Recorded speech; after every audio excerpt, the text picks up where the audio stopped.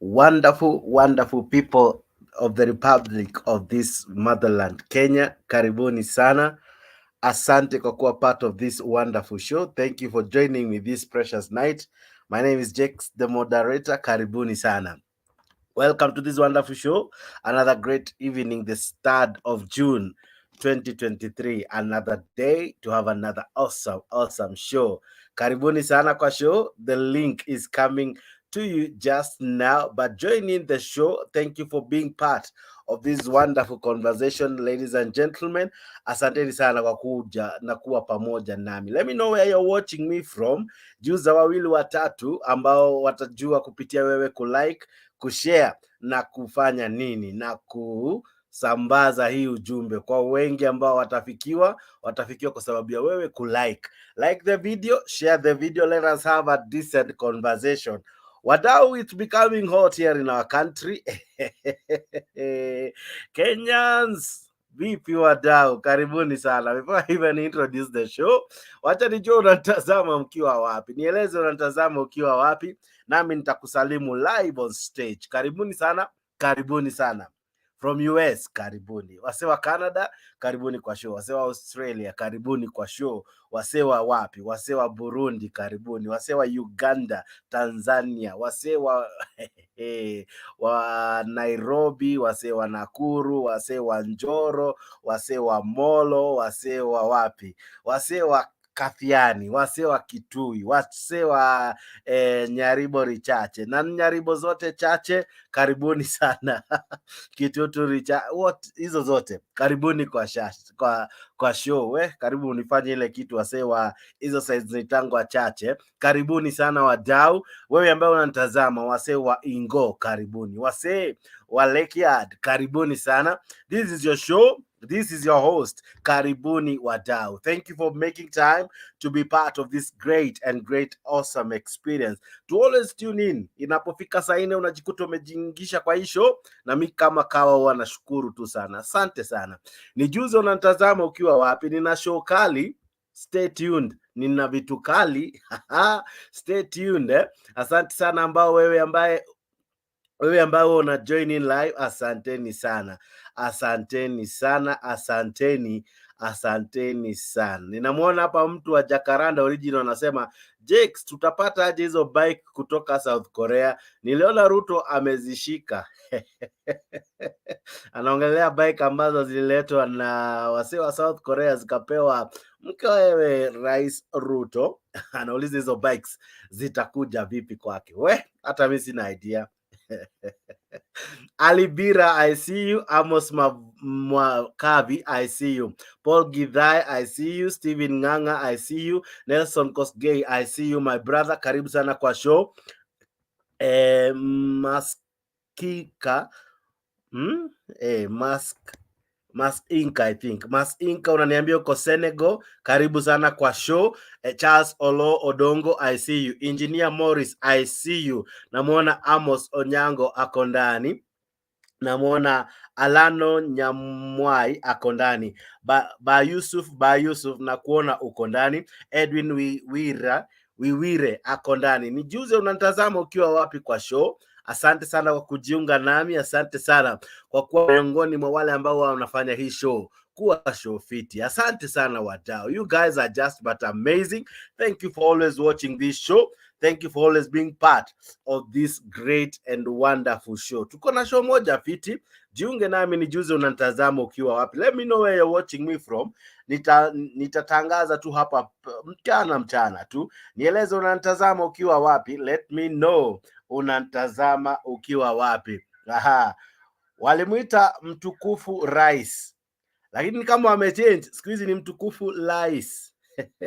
Lies, I don't know if muona poster, ili ni nice tu hata mimi, mtukufu rais, I am telling you, wadau. The lies are becoming interesting, the lies are becoming many. Na walisema haje, walikuwa wanaanzia hapo chini, walikuwa wakuja waanzia hapo chini, wabadilishe gharama ya maisha, walikuwa waimarishe gharama ya maisha. So ni kama wako waanze na gharama, walikuwa waanze na maisha. Penjagaka, I see you. Karibu sana kwa show. Paul Githai, I see you. And many who are watching me. Let me know where you're watching me from. Karibuni sana wadau. Karibuni sana wadau. Hey, it's becoming interesting. I'm telling you, it's becoming interesting. The financial bill, not that it has not been there. Every year before the budget, there has to be a financial bill that is brought, and that informs the makadirio ya budget. So the financial bill has always been there. But what makes it interesting is that this year, the first financial bill for William Ruto has cost a star in the entire country. People are complaining. People are there complaining. I'm telling you, it is becoming interesting. Why? Because hata kuwa mrembo raundi, itabidi bro umejituma. Wadada raundi, imagine unaingia tu hivi salon, ile ka human hair kameshoot price, makeup and stuff zimeshoot price. I have a brother Alexi, nywele ilikuwa imepungua, nilikuwa tumchangie, tumtafutie human hair, tumfixie hapo kakipara kwa kameanza kuform. Hiyo mradi ni kama tuta abandon. Why? Because haiwezekani. Tulikuwa tuanzie hapo chini. Kuna kawimbo nilikuwa napenda hiyo time. I don't know if kawimbo likasikia. Kalikuwa kanaimbo ya kwamba hustler anajua shida, hustler ndo wetu. Ulisikia hii song? Wadau, mlisikia hii song?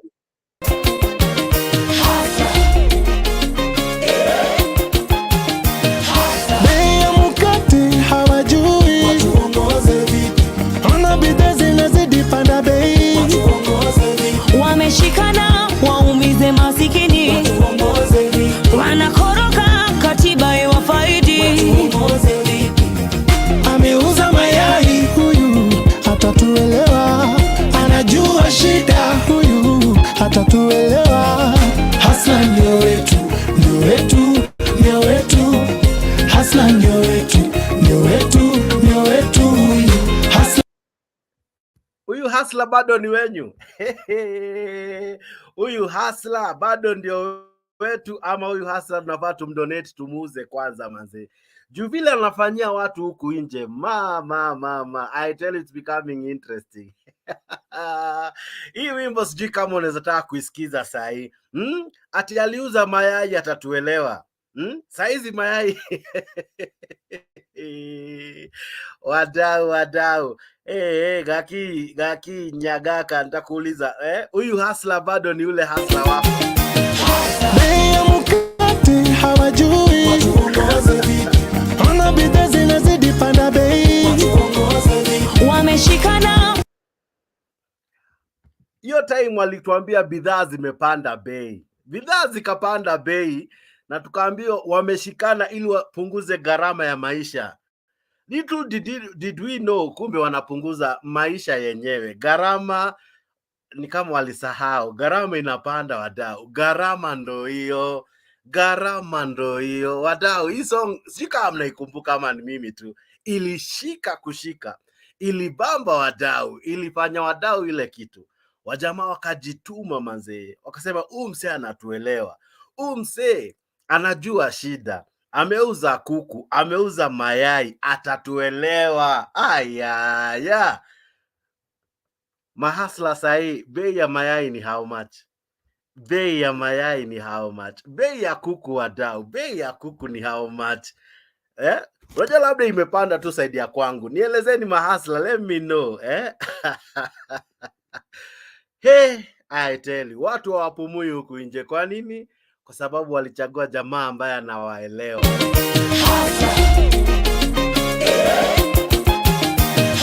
Bei ya mkate hawajui, watuongoze vipi? Ona bidhaa zinazidi panda bei, watuongoze vipi? Wameshikana waumize masikini, watuongoze vipi? Wanakoroka katiba iwafaidi, watuongoze vipi? Ameuza mayai huyu hatatuelewa, anajua shida huyu hatatuelewa. Hustler ndio wetu, ndio wetu, ndio wetu. Hustler ndio wetu, ndio wetu, ndio wetu. Hustler ndio wetu, ndio wetu, ndio wetu. Hustler ndio wetu, ndio wetu, ndio wetu. Wadau, Huyu hasla bado ni wetu.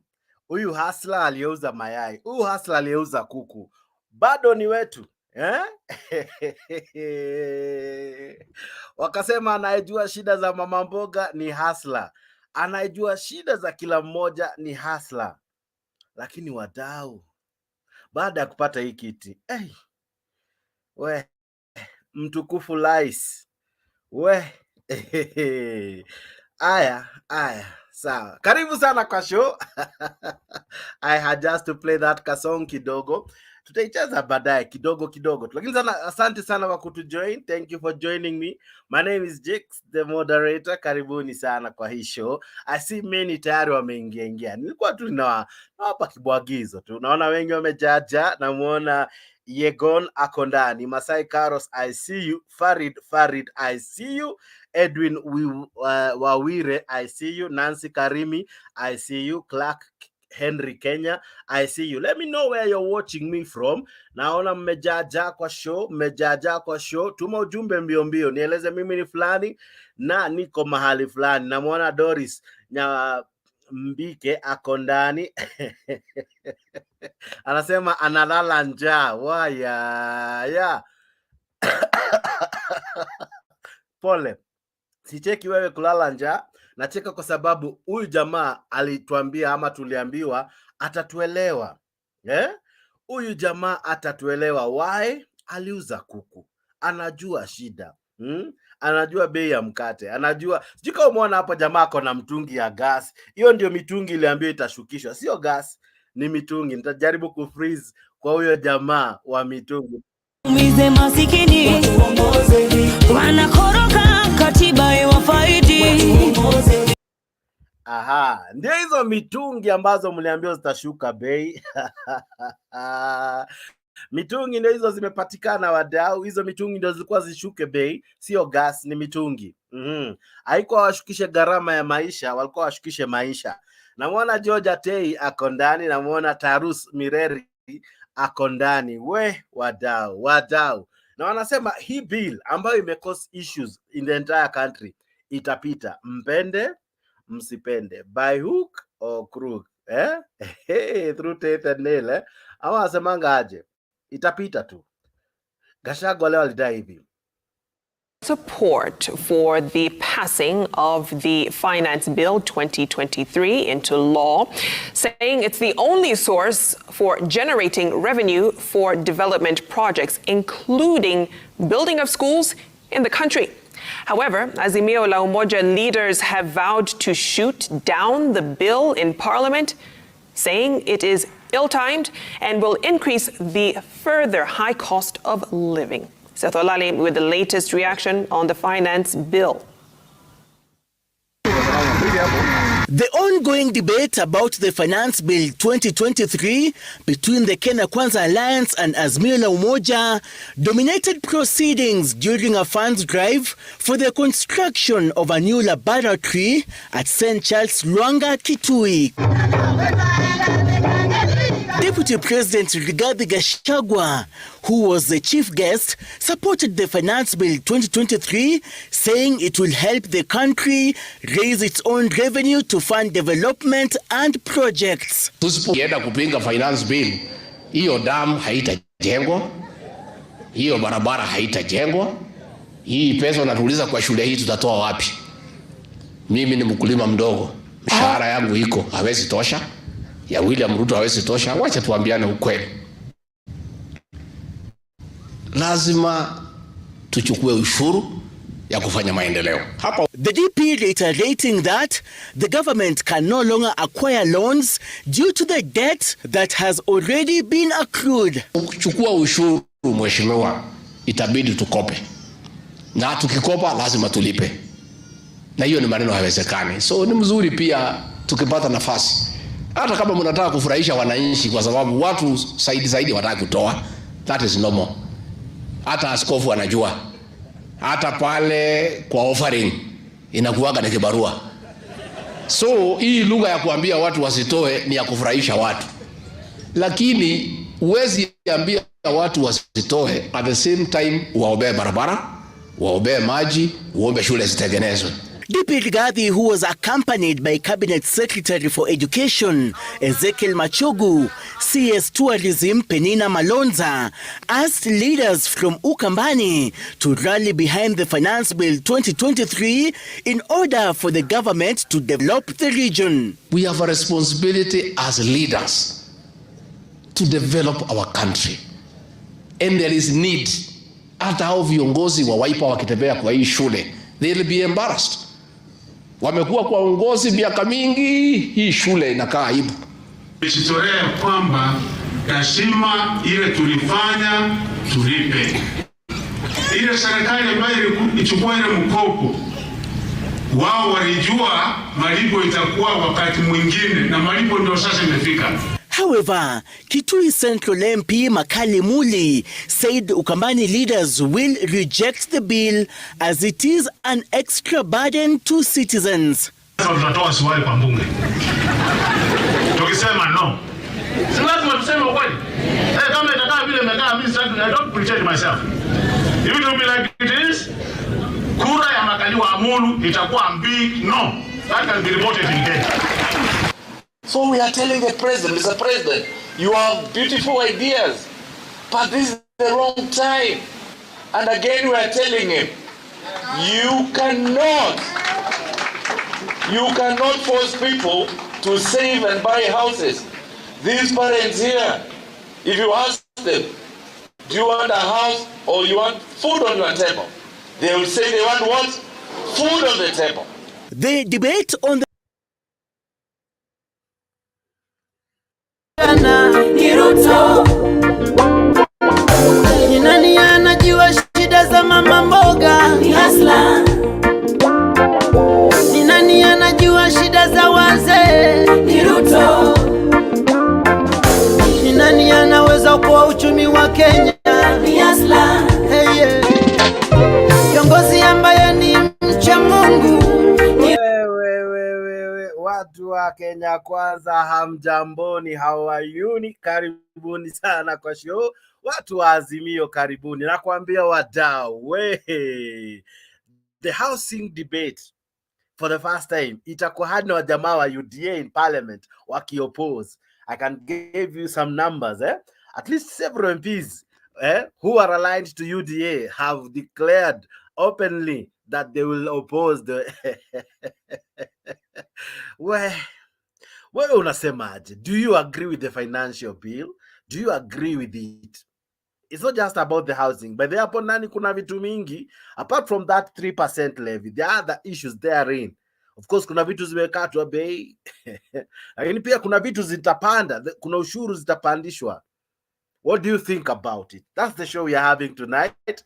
That's the show we are having tonight. Tulimsifu sana, tuliambiwa huyu ndo anajua shida, tuliambiwa huyu ndiye mnoma wa wote, huyu akasifiwa sana, akaambiwa huyu atatoa watu from bottom kwenda up. Ilikuwa ni watu ama ilikuwa ni vitu? Ilikuwa ni what was to go up? I don't know. I am not sure what was to go up. Maybe you'll tell me. Asante sana kwa kujiunga nami. Namuona Tish Ngash Titus Ngash, sorry, akondani. Jacqueline Nyaga, I see you. Steven Nganga, I see you. Helen Jerry, I see you. Tefnat, yes, Natei from Canada, I see you. Nick Don TV from Juja, mnasema mko ndani, karibuni sana kwa show. Tyrus Mireri, I see you. Georgia Tay, I see you from US Georgia. Karibu sana. Wadau, karibuni kwa show. Karibuni sana kwa show. Kuna kitu ambayo ili ni nice, Kuna kitu ili ni nice. As much as we are talking all that we are talking, this man said something interesting. Listen to Robert Mbui from na mshahara ndio mwajiri wale ambao wana mshahara, na ile ajira inapangwa ni ya kujenga nyumba. Wacha niulize Kalicha, kwani watoto wetu wote ni mafundi? Ule accountant iko kazi yake kwa mjengo? Ule wakili iko kazi yake kwa mjengo? Daktari ako na kazi kwa mjengo? Na kazi ya mjengo, hata niwaambie ukweli, ni kazi ya kibarua. Wale walijenga hii hall wanafanya kazi hapa leo? Si waliajiriwa wakafanya na kazi ikaisha? Kwa hivyo wacha kutudanganya ati mnatafutia watu mishahara. Hiyo story tumekataa. Sasa wacha niwaambie, ile vitu inaumiza wale watu ambaye wana mshahara, kwa sababu hapo ndio hataki tuongee. Kwanza kabisa, VAT, ushuru ya mafuta inapandishwa ifike 16%. Hiyo ni kumaanisha bei ya mafuta itapanda. Bei ya mafuta ikipanda, bei ya nauli inafanya nini? Na kwa hivyo bidhaa, sababu zinabebwa na gari kupeleka kwa duka, bei ya bidhaa zote inafanya nini? Iko duka ya wale wako na mshahara na wale hawana. Si ukienda kwa duka gharama ni moja, bei ni moja. So ukiambiwa ati vita ni ya wale wako na mshahara na wale hawana, ukiingia kwa matatu, hakuna conductor anakuuliza payslip yako, anakuambia we toa pesa. Kwa hivyo hiyo story ya kutuambia ati ni vita, hapana. Tukipandisha bei ya mafuta inaumiza kila mtu. Wale watu wanaitwa hustler, wanapiga biashara ndogo ndogo. Ukifanya biashara ndogo ndogo, kitambo ulikuwa ulipi ushuru. Sasa mnaambiwa kila hustler lazima atalipa shilingi 3 kwa ile shilingi 100 anauza kila siku. Hustler ule anauza kwa kiosk, ako na mshahara, na gharama ya maisha yake sinaenda juu. So mimi nimekuja tu kusema hivi, iko vitu mingi ndani ya finance bill ambazo tukizikubali zipite, gharama ya maisha ya kila Kenya itaenda wapi? So na sasa nataka kuuliza swali moja tu. Nyinyi mnataka niende ni support ipite tuumie, ama niende nikapinge? Wale wanasema nikapinge, nionyeshe kwa mikono. Very good. Nataka waone na wajue. Si ni kweli? Kwa sababu mimi naongea sauti ya watu wa Kadhiani, ndio wamenituma bunge. Wakati tumeingia kwa uongozi huu wa awamu ya 5,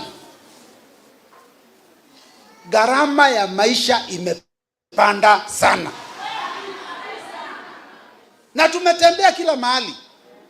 Kwa mara ya kwanza kila kitu bei imefanya nini? Mafuta imefanya nini? Sukari imefanya nini? Hata chumvi, kitu ambaye ipandangi, imefanya nini?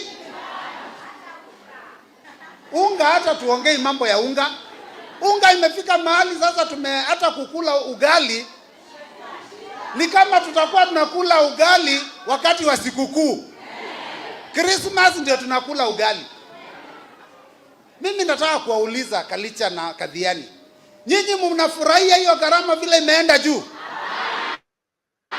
Wangapi wanakataa? Mimi nataka kuwatangazia, niwaambie sisi kama timu ya Azimio, na mimi sio mambo ya siasa, nataka na mambo ya kusaidia watu wetu. Tulisema tutazungumza na timu ile iko kwa uongozi, ndio washukishe bei ya kila kitu, ndio gharama ya maisha iwe tunaweza kuifikia. Lakini sasa juzi wametuandikia, wamesema wako tayari tuongee mambo ya IBC, wako tayari tuongee mambo ya ile sava, wako tayari tuongee mambo yote, lakini hawako tayari tuongee kuhusu gharama ya maisha. Sasa niwaulize, iko haja ya kuongea kama hatutaongea mambo ya maisha? Ndio tumewatangazia jana, tumesema kama hatutaongea mambo ya gharama ya maisha ya watu wetu, hakuna haja ya kuongea. Sasa tunaulizana nini? Na wacha niwaambie, saa hii mnajua kuna kitu inaitwa finance bill. Finance bill ni mswada umeletwa na serikali, umeletwa bunge. Tukirudi bunge kutoka Tuesday tuanze kujadiliana. Tunaulizwa tupitishe atlisha koma. Sasa wacha niwaambie finance bill iko na nini ndani yake. Juzi tumesikia watu wa timu ile ingine wamesema ati hii mambo ya finance bill ni wale watu wako na mshahara ndio wachoyo, hawataki kusaidia wale hawana mshahara. Si mlisikia hiyo? Wacha niwaelezee ndio muelewe kabisa, ndio mtuambie kama wametudanganya. Kwanza kabisa ile vipengele inaongea kuhusu mambo ya wale wako na mshahara ni mbili tu. No, si ndio yana? O ile moja ni ile inasemekana kwamba ile ushuru inatolewa na wafanyikazi wale wako na mshahara zaidi ya 1,500. 1,500 na kupanda, watagharimia ushuru yao itapanda juu kidogo. Hao ndio wale watu tunakuanga nao huku nyumbani, ni wachache sana. Hata hiyo pesa ukichukua kwa hao hakuna kitu itafanya, sababu mtu wa mshahara ya 1,500 kupanda juu ni wachache. Ile inaguza kila mfanyikazi ni ile shilingi 3 kwa kila shilingi 100 ya kujenga nyumba. Sasa wacha tuongee kuhusu hiyo. Kwanza kabisa, kwa tuisia na sito hizo kuma iko hata musala ni matutetheseka na maitutethesea. Wakati unasema kwamba hii vita ni ya wale wako na mshahara na wale wana mshahara, unasahau kwamba yule mtu wako na payslip hapa anagharamia bibi yake na watoto wake, na hiyo payslip ikishuka chini, maisha ya watu wake inashuka. Kwa hivyo wacha kutuletea vita ati wale wako na mshahara na wako wanasomesha watoto wa ndugu zao na dada zao. Kweli ama si kweli? Kwa hivyo mtu wako na mshahara tunamheshimu na tutakubali mwenyase. Kana nyinyi mwendama kinangi wende. Na mimi nataka kuambia kuna viongozi wengine tumesikia wakiongea. Wacha niwaambie, Wakenya, ukiona mbunge wako anasimama bunge, anapiga kura yes ya kukunyanyasa wewe, ya kupandisha gharama ya maisha, huyo mtu hata usingoje 2027, hata kwa mazishi asiongee. Niko kwetai. Nilisema niko na mambo mawili. Ya pili, tukitembea shule zetu tunapata shule hazina walimu wa kutosha. So mwalimu inabidi mwalimu na wazazi waajiri walimu. Tukitembea shule tunapata kuna mahali rangi imechafuka, kioo imevunjika, mwalimu hana hata pesa za kurudisha hiyo kioo, kwa sababu wale wanafunzi wamesajiliwa kwa shule ni wachache. Lakini wale wanafunzi wanasoma kwa hiyo shule ni wengi. Hesabu ikifanywa na serikali, unaambiwa wanafunzi wale wako wanaweza pewa pesa ni kiasi fulani. Kama hapa Kalicha Secondary ni 50%. Nusu ya wanafunzi peke yao ndio wanapewa pesa na serikali. Wale wengine I tell you, na mambo ni mingi, masando machache, clips nazo kibao. Tutakuwa najaribu kungamua hii swala la financial bill. Wewe unaisupport? Nijuze tu hapo kwa comment. Niambie mimi ni fulani wa fulani, I support or I don't support. I'm sure wanaazimio wamekuwa wakituambia hii bill ipite. Na wanahasla na wanasema hii bill kidogo isipite. Nani yao wadau? Hii bill ni yao. Kati ya vitu ambazo ziko kwa hiyo financial bill, kuko na income tax for chamas. Kama uko na kachama hapo kidogo ka merry go round, wamama na chama zao, nasikianga wakiita vikundi, kuna ka increment ka tax katakuwa hapo kama kako registered, nakwambia chamas will be considered as business and thus will pay tax on all generated income on all generated from all the activities. Kama wako na activities ambazo zinaleta do, chama mtabidi mumetoa do, mtabidi mumelipia ka tax. Warembo amjatwa nyuma raundi. Products zenyu zitakuwa na kacharge kiasi,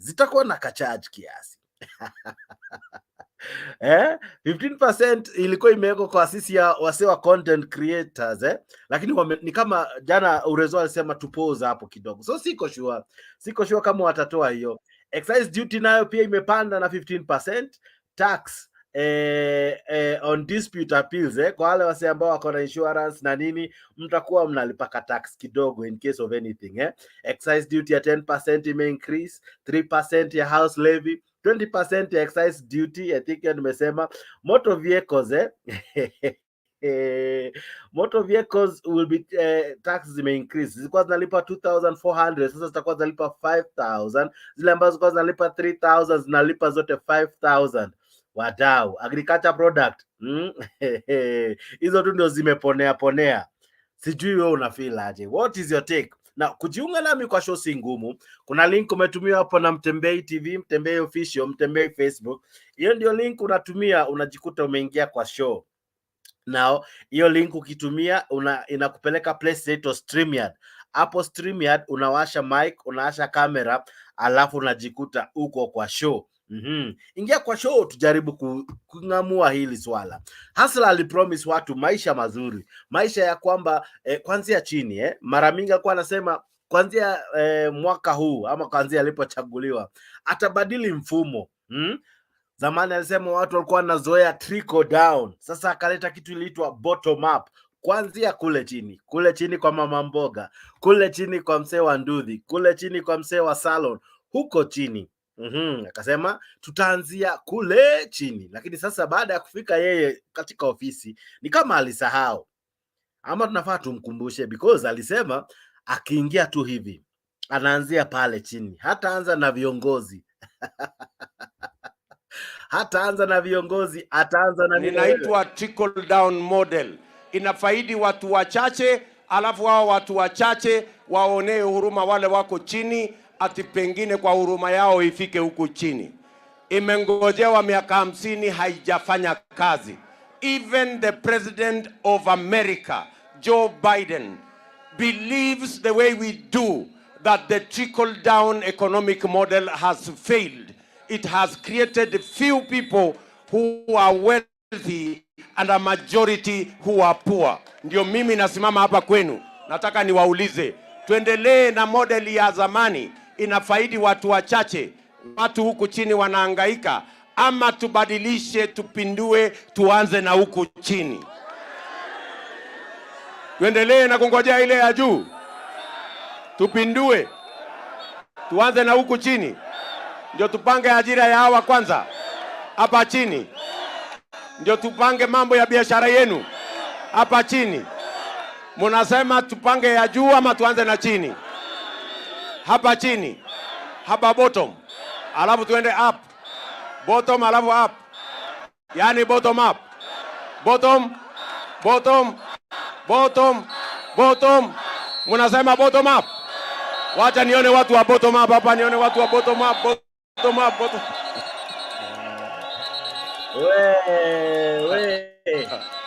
Hata kwa hii show ningependa kujua wangapi walikuwa wa bottom up Ilikuwa tuanzie wapi wadau? Ilikuwa tuanzie hapa chini tukienda juu? Ilikuwa ianzie hapa chini kwa watu wa chini, hapa chini kwa watu wa ndudhi, hapa chini kwa wale ambao wako na kazi, hapa chini lakini baada ya masiku what happened? Baada ya masiku, is there a difference? Is there a difference between Uhuru's regime and this Ruto's regime?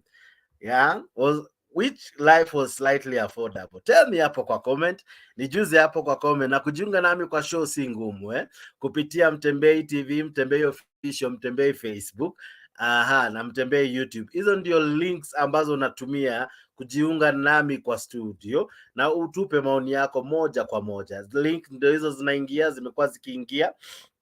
Hiyo ndio link, samahani na homa kidogo. Hiyo ndio link ambayo unatumia kujiunga nami hapa kwa studio. Link ya Mutembei official, Mutembei Facebook, Mutembei YouTube. Jana mlidai mnataka kuongelea financial bill. Mimi nami nani? Ndio huyu mimi nimewachapia mada ndio hiyo. Karibuni kwa show, wacha tufanye ile kitu. Let's try to talk about this financial bill. Wadau, mnafeel aje? Kenya Kwanza mlisema ya kwamba anayejua shida si mwingine ila ni Ruto. Hustler mkasema hustler ndio wetu. Hustler bado ni wetu? Sijui. Kaka Msimamo, karibu sana kwa show, lakini kaka hujawasha mic, hivyo basi sikuoni kwa studio. Na wengine wengi ambao mmeingia lakini hamjawasha kamera, tafadhali washa kamera ili uweze kureflect hapo juu kwa studio. Asante sana kaka Msimamo, na wewe pia ambaye umeingia kwa studio. Namuona Jackie, namuona Bill, namuona mko wengi, lakini simuwashe kamera muonekane. Asante kaka Msimamo. Pia ukitaka kujiunga nami pamoja na kaka Msimamo kwa show, unaingia kupitia nini? Kupitia link ambayo nimekutumia hapo, link ya Mutembei official, Mutembei Facebook, Mutembei YouTube. Hiyo ndio link unatumia, unajikuta umekuwa miongoni mwa wale ambao tayari wako kwa hii show. Kaka Msimamo, vipi, habari ya leo kaka? Safi, habari ya siku? Niko salama. Uko vipi? Siku nyingi kaka, umejificha? Mimi nipo tu kama kawaida, si unanijua. Huwa nipo tu kama kawaida kama dawa. Kaka. Lakini kaka umefinyika bana. Umefinyika sauti leo, umeifinya bana, umeinyonga yako yote.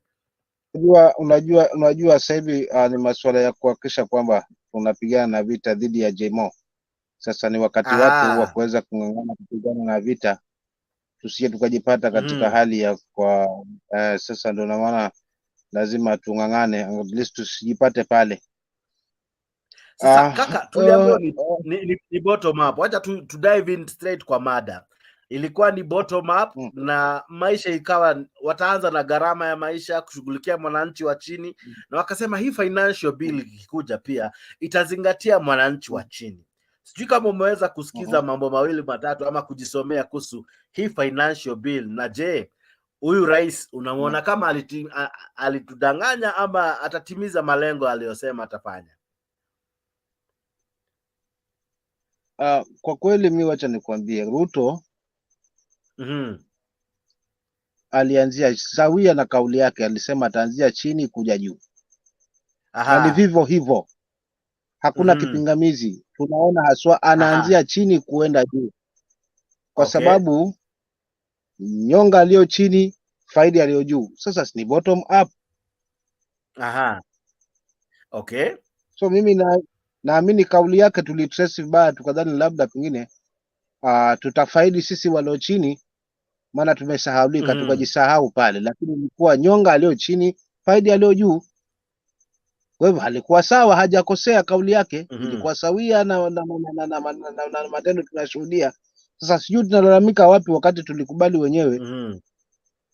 Wale walikubali, lakini maana mimi sijakubali na sitokubali na siamini kwamba mpaka pale nitakapoona kwamba kura zetu tukuzipika zinaenda katika mfumo ambao ni wasawa na mwananchi anapewa nafasi ya kuweza kuchagua kiongozi kwa mujibu wa katiba na sheria ya nchi, kiongozi yule ambaye anaweza kwamba anamwamini na kura yake iwe na sauti.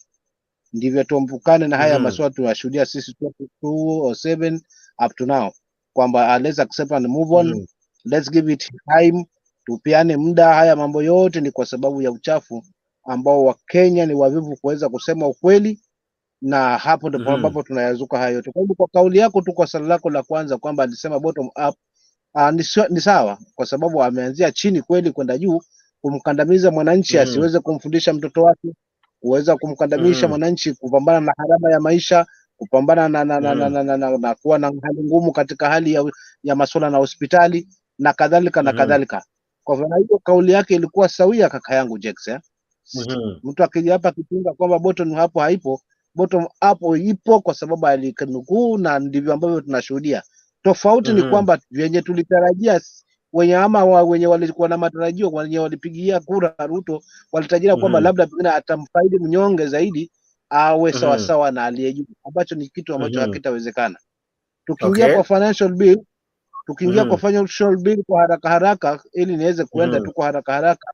Financial bill mimi naunga mkono ipite, tena ipite vibaya mno kabisa. Hata ikiwezekana pia kama kitakuwa italetwa kwa public participation, wacha ipite. Ndivyo kila mtu apambane na hali yake. Wewe kama ni wa middle class, utapambana na hali yako. Ni mwanabiashara, utapambana na hali yako. Ni mkulima, kama msimamo huku chini mashinani, na upambane na hali yako. Ndivyo hali halisi tuione, kwa sababu tukisema isipite hii, hata tukifanya nini itapita, kwa sababu bunge lina wingi wa wabunge wa Bwana Ruto. Hata wale ambao walikuwa pande wetu waliweza kwenda upande ule kuongeza idadi na tukajipata sisi tuko minority. Well and good. Kwa hivyo mimi naunga mkono kama ulivyokuwa na kauli yako ya kwanza kunukuu hapo kusema kwamba wanaazimio wanasema hii bili ipite kweli. Ndivyo kila mtu apambana hali yake. Mambo mnafunga ati sijui nini, kuna mahali gani, sijui watu wa saluni, sijui kuna nini. Yote hapo ni kwamba sijui tunababalisha nini. Wacha kila kitu kiende sawia na mipango yake. Natamani pia watu wanyamaze kabisa, tuangalie hii sarakasi ya serikali itaishia wapi. Asante. Lakini bwana Msimamo kidogo walisema ya kwamba watapunguza bei ya gas. Akarudi akagaidi akasema ikuwa bei ya gas ilikuwa bei ya mtungi. Juzi ametoa msimamo kali akasema anapunguza bei, ama rather watu wa Nduthi watapata pikipiki ambayo haitumii mafuta, inachajiwa. Alafu kidogo akasema bima ya hospitali itakuja, haijakuja. Ilikuwa ikuja actually last year December. Kuna watu walikuwa wameahidiwa shule ya bure or rather university. Sijui kama wewe uliweza kufanya hiyo online course na ukapata cheti chako. Sijaona bado watu wakigraduate Sasa hata kucheka Msimamo. Hata kucheka. Unanivunja mbavu. Tutacheka hapa kando bro. Tuko kwa show. Sasa sijaona bado watu wakigraduate waliofanya mtihani ama walioingia shule ya online. Sasa itakuwa vipi ya kwamba bado wanazidi kutoa ahadi baada ya ahadi na hatujaona hata moja ikitimia. Sasa hadi kwa Twitter actually hii heading sio yetu kama Mutembei. Hii heading ndio imetrend kwa Twitter, mtukufu lies. Sasa huyu mtukufu rais tutamwamini vipi? Kwa maana vitu vingi ameahidi, kauli ya vitu vingi ambavyo amesema havijatimia. Hii financial bill anasema itasaidia kujenga nyumba, kufanya vitu nyingi na kusaidia kulipa madeni na sisi tuweze kujitegemea. Unaona kama itakuwa ni ukweli? Kama ni ukweli labda basi tuseme basi hii bili ipite, lakini kama si ukweli basi bora tujiekelee mzigo mwingine. Nasema hivi kaka yangu Jex, asante sana kwa kuleta hayo maneno na hiyo topic. Mimi wacha nikwambie kweli. Tusishangae na lolote, kwa sababu sio wa Kenya kama tunasahau ama tunagonjwa kusahau ama nini. Kwa sababu haya maswala hayajaanza leo. Between 2013 and 2014 tuli witness hizi ahadi. Mojawapo ya hizi ahadi ni viwanja. Sio kama tumeelewana vizuri hapo kaka Jex. Ushaona? Na pale ndipo nilipoanza kutia hizi tii nyingi tu kwa bwana Ruto. Kama sisi tutatenda, tutafanya. Tutaleta, tutarekebisha. Ushaona? Tutaboresha. Tutatenga. Tunainua. Ushaona? Hii moja hii imeweza kuuziwa wa Kenya since 2018, since 2017 and 2018-2022 na ikaweza kushika katika soko la kimataifa. So usishangae na hii kwamba mwezi wa 9 tutakuwa na pikipiki ambazo bodaboda hata takiwa kuweza kuweka mafuta. Ikifika mwezi wa 9 pia tusishangae kwamba kuna lingine jipya, kwa sababu nilikuwa nategemea kwanza tarehe mosi ya mwezi wa 6 ambao ni juzi katika haswa hiyo sherehe ya kinyonge ya Madaraka Day. Tuone kweli haswa gesi imelipwa shilingi 300. Lakini je, ndivyo? Kabla hata ifikie hiyo tarehe hiyo anasema hapana, nilikosea tu kidogo. Nilimaanisha mtungu utakuja 300. Sasa wiki. So wacha niachie pale. Unaona jamaa zangu hapa wameingia, lakini ukweli wa mambo hata nikimalizia na ndio lengo lilojiingia hapa kaka Jex. Hapa lazima tufikishe ushabiki. Whether you voted for ODM, whether you voted for Azimio. But what I can remind my good people, my Kenyan brothers and sisters, hatima ya nchi hii iko mikononi mwetu. Na tunaposema subiri, mwisho wa siku sisi ndio tutakuja kumpata mwana si wetu ama itakuja tutakuja kushtuka kwamba ni saa 12 kumekucha ndio tunang'ang'ana tutafute shuka, wakati ni sasa. Tunaona kwamba hakuna chochote ambacho tunaweza tegemea hapa, tunashuhudia tu kuuziwa uongo na propaganda. Wacha tuwe kabisa hii siasa mbaya ya propaganda, asiongeza kuwa adui wanne katika taifa letu, kwa sababu tuna adui watatu.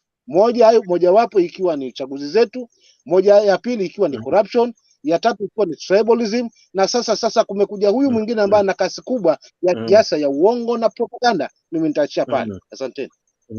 Okay. Okay, asante sana msimamo, asante sana kwa maoni yako. Ningetumai ama ningeomba sana ungebaki kidogo, nilikuwa na maswali mawili matatu kwako, lakini namuona kaka captain ameingia na kaka KK. KK alisema yeye ni Kenya kwanza ama yeye ni kaa kando. We KK alisema atashukisha gharama ya maisha ama ni maisha atashukisha? Hebu nikumbushe, labda ni sisi ziko hatukushika vizuri. Nakwambia in 3 months. In 3 months. In 3 months utaanza kuendesha baiskeli bila kuweka mafuta. Baiskeli ya kucharge. Ni baiskeli ama ni bike? Ni bike ya kucharge. Baiskeli zilikuja jana, kama uliziona jana mkewe rais alipokea baiskeli za kutosha. Sasa si bike, sasa ni ndudhi. Ndudhi. Sasa ndudhi zinakuja in 3 months time. Basi anyway. KK utakuwa unabeba alafu unasikia mse wa ndudhi amekwambia bro, siwache kwanza nitafute kachaja hapa. Hii ndudhi itazima tukiwa kwa forest. Uko na type C. No sana. Kaka captain itabidi abebe akiwa amejishikia charger just in case. But unajua rais anajua watu wa kudanganya ni kina Jakes, sio mimi. Anajua mtu anajua mimi niko na hii. Sasa ujinga ya kusema sijui nini hizo hakuna. Wewe umekuwa Kenya kwanza damu hapa, watu wa Azimio hawajapumua. Wewe umehangaisha watu wa Kenya, watu wa Azimio mpaka lazima tuwakanyage kabisa. Wamekuja wametuzoea kuchezea serikali. Wanachezea serikali hao watu hao. Sasa ukisema Biblia inashuka chini, serikali ilisema ni watu wa chini. Okay. Wacha mzito hawapange. Hii serikali iliambiwa ni ya mtu wa chini. Wacha mupangwe boss, wacha mupangwe. Unajua William Ruto, sikiza wacha nikuambie. Jake, sikiza nikuambie William Ruto kwanza baba yake hakuwa chochote hii dunia hii Kenya, hii hata mzee atip. Baba yake kusimamia hata dip. Wale wote wametuongozanga Kenya, baba zao walikuwa ile ama ile. This is somebody from nowhere, even I don't know. Let him do what he thinks that it is good for Kenyans. Let's give him time. Sawa. Ni jamaa bwana. Nimekutumia, si ndio? Unaweza weka hapo. Wenye wanaelewa watakuchambulia. Ninaiona, najaribu kuichambua nione kama iko na story na copyright.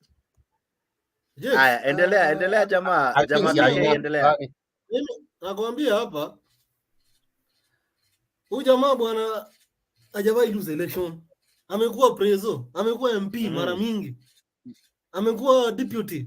Bana unakuja unatuambia nini hapa mtu hata unaishi nyumba hata haina taa. Unakuja sijui unatuambia nini hapa.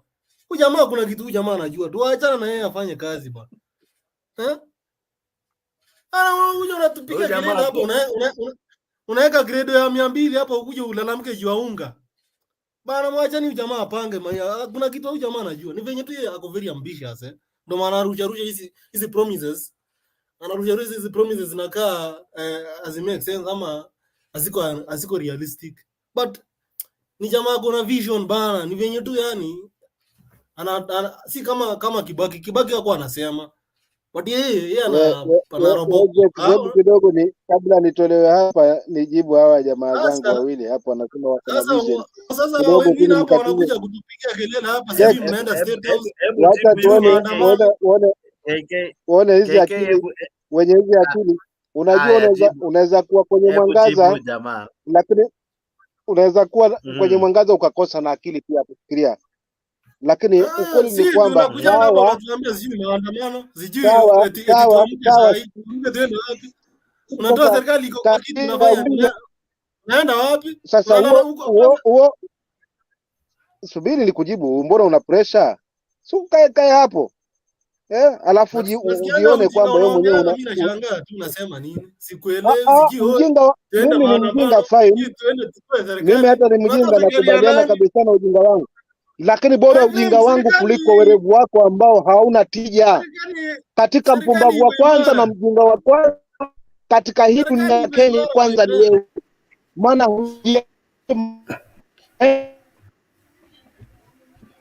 hapa hakuna matuzi bana. Hii matuzi hawa watu wanatuziana ni ya nini hawa watu? KK msitukanane. Wanatuziana ya nini hapa? KK hapa watu wanakuwa mandugu bana. Lakini watu wanakuwa mandugu. Wa Kenya kwanza msimamo ni Azimio. Sikia. Umesema huyu jamaa ni visionary, ako na vision. Acha kani vision yake inatusaidia aje sasa na gharama ya maisha.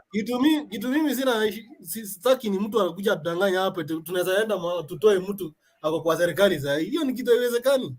Ni ujipange 2027 ukuje tushindane tena, lakini si eti leo tuende maandamano turushe mawe. Bana tukue serious bana. Tukue serious kidogo. Otherwise sina matuzi mimi ni venye tu kuna vitu mimi usikiza sometimes huyu jamaa akisema mimi nashangaa tu. Surely. Sometimes hata kama wewe ni mtu una support Ruto unasema Jex wacha niseme hivi. The good side ya Ruto na the bad side. Wacha niseme hivi. KK unajua sisi zote ni Wakenya na tuko hapa kwa hii platform kuangalia vile tunaweza endesha nchi, kwa sababu hata nchi nayo vile hata wewe unaona haielekei mahali mzuri. Nikisema ya kwamba wacha Hasla afanye vile anataka, siku anasema afanye vile anataka nikifurahia. Kuna siasa zingine ambapo hata siasa ilisha. Saa hizi hatuna nini ati wewe ulipiga wapi kura UDA, wewe ulipiga opposition kura ama wapi? No. Saa hii ni kuangalia vile tunaweza endesha Kenya, at least maisha irudi vile inafaa ikuwe kawaida.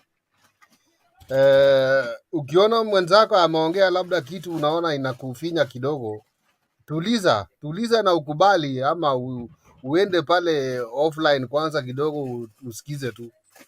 Lakini matusi KK naye kweli mimi nakwambia bro sio mzuri.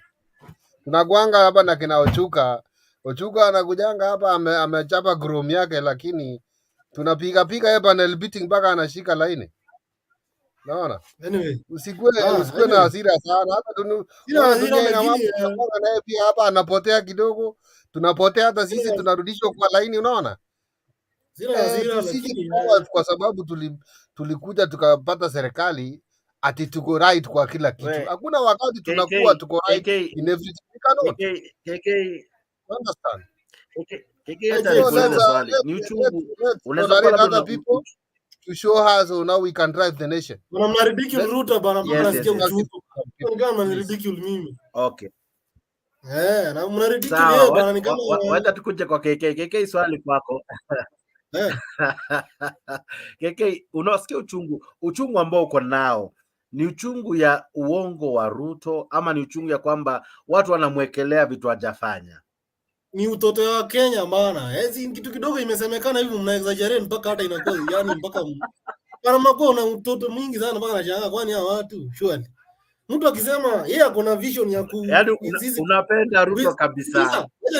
Wacha niongee alafu ni nyamaza. Jamaa yeye anafikiria unajua yeye hata kwanza yeye ni champion wa maneno ya nini ya green energy. So yeye anafikiria ile tuanze ku transition to green kama ni our transport system tuanze ku make progress in terms of using electricity instead of kutumia gas kupam gas, kutumia petrol.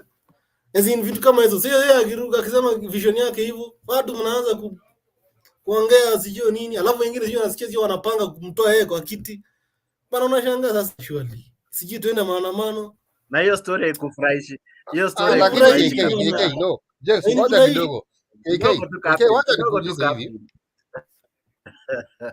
Wacha nikuulize KK hivi. KK saa hizi vile tumeongea na huyo msimamo penye ameondoka, hakuna mahali ameongelea kumtoa mtu kwa kiti ya kwa forum peke yake. Kuna forum nyingine anagonga huko bana. Unajua saa hii tukiongea, tuongee tu vile tumefungua forum, tumeingia forum sisi wote na forum zingine. Tuko hapa kwa Mutembei.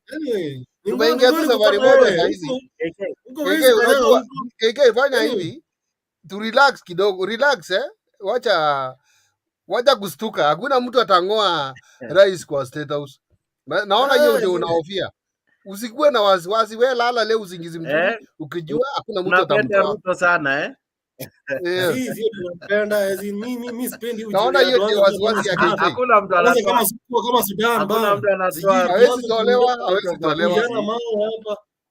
Bana 2023 bana ya Kenyans. Most of us almost 80% watu wamesoma. Alafu tunaanza kurusha mawe kwa street eti kutoa mtu kwa kiti.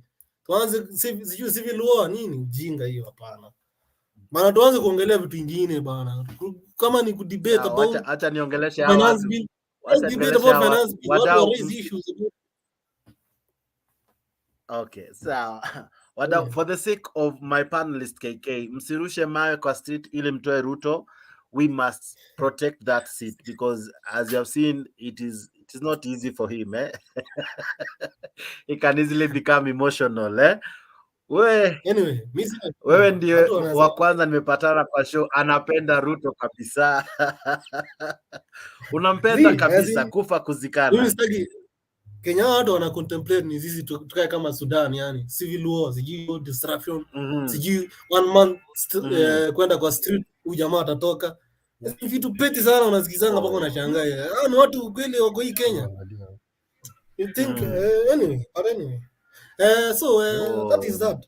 Tuendelee na mada ya leo. Yani mvua. Haya, tukuje kwa financial bill. Unaona kama Ruto amekuzingatia? Of course si kila but mimi namuelewa bana. 70% of our collection inaenda kwa tulale. Kuna mtu anabonga. Wow, sawa. So, nasema nimekuelewa kaka KK, nimekuelewa. Actually nimekufeel. Sijai feel mtu kwa show. Nimekufeel. Anyway, so mimi nasema of course hajanifurahisha kwa vitu mingi, but kuna vitu mimi naona anajaribu ku make progress. Anajaribu ku expand tax base, anajaribu ku create employment. But watu waoni, anajaribu ku create a culture of patriotism, lakini watu waoni. Tuanze amazing manze, mimi tu sijui ni nini bara, mimi kwa vingine wa Kenya wako vingine. Nimerudi kwa ajili ya KK tu. Poa bila wa Kenya wanamfanyia. KK imebidi nimuelewe. KK hajafeel poa kwa sababu watu wanahangaisha Ruto bure. Ruto ni msempoa kulingana na KK na tunamkosea. Nataka niachie kidogo nimjibu huyu jamaa wangu, maana alikuwa anazungumza mavi. Ndio maana nikarudi hapa kwa hasira yote. Nimwambie ukweli kweupe hapa wala bila kuficha. Kwanza hatuta ngoja utaniacha nimalize na utaniona nimalize topiki zangu na point yangu kwa huyu jamaa yako hapo. Umenielewa? Endelea. Hatuna haja na mtu wa kujaribu. Endelea. Hakuna kiongozi dunia hii anakaa kwa kujaribu. Hatutaisha tunajaribu, anajaribu hiki, anajaribu nini? Hatutaishi kama Wakenya haswa kwa kujaribu. Tunataka kiongozi. Huu puzi tunauona machoni, na bado kuna watu ambao pia wamekufa akili kama kina KK wakuja hapa wanatuwekea meno meupe hapo kama makopa. Hatutakubaliana na huu uozo. Kenya sio Wakalenjin peke yake. Kenya ni Kenya ya watu wote. Na kama vitu haviendi sawa lazima tuzungumze hapa bila uoga. wala bila kutetemeshwa. Kwa hivyo hatukuzi kupandishwa na akili za kipuzi kama hizi za kina kekea hapa. What are we entertaining na watu? Na tunaandikia meno peupe. Hakuna kitu utafanya. Meno peupe. Hata hakuna. Kama hujajua, wacha nikwambie ukweli ndugu yangu. Wakenya si wapuzi.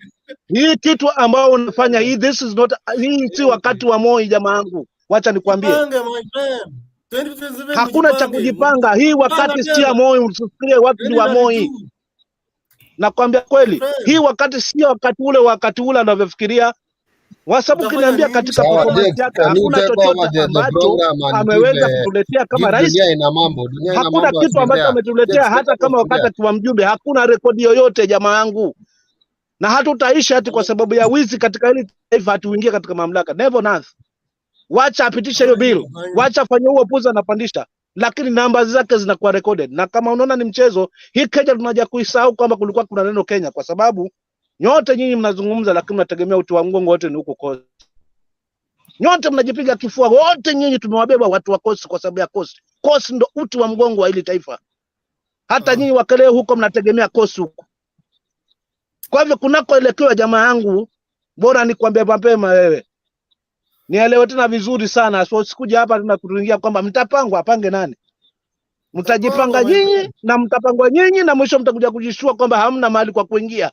Wala hakuna mahali mnaweza ingia. Hata mjipange kinamna gani, lakini huwezi zidi watu milioni 50, milioni 40. Kwa watu 3,000, 4,000. Hiyo kitu haiwezekani. Kwa hivyo Ruto ni mbovu, hajui maana ya uongozi ni nini. Sasa anabahatisha tu. Hatutakuwa tukiuzia uongo hapa alafu mtu anakuja kwa show kama hivi. Bado uzungumze kitu achuna, tumpe time. Anajaribu nini? Chana upuzi hapa.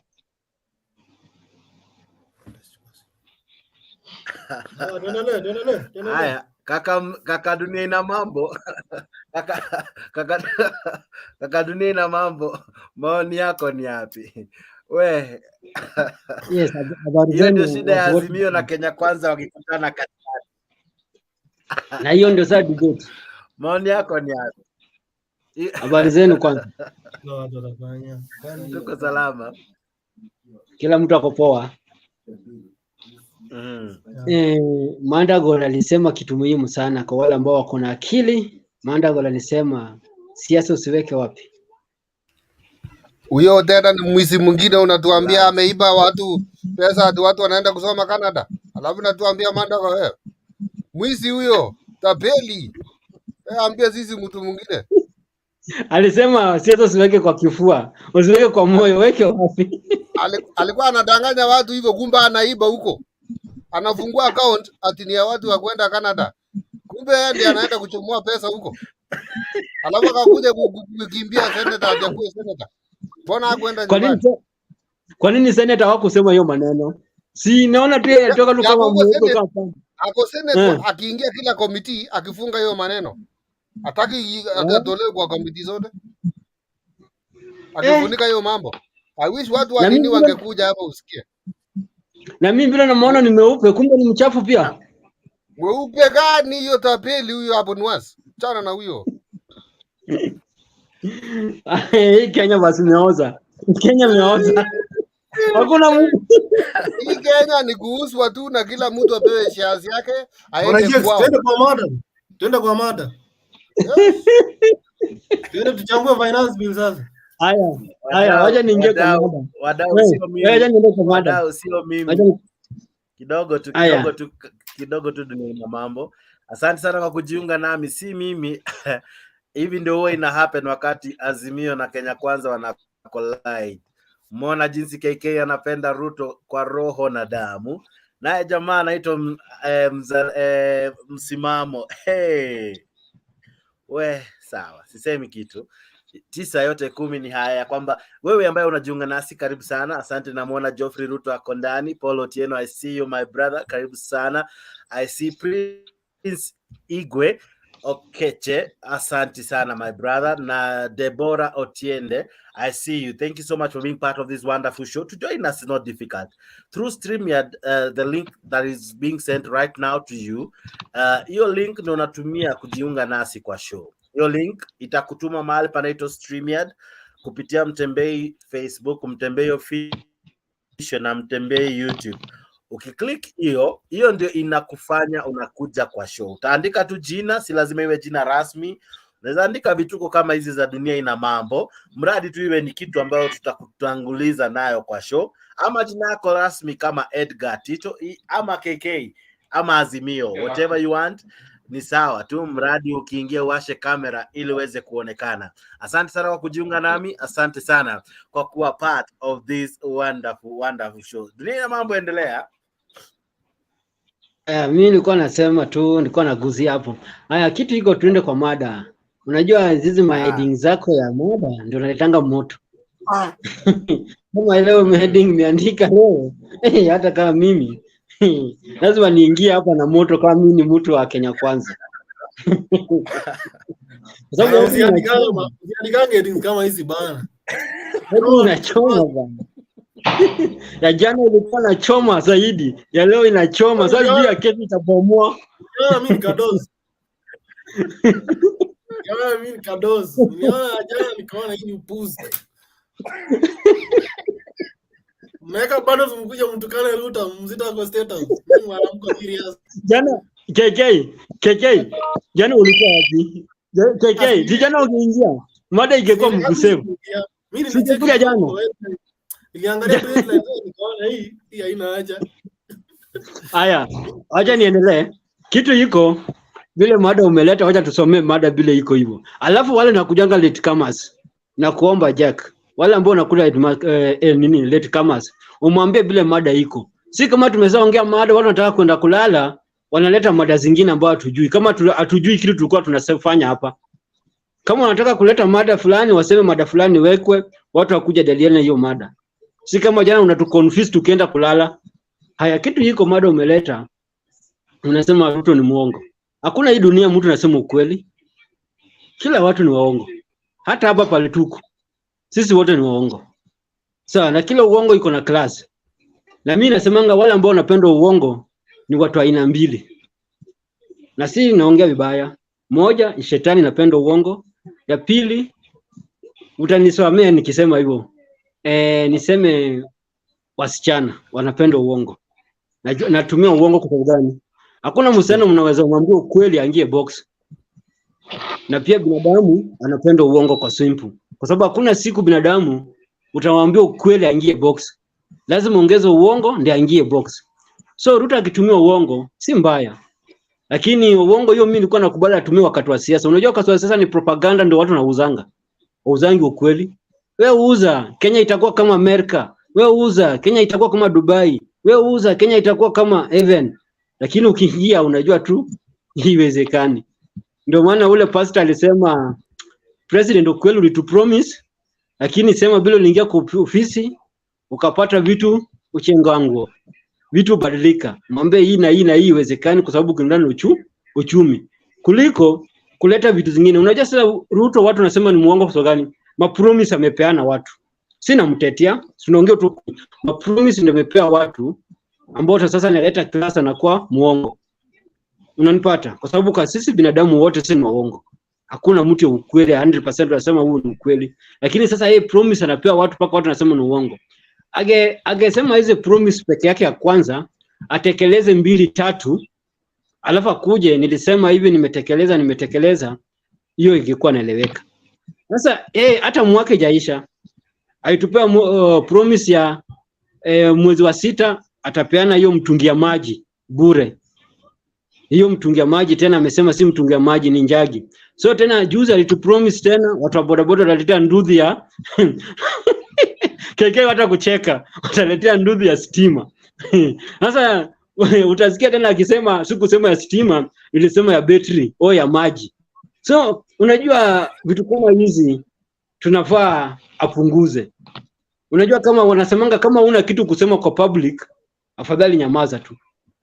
Hiyo chance pia mtu mwingine aongee. Kwa sababu yeye sasa ni leader. Kila mtu anamtegemea. Hata kama adanganya anasema ukweli, kila mtu anamtegemea. Obvious uchumi tunajua iko bila iko, na pia tunajua bila wanadai, lakini sasa hii kulalamika juu ya wale ambao walitoka waache. kucomplain juu ya wale walitoka wache. Kama saa hii niseme Jack, mama yako saa hii aolewe na mwanaume mwingine, huo ndo baba yako. Yes, si baba yako kuzaa, lakini huo ndo baba yako. So bila alifanya Kenya, sasa yeye ndo baba ya Kenya, bila Kenya yuko ni hivyo, hakuna mwingine. So awaje kulalamika kwa wale baba wengine walisa kufa au baba wengine walipita, hizo tutaki kujua. Sasa yeye ndio baba ya watoto. So atekeleze inchi bila nitakikana. Na bwana, reading zako na umanga, hata kiongea kwanza wacha wengine waongee, nitauma baadaye kwa sababu nikiuma sahihi captain sahihi ataanza kukunya ma energy wakinipasa. Edgar Tito, habari ya leo kaka? Hi Jack. Hi, how are you? I'm fine. How are you and all the panelists? We are well. Now I want you to help me. Jana niliongelea Azimio mkateta, leo nimeongelea Kenya Kwanza mnateta. So what should I be doing now? First of all, you know, the topic was very straight, very straight. In fact, if I listen to what people are now talking about, is actually not in line with the topic. However, that is normal in any setup where there are discussions. But now that will not stop us from talking our mind. I think I saw something like Kenyans to unite in opposing Ruto's finance bill. We were supposed to talk about that one. But now I see my friend Captain and Dunia Ina Mambo and the speaker who just concluded. I want to say something. You know, when we're talking about a bill does not affect only one community or one political side, but it affects all of us, you see. So if there are any negativities or there are areas that needs amendments within that bill, then I think as Kenyans, we have to come as a person or as a people united against something that if we all come out clear and oppose it, then we can actually make a positive impact. Mpaka sasa wabadilishe zile vipengele ambazo zingekuwa vibaya kwa hiyo bill. But again, if you listen to how my colleagues are talking about Raila, Ruto, which is not bad, we are allowed because actually they're the subject. We are opposing Ruto, we are opposing his ideologies. Others are supporting Raila because they are the drivers of this. But where we are heading right now, Jax, I think we are heading to a situation where there will be a civil unrest. Captain, you love it, you like it or not, that is where we are heading to. Because you just saw what happened the other day. You saw civil servants coming out to oppose the finance bill. Quite a number of people are coming to oppose it. It doesn't mean that when you are from a president's tribal side, so everything that he says is good. No, we have to come out from that mentality and say what is wrong without kuangalia, this is my man. Oh, that is why I'm always proud to say that we Luos, we are totally different. There was a time Raila wanted to, through Waindi wengine Kisumu, he wanted to erect something within the town. But we came out strongly. In fact, tukamfukuza na mawe tukamwambia hivi, kama kwa hii hatutaelewana, but on other things tutaelewana, but on this one we need to change our mindset. So Captain, alikuwa anataka kuweka nini ile ya Waindi, ile sanamu ya Waindi katika. Yes, see. So I'm telling Captain, we are in another era where citizens are enlightened. Saizi tunasoma katiba kwa simu zetu, ziko kila mahali. We know what is good for us and we know our rights as well. As much as you support Ruto, but again, if an idea is bad, tafadhali, move out from that cocoon and join other Kenyans in opposing what is wrong. You know, when you see people going to the streets, they're actually expressing their dissatisfaction with the way they are being governed. And one of the things that can make Kenya to experience a very serious civil unrest and social unrest is this finance bill, because it affects everyone. Whether you are employed or not, it will affect you in a bad way. So let us come out strongly. I think the days are over. I know Parliament is going to pass it, but now we rely on Okia Mtata because alipeleka that mswada kotini. So we are expecting the best from him. The same way they shot down BBI, I believe this is also going to fail through the courts. But I want to advise my panelists that as we discuss, let the moderator take control. We should not be throwing words to one another. We need to have order. We need to have order. Captain, you are president ataona moto. Unasemaje Edgar? You are president ataona moto. Bwana, hata mimi sasa bwana, unajua saa ingine naona vitu zingine mpaka nauliza, kuna mzee ameuliza kwani manifesto iliibiwa ama nini? No. That is Ruto. That is the true character of Ruto.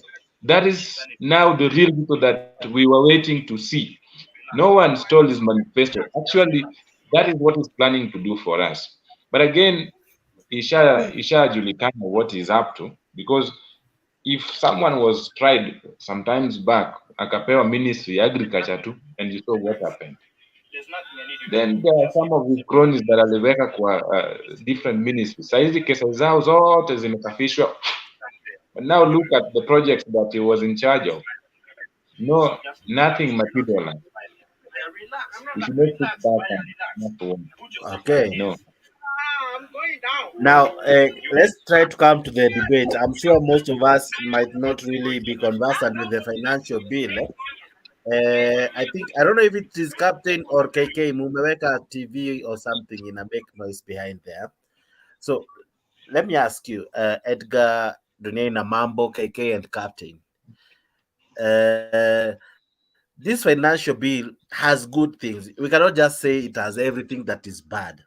There are good elements inside there. Equally, there are things that many are feeling. This one is KK umeweka wimbo ama ni Edgar umeweka wimbo? Mimi nimemute ba. Sorry, just one moment. Sorry, it was on from my end. Sorry, guys. Now, he financial bill, it seems to have cut Kenya right in the middle. And it is, I think, the first bill ambayo even UDA guys, nimeona kina Gadhoni wa Moshomba, they're out there saying somehow they don't agree with it. Somehow they may end up not supporting it. Before we even go to the content of the bill, Captain, let me begin with you. Mbona hii bill watu wengi wameikataa hivyo ama watu wengi wanaiopose? Is it because it has more on taxes? What could be the issue? What really is the issue? Kulingana na wewe, unaona nini watu imebidi wengi wameikataa, wanaifutilia mbali?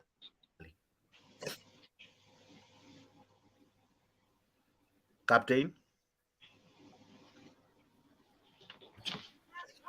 Kuna watu wengi wanapinga wakibase na ule representative wake ule wa parliament, ila amesema. Wengine wale wengi wa UDA hawapingi kwa sababu wameambiwa na UDA iko sawa, itapita. Like if you remember huyu mbunge wa Mugirango, South Mugirango, kuna Jumapili moja aliongea vibaya sana huko Kiambu ama ilikuwa wapi, akisema mimi nikikatwa sijui 500 kwa 1500 inakuhusu wapi? Sasa yeye anaangalia tu kipengele kimoja pale, anaenda kujitetea naye kudanganya wananchi pale. Kulingana na mimi vile nimesikia hiyo financial bill, ingawa sijaisoma, hakuna mahali nimeipata nikaweza isoma, iko na itilafu mingi sana, na mwananchi wa kawaida ndiye ataumia. Kama hiyo video nimekutumia, kuna vile nilikuwa ungeicheza kama ingewezekana. Watu wameamua sasa, wamehamia kwa hiyo huko kwa kina Edgar inaitwanga Jarabuon. ya kukula na chai hiyo. Akaambiwa sasa kwa sababu hii haitumii fertilizer, tax mchanga basi, tax mchanga. Na huko sasa ndio stronghold yake ya William mwenyewe. So kunaona watu wengi wameikataa hiyo bill, lakini wabunge wenyewe wamekalishwa chini sana na mkubwa wao, lazima ipite. Sio wote unaona wanaimba wimbo ingine hapo ati sijui ni mzuri ni nini, kwa sababu wako kwa serikali wanajificha wakitudanganya ati iko sawa, ni vile kwa sababu wako kwa chama. They are trying to be loyal to the party. But in reality hiyo inatuumiza. Nataka nikuambie KK, najua utakuja unirushie mawe, lakini hata mimi nitakurushia. Kitu kizuri waja ikuwe kizuri KK. Kama ni kibaya ikuwe ni kibaya. Na hiyo tutaelewana, hiyo lazima tukubaliane hivyo. Hatutaimba wimbo moja hapa, wale kwingine tutakuwa tunaimba ingine. Kama ni no tuseme ni no, kama ni yes tuseme ni yes. Tuliahidi wananchi kulingana na video zile zimechezwa hapa, watu waliahidiwa vitu mingi sana. Ambapo hizo vitu zote zinakuja zina turn round. Baadhi zingine mnakuja kuitetea ati sasa tulisema ni meko. Hatukusema gas, tulisema meko. Unaona? Ile kitu Raila alikuwa ameahidi kwanza hiyo 6,000, nafikiri leo ningepata kesho ni Jumapili. Leo ingekuwa kwa account. Kwa sababu yeye alisema atapeana. William Ruto pia naye ile kitu alisema atafanyia wananchi. Yeye alipigiwa kura akapata. Afanye. Juu saa hizi KK, kama baba angepata hii kiti saa hii tungekuwa tunasema nini hapa? Hata hatungepatia kina Edgar wakuja hapa kwa hisho. Wangejaribu kuingia tumejaa. Wakijaribu kuingia tungefeel hapa. Wasukume tupatiwe 6,000 haraka haraka namna hiyo. So let's deliver. Tell our boss to deliver KK the way he promised our people. Mambo ya kukuja na hadithi zingine za kaka na ikaya za bunwasi kuongeza vitu atufurahi. Hata kama aliachiwa inchi kama haina kitu, dunia ina mambo amesema vizuri sana. Yule ameoa mama yako na sio baba yako, atakuwa baba yako na utakubaliana na yeye vile amesema. So yeye tukiwa na kina Edgar wa Tito na dunia ina mambo na kina Nane Pen Nyakaka na wengine, yeye ni baba yetu sisi wote. Atuangalilie maisha vile inafaa ikue, arudishe chini. Vitu zingine afanye tu mambo yao huko majuujuu zingine, lakini ile inahusu mwananchi ya kawaida, tafadhali afanye jambo kuhusu. Yes. Okay. Ladies and gentlemen, I'm trying to share the financial bill with you. Just one moment. You'll see the link to get the PDF of the financial bill, so that if you haven't read it, sisi ndio tutakwambia na maybe our information might not probably be accurate, and as well also our information could be misleading, right? But when you are well informed firsthand, wewe mwenyewe ujisomee. I think that one will be better. I'll be posting it just now. I'm having some challenges kidogo too, but I think I'll be able to do that in a jiffy. But I see my brother Nyagaka is in and Ashley as well. They're in. Asanteni sana kwa to join. Welcome to the show. Edgar, why do you think Jex, this bill naona kwa comment section hapo Jex, hapo kwa comment sections naona mtu anaitwa Honorable Mutahi. Sijui yes, sir. Go ahead. Kama inawezekana aingie kwa hisho, ushare link aingie kwa hisho, atueleze hiyo mambo hiyo bill. Huyo Honorable Mutahi kwa comment section.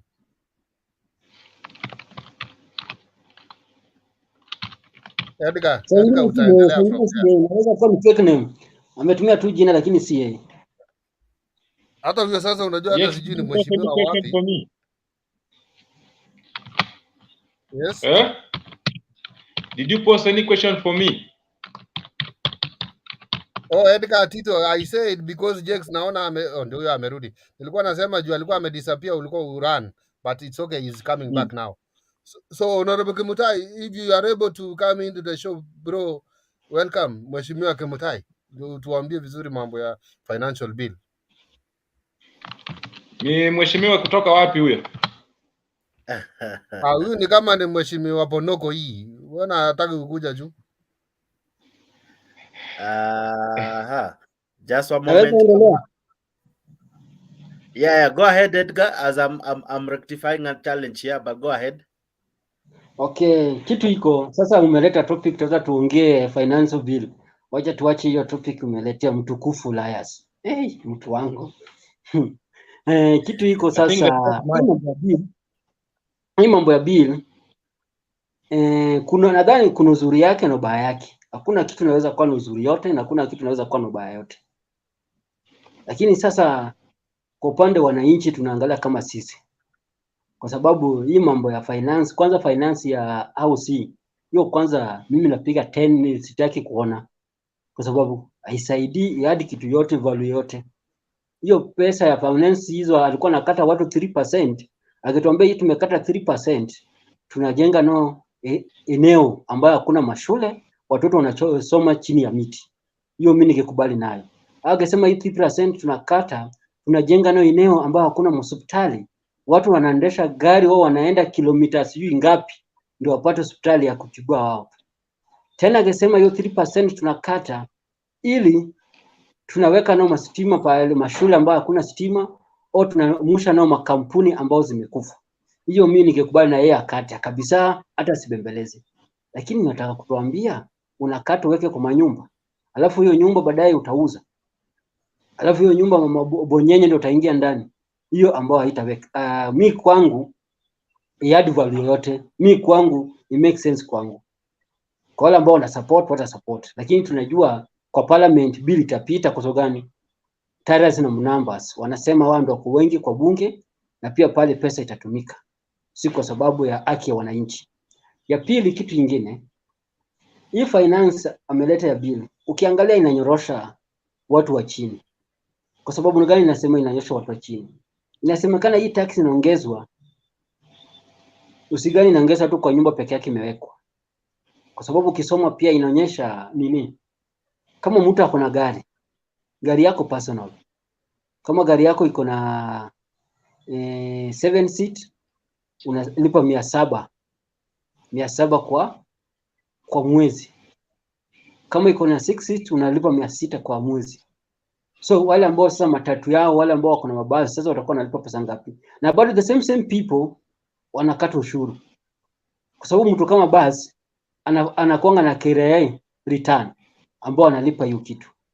Tena hiyo pesa yake tena unataka 700 hiyo tena, kama hiyo gari yake sasa itahesabiwa na kama ngapi? Niseme saa nyingine itakuwa kama 5,000 au 10,000. Tena hiyo analipa tena. Ongeze kwa hiyo returning bili yake analipanga ya kirai. Alafu ngoja tena, huyu jamaa pia bado ananunua vitu kwa chumi supermarket, bila unatuambia sisi be common wananchi watu wa mboga tunanunua vitu kwa supermarket tunalipa bado nini? Ushuru. So unaona inanyorosha mtu mbele na nyuma, katikati, chini na juu. Yaani unaswagwa kila mahali. Upumui. So hivi pia akiangalia, unajua kitu Blanda Ruto alifanya. Aliandika marafiki kwa kazi, aliandika mapolitics kwa kazi. So au ndo wanamsumbua. Marafiki wanamsumbua na politics wanamsumbua. Kwa sababu kulingana na pia mapromisi yake aliwaambia watu wa mboga, mama mboga watapewa kazi, wataandikwa kazi, watafaulu. Lakini ukiangalia pale hizo kazi zingine zilikuwa napewa watu wengine hawajapewa. Kama example, sasa Kidero unapewa kazi aje? Kidero unapewa kazi aje Kidero? Wale magavana, kuna mwanamke sio amekuwa senate mara ngapi? Amepita zote mara 3, amepewa tena kazi. Yaani mtu amesha kuwa senate, ameshindwa hizo vitu, umempea kazi. Mtu alikuwa MP mara 2 au mmoja ameshindwa, umempea kazi. Mtu amekuwa governor amekula pesa tena amekuwa mambo zingine, umempea kazi. Kwani hakunanga watu wengine wanaweza kufanya hizi kazi? Tuonge tu fact, hakunanga watu wengine wamesoma Kenya wanaweza fanya hizi kazi? Kama mtu basi alishashindwa kwa government, arudi basi kwa MC akwe ma MP huko akwe hizo chini ya kiti huko. Si lazima andike kazi kwa serikali tena. Inafaa tulete watu wengine mpya waandike kazi kwa serikali. Unachanganya kidogo dunia na mambo. Before tuende, because hiyo ni swala tofauti sana. Hii financial bill, before we divert, the financial bill has so many clauses therein. Kuna vitu nzuri, kuna vitu za kufaidi, kuna vitu ambazo hazifaidi. Na Okiya Mtata ameenda kotini kuipinga hata kabla haijawekwa bungeni kama a proposed bill, given it's also a money bill, na anadai kwamba mwanzo pia rais hana si sehemu yake yeye kuleta mambo ya taxes yeye anafaa propose, lakini wenye wanafaa wasukume bungeni ni wabunge, ili waweze kujadili vizuri, waweze kuipolish ya ili mfaidi mwananchi. So anasema hii haijakuwa polish, haimhusu mwananchi na mfinya mwananchi, and mwananchi anakaa kana kwamba ndiye ataumia zaidi. So dunia ina mambo. Kwa ufupi tu, kabla sijampa Ashley na wengine, hii bill wewe kwa mtazamo wako inamfaidi Mkenya? Ndio maana nilisema, silianza hapa nikisema kuna uzuri yake na kuna ubaya yake. Sasa ubaya yake tunaangalia kama sisi wananchi wadogo au wananchi wakubwa, ni pale inatumiza. Unanipata? Sasa ile uzuri yake pale inatufurahisha, unajua sisi tuangalie kwa sababu yuko hapo. So tunaangalianga ile pale tunatumiza, ndio tunaongea juu yake. Kitu iko, unajua nikitajataja hao watu wengine wameingizwa kazi ile watalipwa nini? Sio watalipwa pesa. Na pesa ndio nini? Si pesa ndio ushuru hizi tunakorokota. Kwa sababu akisema tu ile tunalipanga 16% ya ushuru, hapana, tunaongeza wachi kwe 18% au wachi kwe 20%. Hapo ingekuwa naeleweka hapo. Hapo ingekuwa sema hapo umefanya mzuri kwa sababu unapiga hesabu zako. Kuleta vitu kidogo kidogo hivi, unaongeza hii, unapunguza hii. Kama example utuambia vile watu nasema imepunguzwa unga. Sukari ndio sasa imedabu unga. So hakuna kitu umefanya. Ni kama tu kubadilisha nyumba. Ulikuwa unakaa kwa sitting room, umeenda kwa bedroom. Na nyumba ni ile moja. So hii finance bill pale ambao watu naongea sana ni mambo ya 3% ya nyumba. Kwa sababu mimi kitu nimesikia kwa hii finance bill zangu yaanze paka leo ni mambo ya nyumba, mambo ya hizo vitu zingine kuongeza. Uzuri yake siasikia MP wakisema. Hata sasa hiyo ukicheza video ya nani? Kuna huyu anaitwa Ndidi, anaitwa nani? Huyo Chungwa. Yeye mwenyewe amesema hii finance bill kuna MP wabunge wanapigia debe na hata unajua hata pepe yake inakaje. Unasikia? Hata wengine wana copy. Wengine wanapiga debe wabunge ni mbaya, wengine wanapiga debe ni mzuri, hata copy yake hawana. So anasema watu wasome hii kitu kwanza ndio wajue uzuri yake ni wapi na baya yake ni wapi. So mimi pande yangu hii finance bill pale naona naumiza watu, pale naona iko na joke sana. Hii mambo nzuri. Acha mwingine aendelee. Okay. Edgar? Jake. I think unajua most of us, especially a few on this forum, we only talk and explain the hearsays. But if you can, that's why I've posted the actual document. Kindly read it, ladies and gentlemen, so that last night you don't speak from a level of not knowing. Go ahead. So I want to give some 3 points. You know, I took my time last night to actually go through a copy of this, and it's so wide and it's not easy to understand, especially when you have no background in constitutional matters, so to speak. But again, it has already been tabled. If not, it will be tabled. And there are several issues that are in, such as VAT exemption, shortened tax funds, you see, processing time, I mean. And there are also amnesty programs in it.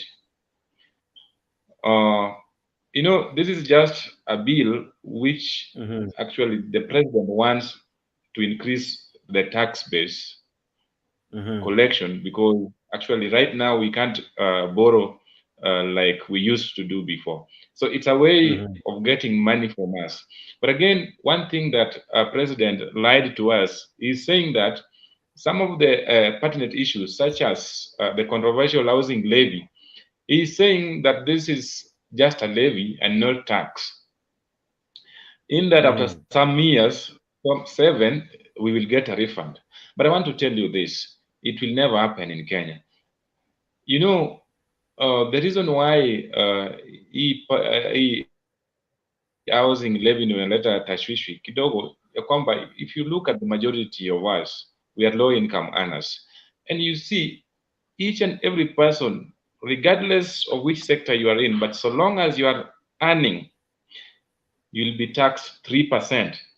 And if ukiangalia juzi tu, they hired KRA hired some personnel, I don't know how, the tax officers, people with form 4 certificate, they didn't even check on the post a form for a level, but anyone who had I think C plane and above was eligible. What does that one tell us? That the president is very much ready, and he will use all means to ensure that every citizen pays tax. And now take it this way: if you are an employer, you are being forced to pay 3% on what your employee is supposed to pay. Going by the current trend, you pay as you earn tax. They say it's some percentage of your basic salary, but actually, if you look at it carefully, it is a percentage of your gross earning, which is actually inaumiza mwananchi wa kawaida. So when we accept this, Edgar, let me ask you, even as we talk about that housing levy, it says that itakata 3% of your basic pay. Now, wanasema the least and the highest itakuwa ni 2,500 na the employer anakulipia 2,500 for the highest, right? Now, let's begin from there. 2,500, that is for 1 month. If you multiply it by 12, that's for a whole year. That comes to roughly 30,000, right? Now, multiply it by the number of years mentioned, 7 years, it comes to 210,000. If you multiply it by 2, because the employer still contributes the equal amount, it comes to 420,000. Now, let's imagine I even have that money, 420,000. Is there a house worth that amount? Jakes, I don't want to go into calculations because it's not even possible. No, I have done it for you. I've told you the highest contributor pays 2,500, right? Yes. Then if you multiply that a whole year, that comes to around 210,000. Sorry, around 30K. Sorry, around 30K a whole year. Then a whole year multiplied by the 7 years, they are saying that comes to 210,000. 210,000 is what you contribute for 7 years. That's the money the government. Yes, 210. And then your employer will also contribute the equal amount, 210. That brings it to a total of 420. Now, in 7 years, you'll have raised 420,000 as the highest contributor. That will be the highest. Of course, the least contributor will be talking about kama mtu analipwa 900, because kuna mtu, I know a friend mwenye alifanya yake hesabu ya atakatwa 900 shillings. Ukifanya 900 shillings for 7 years, atakuwa nakatwa around 151K there about. Now, 151K there about, is that equivalent to give you a house? Jakes, I want to interject. I think you're assuming that everybody who contributes, gets the right to get a house. Sorry. Let's have some order. I was supposed to respond to that, Jakes. You know, there's a reason why I don't want to calculate. There's a reason why I don't want to calculate the figures, because number one, I know it's not even logical. There's no house I can get with 420,000. But again, now what I'm saying is this: I'm looking at it on right now. If you look at the cost of running businesses, the cost of operation and product and production in these companies, let's say the highest contributor who is contributing 2,500, that is per individual, and calculate the number of employees that a certain company has or have for that matter, and then plus other increased tax. Do you think these companies will sustain these employers? Most of them will run away. Now, that is why we are saying we are not objecting to pay tax. We are not against paying tax. But right now, economy is hurting. You know, wao wako na bahati. Wanasema, nilisoma gazeti juzi, they are planning to increase their salary. That is Gachagua and Ruto and the rest. But again, now the common mwananchi who is carrying all the burden on his back, what are you doing on his salary? Nothing at all. Instead of helping this person, you are again hurting the employer who is also struggling to maintain these employees.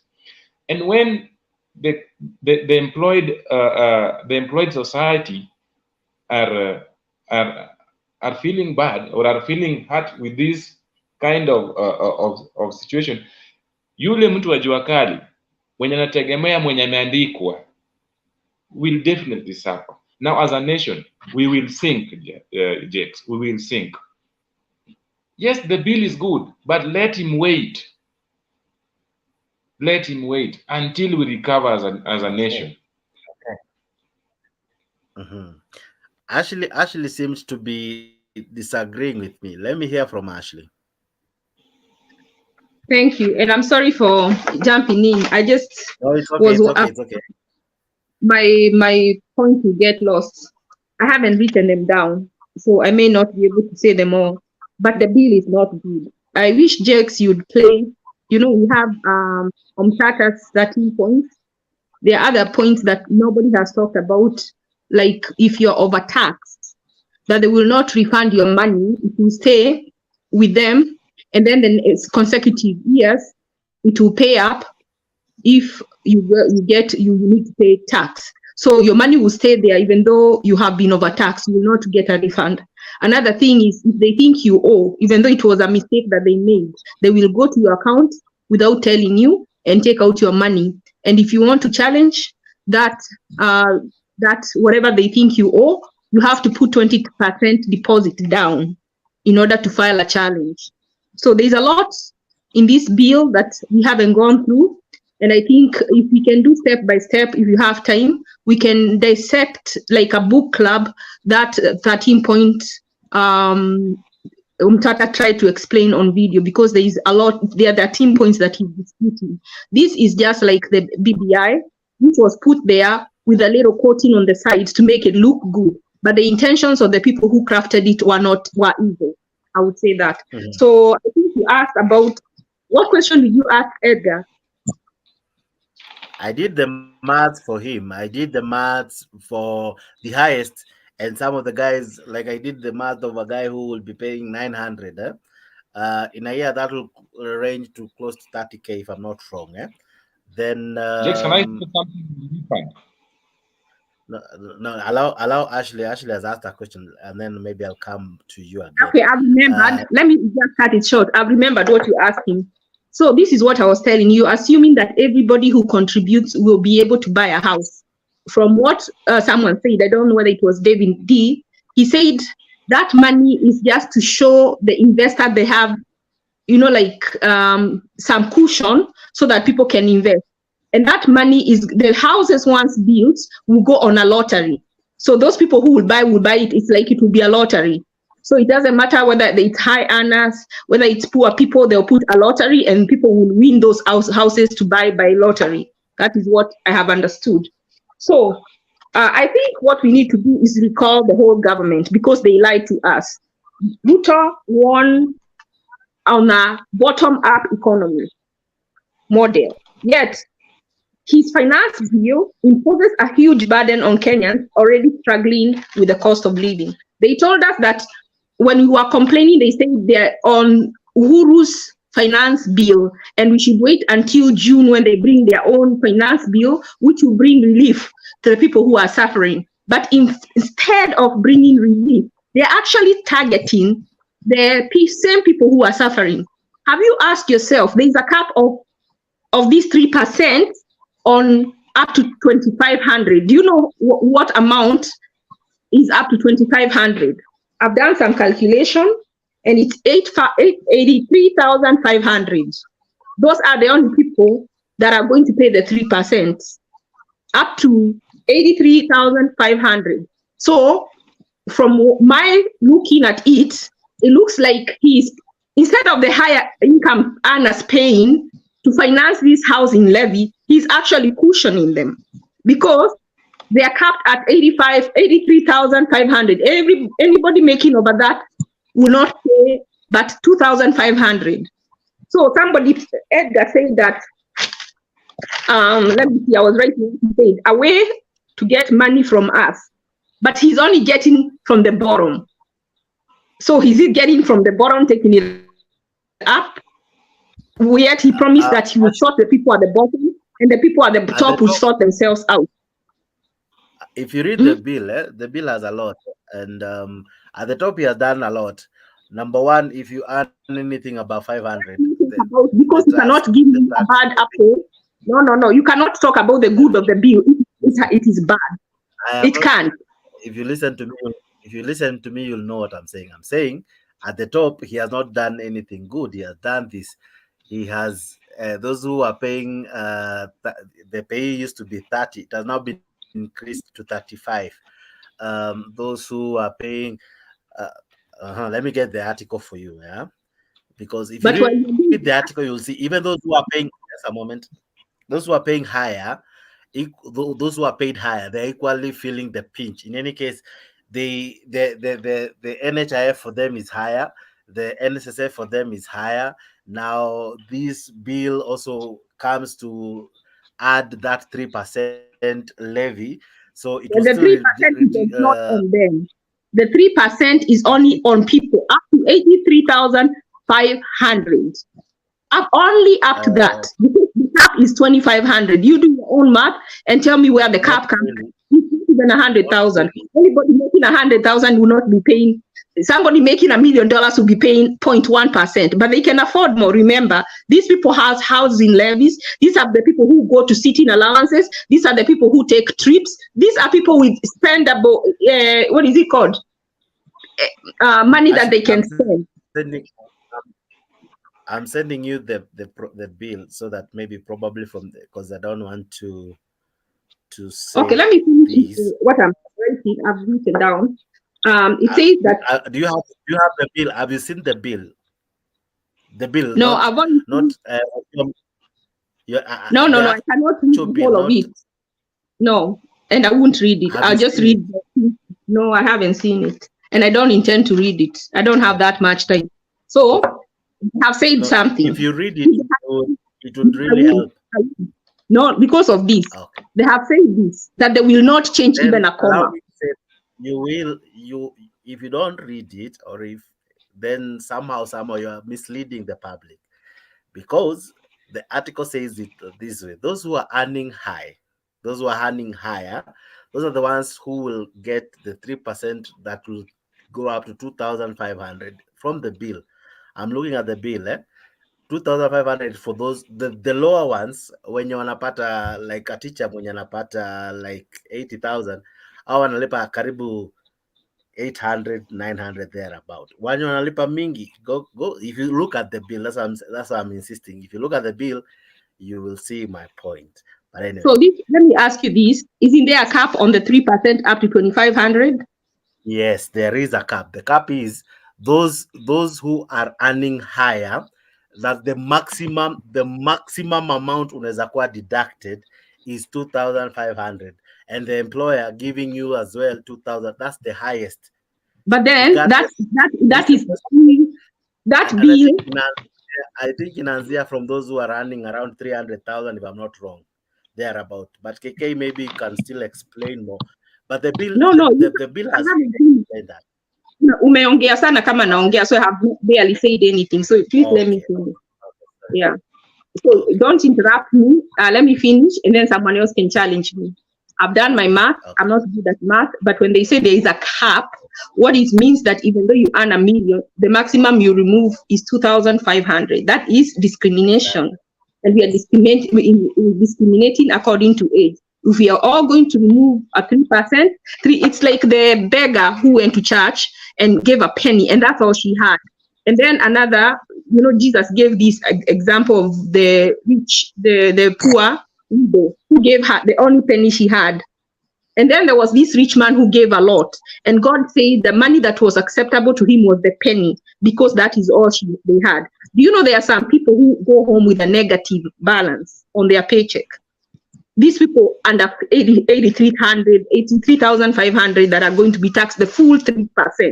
If they want to do 3%, which they shouldn't, it is unconstitutional, then they should do 3% on everybody up to the whatever someone earns.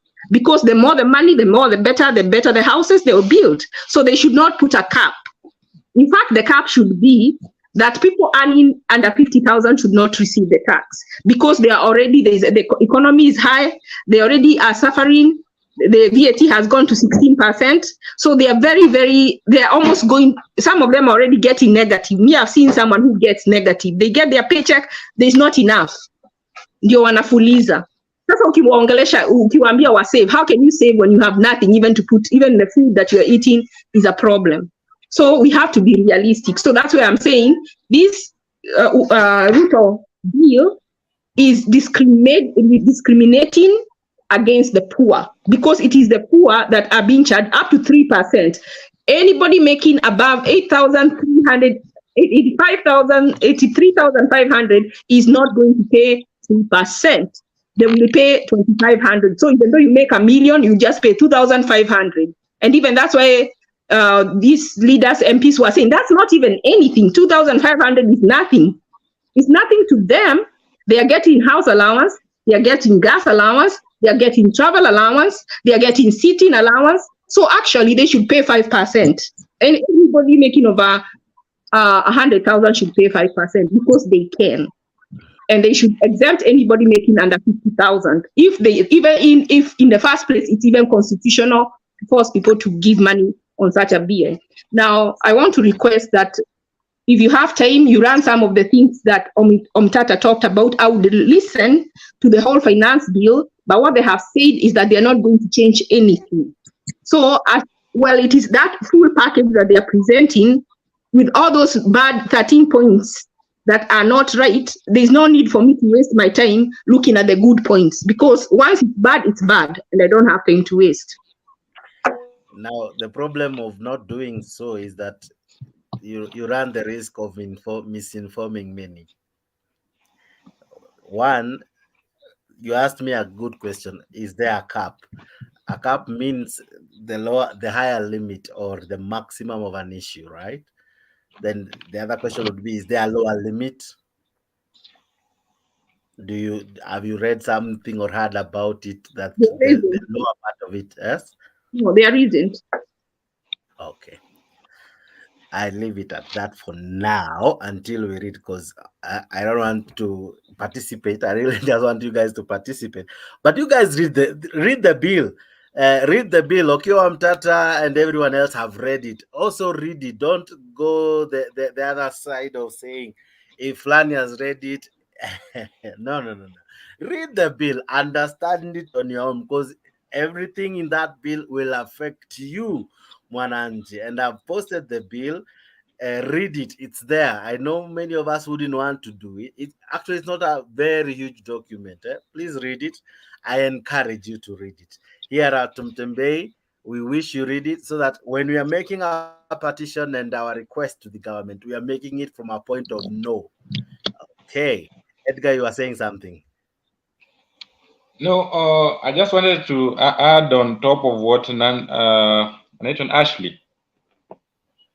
I just wanted to shed more light on the refund, that you'll be refunded if in case you want to be able to get the house. I just want to give you a very simple example. Right now we are filing our returns, and the time comes that you find yourself filing excess, and then KRA tells you key in your account number or M-Pesa number, they'll wire you something. Now you will wait. No one will refund you when you file in excess, or even if the 7-year lapses, as they are saying, or 15 years. But again, Jakes, I want us to, I want the people who are actually, wale ambao wanaelewa constitutional matters, if they can come in, you can bring some, so that we go through this thing one by one. Because I have it here in front of me, I'm seeing a 160-page document, and then I have a simplified one. It's very difficult to understand, especially when you're a layman like me. So we need that forum. We discuss it. They explain it bit by bit, like Ashley proposed, so that when we are making the submissions. I'll try to get one. Yesterday we had one, and the day before, I don't know if Ataingia I texted him about the same. But all in all, some of these things hawajatumia kizungu ngumu sana, right? Because and also listen to some of these interviews. Don't just listen to everybody, because if I'm opposing it, I'll only look at the bad issues and I'll also exaggerate it to suit my call, right? And I'm not saying I support it in any way, neither am I saying I'm opposing it. I'm just saying read it, understand it, then make a decision. Because by the end of the day, these politicians, they will vote for it. They said it today, itapita jinsi ilivyo. So whether we make the noise here or not, so the best is to understand it first and how it will impact us and how what impact it will have in our lives, right? If you understand it, because Okiwa Mtata and the others may go to court. Somehow the court may accept the petition or may reject it. We never know. But it's always good to be armed. For armed is always very important. KK, you had something to say? And thank you as well for helping me get the original PDF. The one I had was the simplified version, but go ahead. In fact, hata watu wasisumbukane kusoma the whole bill, because most of it you realize ni ile tu change sentence, maybe introducing, like ukiona pale kwa land wamesema ile wale absentees whatever absentees what landlords wana introduce a sentence. So I think the best thing is uende kwa hizi ma audit companies kama McKinsey and KPMG. They have done analysis of the proposed, zile zenye zinakuja sasa, zile kipengele zenye zinakuja, they are retaining the old what was existing. It's just twisting a bit of some sentences here and there. Then now there are new ones, there are new clauses that are coming in. So hizo ndo zinakuwa very controversial, and most of these companies wamefanya analysis. I think I have one here, I'll share a link wapatia watu wenye I think KPMG did a very good summary about it. Conchel, I think, has also equally posted it. I think I should equally post it to the people, because the summary one, I think, the English not that difficult. I think, Edgar, if you can read the summarized one, maybe it would really help. The whole thing can really mislead you, because you realize some of it is just about sentences here and there saying this, income tax, we mean this, like now if you are where this, like you turnover incomes, things like that. Those basically sentences which are legal, and a layperson cannot really understand. Nyagaka has a background kidogo ya economics. Nyagaka, if you can try to explain the financial bill kidogo to in the most simplest English that I can understand, I would really appreciate. What really do you think about the financial bill? What is it to you? How will it impact the life of mwananchi? The good, the bad, the ugly? Thank you very much, Jackson and Wazalimu. In as far as the housing taxation is concerned, it has been tried before, and as I've told you all the time, that's the only way countries like South Korea, China, Malaysia moved forward.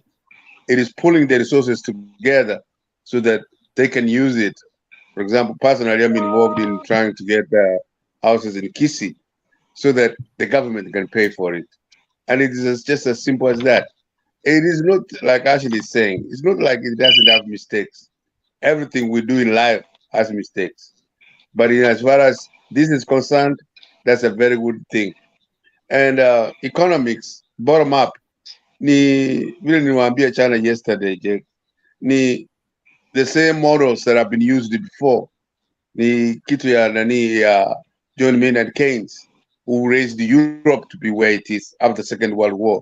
So we can follow that and correct the mistakes that we have. But to listen to you guys, most of you were in ODM, and they never would likely this guy to win or succeed in either way.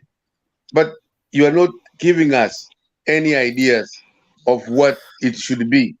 Even the policy of giving every Kenyan that is poor 6 million shillings. How can 2 million people, say for example, who are getting checks, feed 10 million people in Kenya who are poor? You don't see that, you don't critique that, you don't criticize that, but it's very easy when it has been evaporated. When they checks vile umesema, wameandika hiyo bill vile inatakikana. I mean, my young lady says she don't even want to read it. But how can you critique something if you don't read it? It's just like you want us to follow blindly. But economics, this is exactly what John Maynard Keynes told them after the First World War. He told them that you cannot punish the Germans to pay up for the war that they had started, but at the same time, they don't have jobs. But Bila Ruto amesema, it will take 8 people to build one house, and then you can tax these people, maybe shillings, 4 shillings, that you didn't have to begin with. So the bill is wonderful, but vile nimewambia kutoka China, Kenya is a democracy like any other that you want to compare it with. If there are so many mistakes, it will have to go out. I mean, you have to vote Ruto out. But to continue to say that Mutembei, that's a waste of our time, some of us. We're too old for that. Just give us the idea of how you can help the people of Kenya from being poor to being rich or well off at least a little bit. But just to complain, that doesn't help anybody. And some of us Jakes are not saying that this is 100% and you follow it and all this. No, we have to critique it and we have to know what's right and what's wrong. I still remember, some of us live in America, when George Bush said, read my lips, there will be no more taxes. And then he raised the taxes the next day. He didn't go 2 times, he was voted out. But the best example Kenya has today is what Bill Clinton and our son Obama did. They never were supported by the Republicans. But Obama saved America from, corrupts by writing the tax bill that all the Democrats supported, all the Republicans refused. But they didn't go to Mandamano. So just accept the deal that this bill is going to be passing, like Osoro said. But if it is not going to do anything good, vote this guy out. I'm with you. So let us be very clear as to what it is that we are talking about. Let us open our minds, especially you young people. You're the future of the Republic of Kenya. But you cannot be the future only to critique. Tell us what the opposite, of what it is that you really will do to help the poor person in Kisii or Kenya for that matter. But to tell us that you are going to give us 6 million and it is a joke. It is just that, a joke. Because there are so many people that are poor, even in developing countries, when they have their social networks. It is knowing how many people will pay for these other people that don't have a job. But you don't look at that. You just say, you're giving people 6 million and they're happy. Where do you get the money from? Even right now, what Ruto is doing is really taxing the people that don't want to be taxed. And that's perfect, because the people should cry and should say no to what they don't like. Finally, Jake, nimezungumza na Susan na huyu msichana anaitwa Sabina Chege. I want that Bonyako's job, because you have to understand, you have to believe in what the government is doing. All governments are not 100% right. And that even you yourself, anybody is not 100% right. You will have to make mistakes here and there. We accept that. But let us generally know that we are going somewhere. Kenya, if it improves like Korea that was with us, and everybody is saying, or Malaysia that was with us, and you saw the president of Malaysia there the other day. So if we can develop ourselves to this level, my friend, it would be great. Thank you very much, Jakes, for giving me an opportunity. Okay. Jakes, before someone else let comes, let me say something before someone else comes. Nilikuwa nakwambia Jakes. Who is talking? Jakes. Can I go? Yes, KK. Yes, KK. So Yes, go I ahead. was saying this issue of housing. I think this is one of the most controversial bill. The clause on levy on housing. So now, maybe I want these guys who are criticizing this clause. What wambie? You know, we are spending 650 billion, 28% of our taxes on education. We are releasing graduates yearly. Now we don't have a plan of where they are going. No one is even talking about that. How do you get employment? You just hire people. But You know, but and then KK, the house. all these graduates hawajafanya ufundi. Some See, are ufundi peke yake. doctors, some are I'm teachers. asking you, what is the value chain Watu of housing? What is the value chain of housing? Ni fundi tu kupiga na nyumba. Value chain ya nyumba ni from where to where? Kutoka pale Kware mpaka wapi? It has a lot Let's of be players serious. It inside is there. a very long, these are naitwanga labor intensive projects. See packaging, naona watu wa packaging wanalalamika, they want to be exempted from taxes on packaging. Eti watu waenda wa package, they import palm oil na wanakuja wana package hapo. That is now what you guys want to be exempted from that tax. Hivyo ndo mnalalamika. What else have been raising these taxes? The issue of value VAT imerejeshiwa ni petroleum peke yake to 16. The rest of the things wametema they will harmonize. If they say 5%, it is 5% across everything. What nini watu wanalalamika? When you raise fuel, that includes everything else. So I hate that you're being insincere. And something else you've told me on the chat is that that I'm wrong. That you say if you earn 1 million shillings, you will pay a maximum of 2,500. That is what I was saying. If you earn 1 million, you should pay 3%, which is 30,000. I want to ask you, these guys who are earning 500,000, how much do they pay on what do you call NHIF? How much on I don't know, but they have enough to pay. They have enough to pay. So as long as they pay 3%, are you asking that person earning 10,000 if they are going to pay the 3%? Are you asking how much they can even afford? They don't even go to hospital because they can't afford NHIF. So if you're going to put a levy, it should be across board. This is a formula that is going to work. We are going to stick to this formula. It is a saving. High earners are the ones who are putting the formula, and they are putting the formula to favor themselves. If they want 3%, it should be across board. 56, 59, 73, 74, 76, 78, and 79 of the Finance Bill 2023, because from my reading, I find that it is they threaten to violate the Constitution if they become law.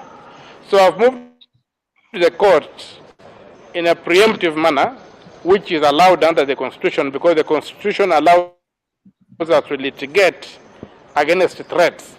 So I perceive this to be cascading threats against the constitutional order of this country, and I've moved ahead to invoke that power that I have as a citizen and a member of the public, and also that the courts have, to be able to hear me and to make a determination.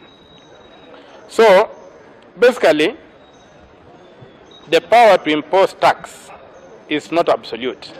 It's a donated power by the people of Kenya, and the organ that is mandated to impose tax is a parliament.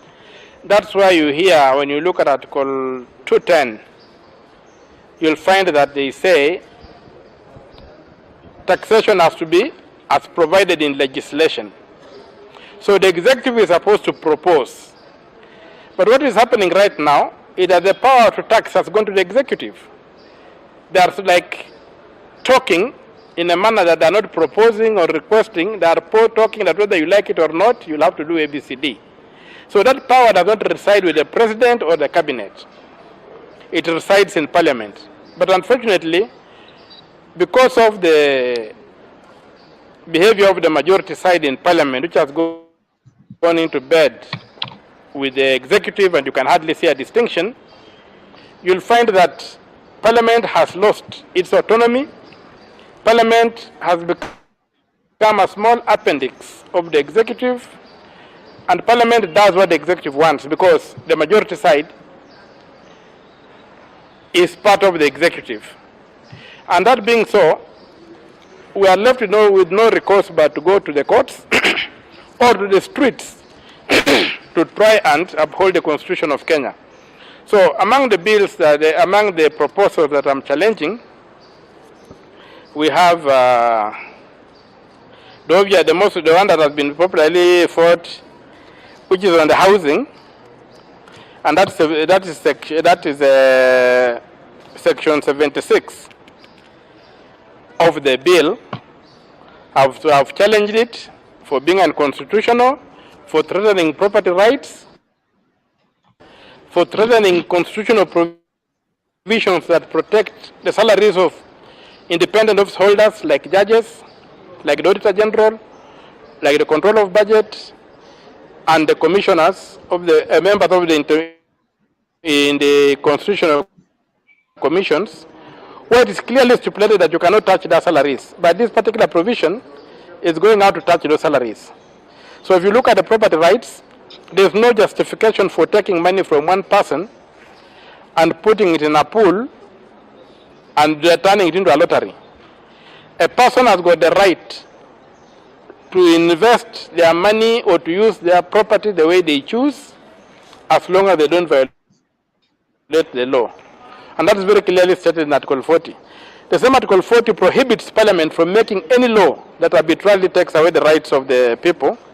So that's about what I can say about that particular provision. There are many issues.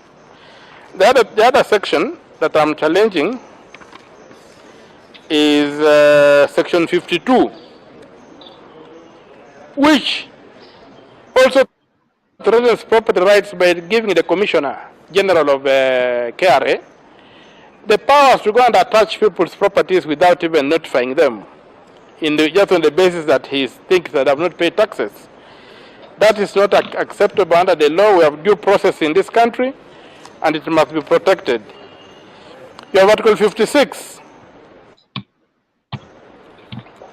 You also threaten the Bill of Rights to property, whereby the Commission again have the power, if you overpay tax, the Commissioner will hold on to your money that you overpaid and says we shall use it to pay for future taxes.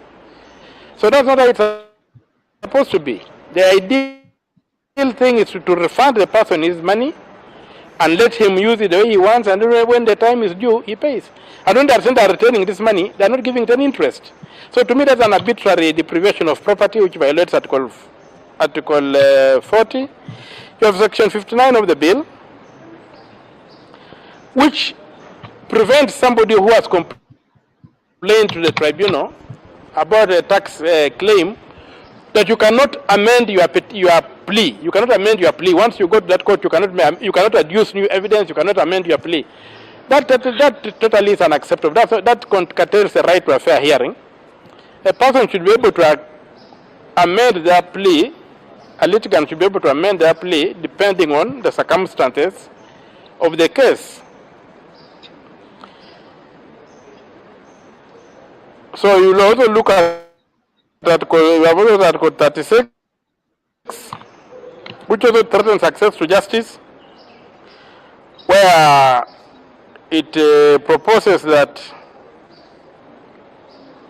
if you are dissatisfied with the decision of the tribunal, for you to appeal, you have to pay 20% of the disputed tax amount. That is going to cripple many businesses. And then you see, you are not even depositing this money with a court. You are depositing it with the tax collector. And you know this tax collector hardly refunds money. So there is no guarantee that your money will be refunded. The money is not earning interest. It becomes very expensive to litigate, and so at the end of the day, you find that it may not be viable even to go to court. So people are going to be destroyed by the taxes. The KRA alleges you owe them. And you know, in this country whereby sometimes taxation is politicized, you can be hammered with a claim that is unreasonable. So you need the protection of the court. And there's no way you can be denied the protection of the courts, from the tribunals to the Supreme Court, where you feel your rights are being violated. So we also have Section 30 of the bill, which introduces where it says that if you lose goods that you have paid taxes on, and you are being compensated, they are subjected to VAT. A totally difficult reasoning to understand. It also violates the right to property. You also find that the Section 28 of the bill, which imposes VAT on petroleum products, the impact is just basically somebody is trying to remove the industrial base of this country. Businesses are going to move out. The country is going to be very expensive and unproductive. Businesses are going to move out, and that threatens the right to socioeconomic rights in Article 43. So these are threats that are discernible and are available. You look at Section 33 of the tax, which reclassifies agricultural inputs into agriculture from zero VAT to exempt, and that is going to raise the cost of doing.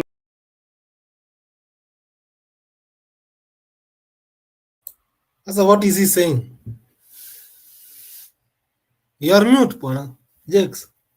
Sorry, I was coughing. It's a long clip, and that's Okiya Omtatah opposing it, and he has raised his issues.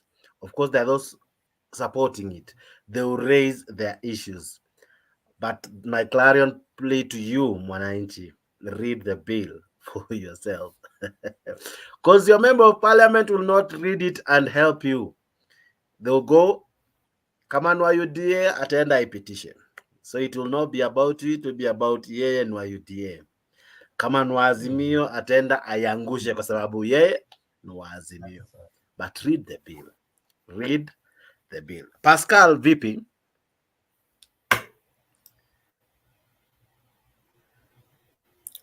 Unmute, sir. How are you? Good to see you. How is London? UK is fine. Yeah, we have been having a very good weather. Are you in London or in? I'm in Ashford. It's 45 minutes away from London.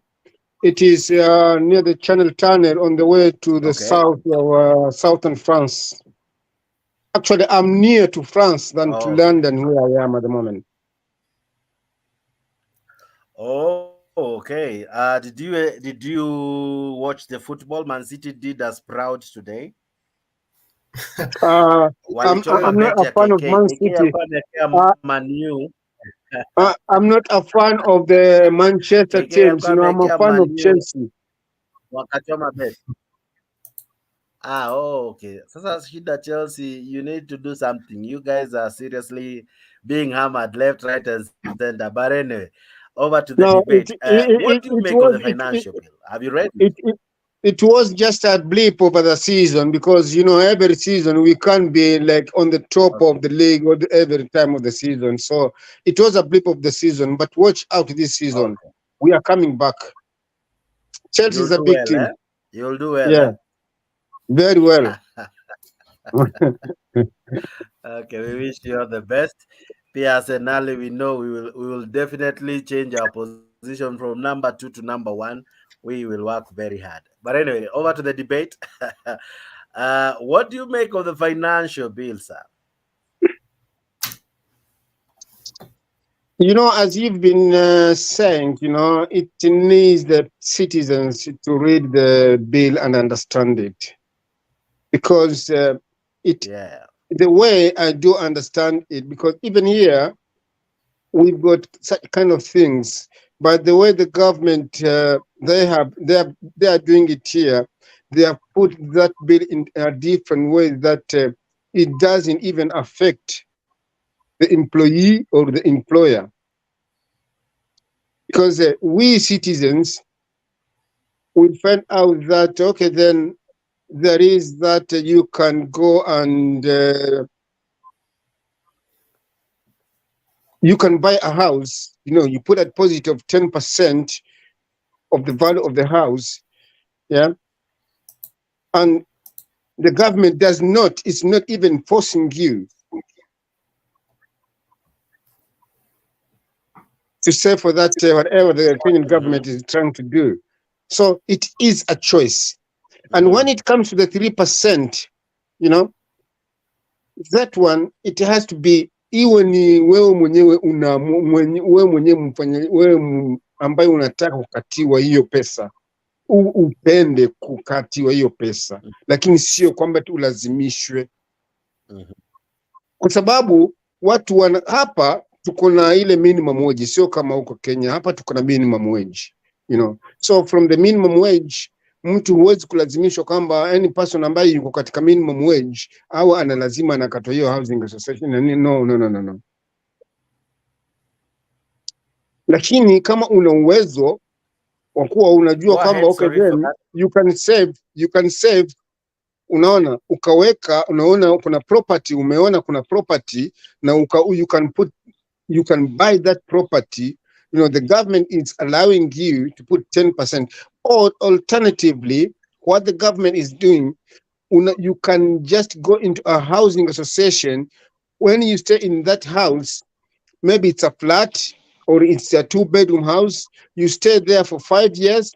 After 5 years, you can buy that house cheaper.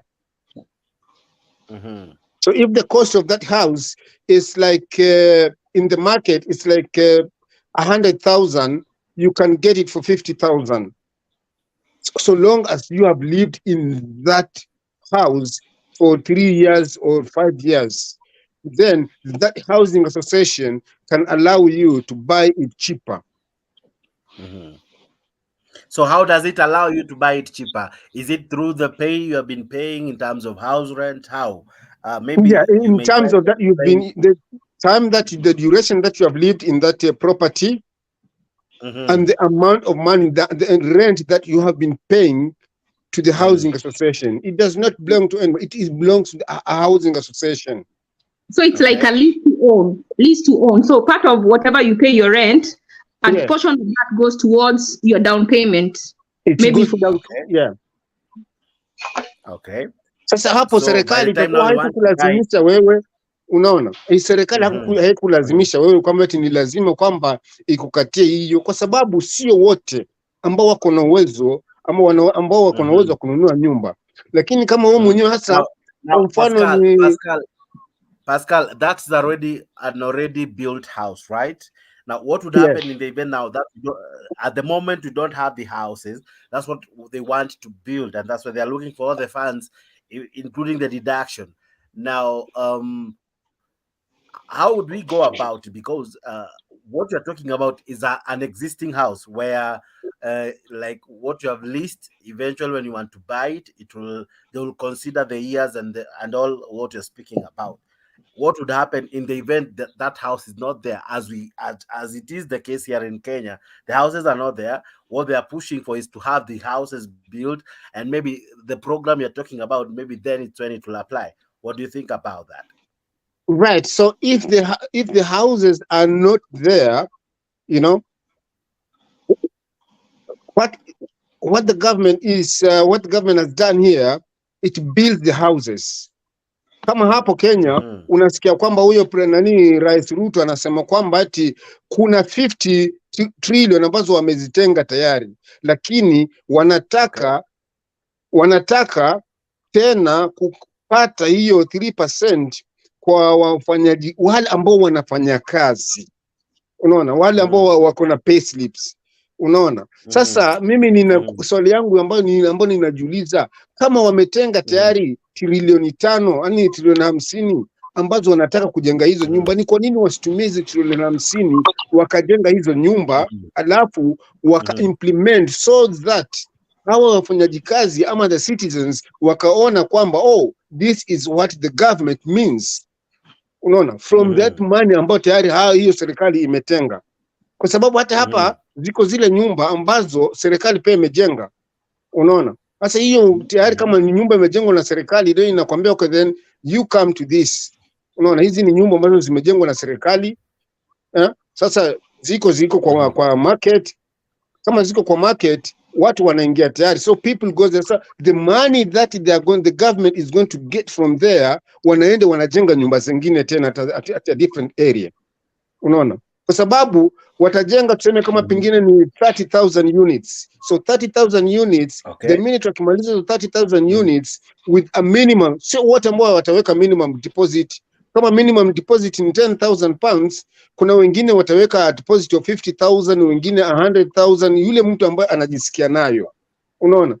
Na the minute hizo nyumba zikiuzwa, wanachukua hizo pesa, wanaenda wanajenga pahali kwingine tena, unaona. Wakishamaliza hivyo, hizo nyumba wanaziuza tena, wanatoka hapo wanaenda wanajenga tena mahali kwingine tena. So they are not pushing wafanyaji kazi kwamba ni lazima kwamba tuwakate hiyo pesa, ama kwamba ni lazima kwamba hiyo, kwa sababu there is that monetary.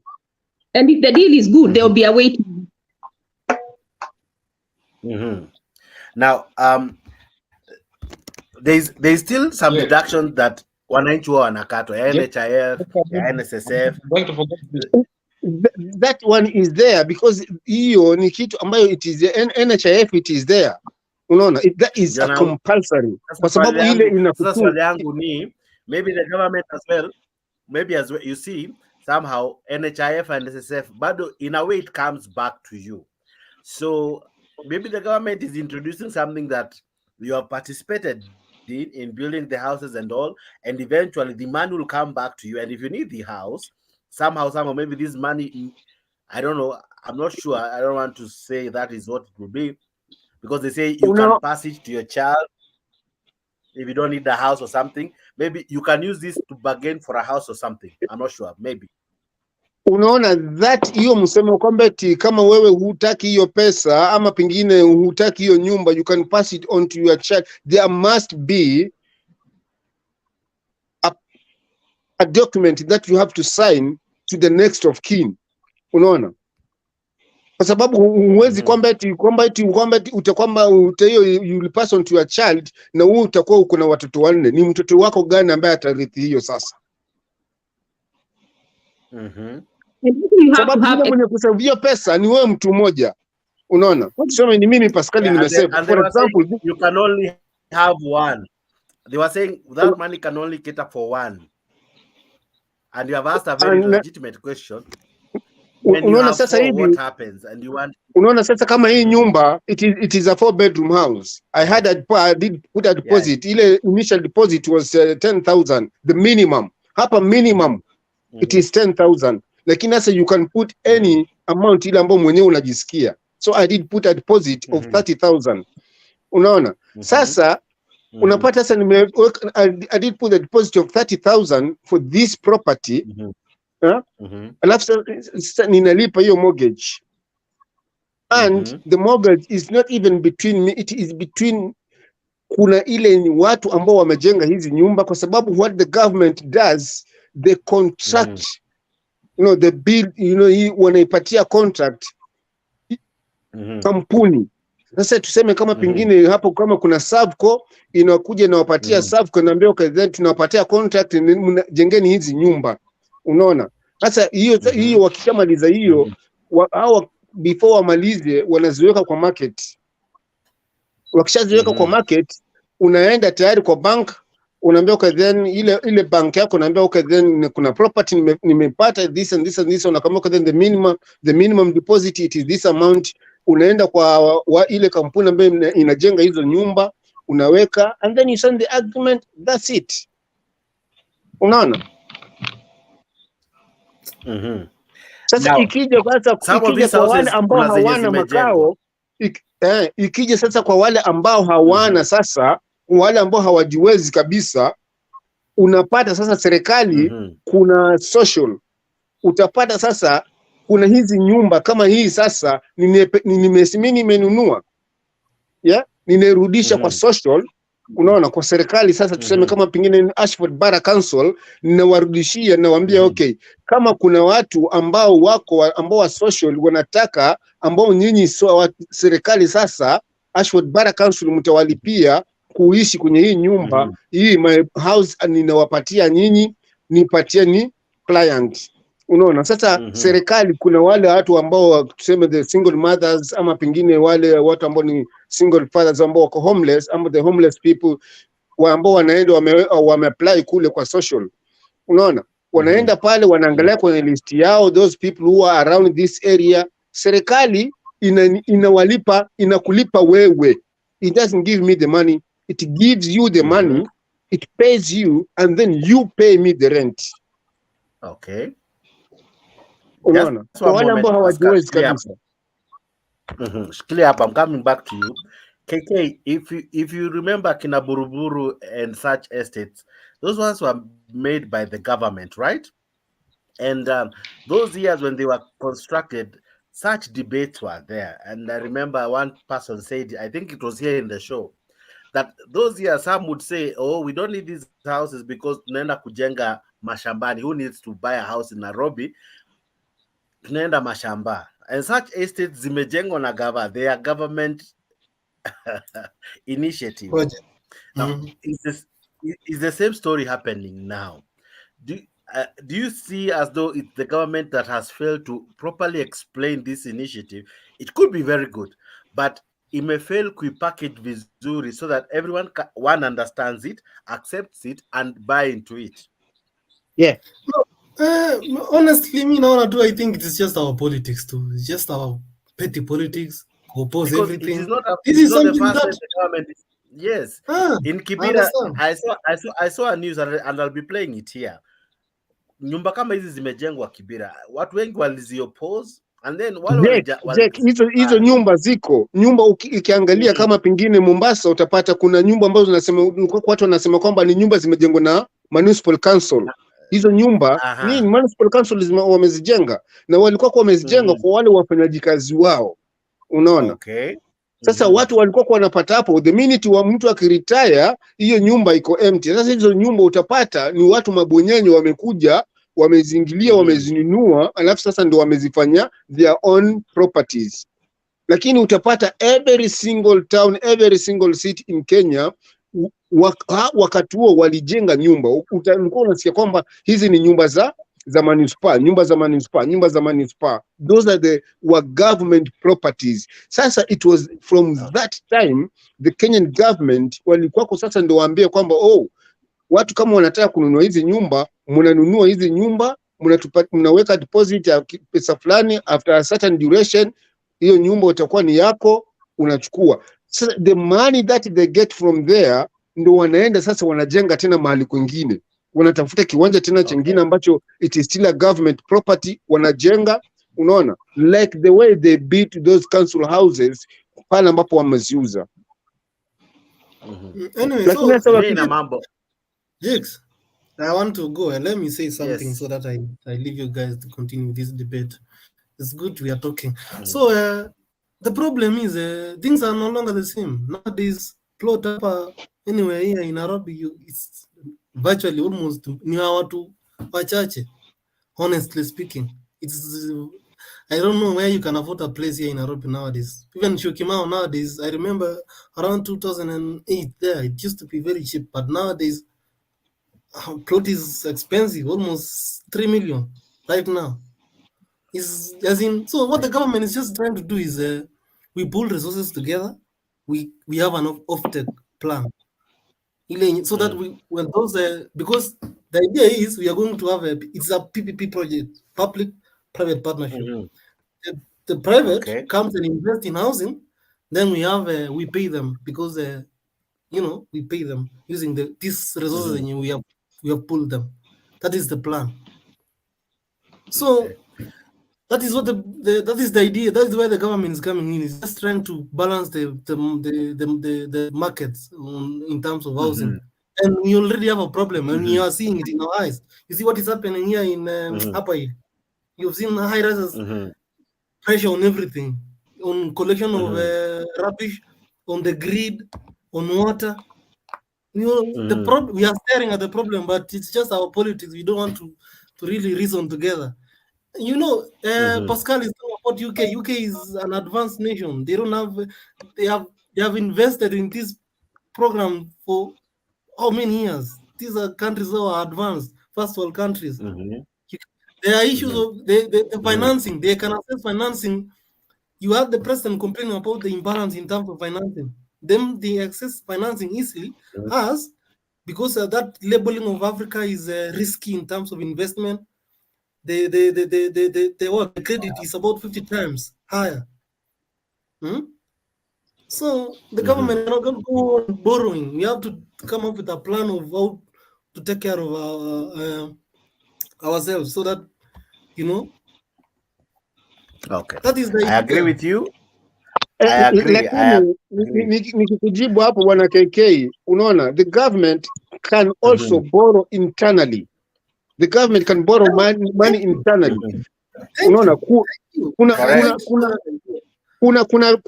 kuna hizo kama NSSF, the money is there, unaona katika account ya NSSF, the government can go there and borrow that money. Kama watu wenyewe wanajiamini, kama hiyo serikali yenyewe inajiamini, they can borrow that money from there and wakafanya hiyo maendeleo. Pascal, right now NHIF hauwezi kuuza because you have to pay capitation for hospitals. We cannot take that one. NSSF tunalipanga 250 contribution. Right now mtu wa mali ali-exit workforce 206 hajapata pesa yake mpaka saa hii as we talk. Portfolio ya NSSF is not even a trillion. Hata ifiki a trillion. What are we borrowing? Surely. Let's be honest. We have been mtu ana contribute 200 shillings. But you see, initially KK, initially and yeah, I agree KK. Initially we used to deduct 200 shillings. Now it has risen to 1,200, 2,400, you know, it may increase. Now the money it will be good amount. But I wanted to ask something to Dunia Ina Mambo, even as we continue. Dunia Ina Mambo, mwananchi wa kawaida, right? Akiambia achukue mortgage, itamkimbisha sana. Not so many have mortgage. To start with, what's the history of Ruto? But here is a program that the rent you pay, for example, maybe you pay 8,500 or 10,000, and then you're told you go to this house, pay the same amount for a given number of years, and then that home that you paid to, that house eventually becomes yours. Probably in your entire life, you wouldn't have bought such a place because that place itakuwa very expensive. But because of such programs, do you see it as something that can benefit mwananchi? Because as much as we're saying the bad things, what we'll try, even if we don't like it, try to look at the good side. Do you think that can help mwananchi wa kawaida? Vile unasema Jeff, umeuliza kama bila hiyo kiwango ambao niseme bila watu sasa hivi wanalipa marent kwa Kenya kwa manyumba. So ilikuwa hiyo rent serikali imekupania shortcut, amesema hiyo rent sasa unalipa ile nyumba ikuwe yako. Kama walifanywa watu wa zamani wakati wa koloni. Kama kuangalia huyo Shauri Moyo pale unasema, ukiangalia Manjo hizo area zote inajulikana huko Jericho, Buru, paka hapa Isili kuna mali naita hapa Biafra. Unaona hizo manyumba yanakuwa zao bila ilifanya hiyo. Unajua population wakati ile na population ya sasa hii ni tofauti. Watu walikuwa kidogo wakati hiyo, sasa hii watu wako wengi. Ya pili, serikali kwa hii project ya manyumba, serikali isapoteza mwelekeo. Walipoteza mwelekeo wapi? Wakati serikali ya Kenya aliweka free marketing. Unajua Kenya sasa hii kitu inaendesha Kenya ni private sectors. Hakuna kitu ya government unaweza sema kwa Kenya sasa hii ambayo ina move mzuri. Vitu na move sasa hii mzuri ni private sector. Kwa majob wale wameandika, wale serikali wameandika job na wale watu wameandika watu job binafsi. Watu binafsi ndio wako wengi kuliko ile kazi ya serikali. Hapo ndio serikali ilichallenge mwelekeo yake hapa Kenya. Kwa sababu ukiangalia system ya Uganda, system ya Tanzania na hizi nchi majirani, mimi siwezi peana nchi za nje Amerika, hizi ya jirani. Serikali ndio ina-own kila kitu. Unaona hizi manyumba. Bado kama serikali ingechukua hii project ya nyumba zote, ikuwe ni nyumba za town kama Nairobi, hao ndio wanajenga, watu na rent, pesa inarudi kwao. Wacha mara kujenga kupewa, ikwe mwaka nini unapewa, ikwe tu wana rent, lakini kwa kiwango. Unajua kama hizi nyumba zamani ilijengwa colony, unajua wanalipanga sasa hivi wanalipa kwa month pesa ngapi? Wanalipanga ngiri moja. Unanipata? Na hiyo nyumba almost ni 3 bedroom, 4 bedroom. Na unalipa ngiri moja. Hiyo ngiri moja 500. Hizo nyumba ilijengwa wakati wa colony, hizo majeriko nini wote. Unaniget? So serikali hapo hata ukisema saa hii ajenge nyumba ananifanyia hiyo shortcut, iwezekani. Kwa sababu gani? Uhuru alijaribu na tumeona bila imeenda. Si iko hii hapa Juja, si nini road hapa ili naitaje? Hii iko hii Sonko alilipa wale ambao waliishi hapo. Zimejengwa hapa Kibra South, is it Southern bypass? I'm not sure. Zile zilikuwa kitambo ambayo zilifanywa poa sana my friend. Yes, wakapeleka maneno kotini ikakwama. Walipeleka maneno kotini ikakwama, haikumalizwa. Hii iko aira hapa juu. But zingine zimeisha, people took and that's how they have been paying the rent, and many have already begun owning them. Yes, I think it was even documented for news. And that's what I'm saying. Yeah. That's why I'm saying, guys, let's go listen to the news. Let's listen to so many things. Let's read, because tukisoma utapata the clear picture about all these things. Otherwise, if you just listen to one side, you'll argue from that side, and by the end of the day, you'll not be doing yourself justice. Yes. Jeff, paliko shida hapa na hii nyumba. Ukiona watu wote napinga hapa, ni shida moja tu. Shida iko hapa. Hii mambo ya kukata watu tax, unasema unajengea nyumba. Hapo ndio shida iko. Hapo ndio shida iko. Meaning watu wana shida na nyumba kujengwa. Okay. Hapo ndio shida iko. Hii mambo ya kusema unakata pesa yetu ndio ujenge nyumba, hapo ndio shida iko. Serikali inafuata njia ya kujengea watu nyumba, amejua pesa imetoa wapi. Unanipata? Ndio sasa hiyo watu wakisaingia walipe rent kulingana na kiwango atawekea watu, kulingana na serikali wafanyie value. Ukiangalia nchi za nje, serikali ndio inajenga nyumba. Wakisajenga nyumba wana rent watu kulingana na level yao, si private. Unajua ninakwambia Kenya, hebu niambie kama hapa mimi nakuombeleza pale mimi nakaa Isili hapa tuko wengi sana Isili. Unajua hatuna hospitali ya serikali hapa Isili. Unasema hii ni serikali, hospitali ya serikali. Hospitali tuko nayo moja hapa ni private. Ya pili, shule. Kama Isili hapa, shule ambayo tuko nayo primary ni moja. Hebu niambia.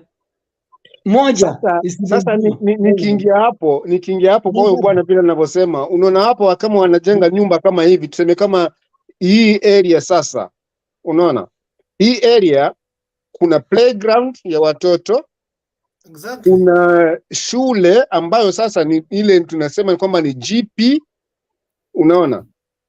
Yule daktari yule daktari ambayo ile hospitali ambayo sasa hii area, zile nyumba ambazo zimejengwa hapa, yule area inaenda, lazima kutakuwa na shopping center. Unaona?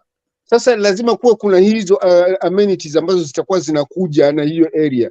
Tuseme kama watu kama serikali ime-identify mahali fulani kutakuwa kuna mjengo, lazima hapo wajue kwamba lazima kuna shule, kuna hospitali. Unaona? Tuseme kama a kind of a health center huku tunasema ni GP, kwa sababu kuna ile main hospital, alafu kuna pale mahali ambapo ukisikia, kwa sababu you cannot just rush the main hospital, lazima uende kwa GP mwanzo, and then the GP will refer you to the main hospital. Sasa lazima kila mahali watakapokuwa wanajenga lazima kuna hiyo area nani, skuli na hiyo hospitali. I agree. I'm talking like this because I have seen one of those projects here in Nakuru, one that is already completed, and people have begun getting the houses. It has most of what you are talking about.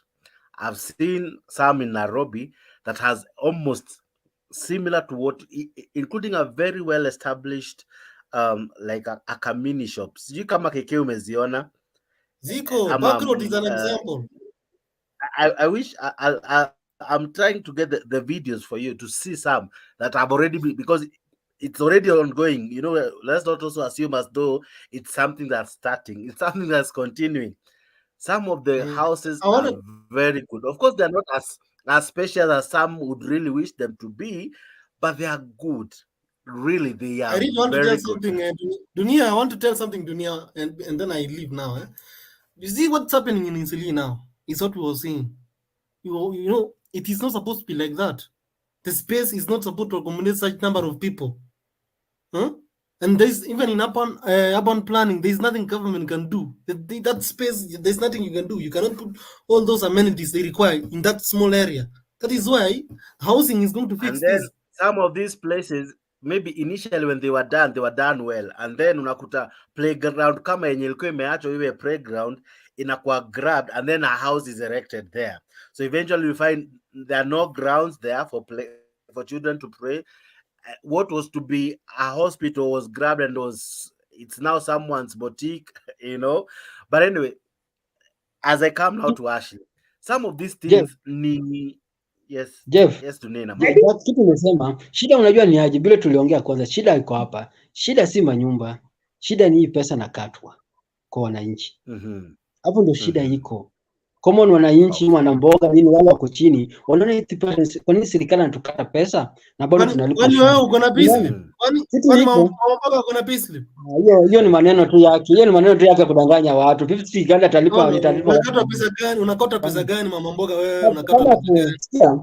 KK kama uko serious. KK sikiza KK. Sikiza KK. Kama uko serious. Sikiza kama uko serious.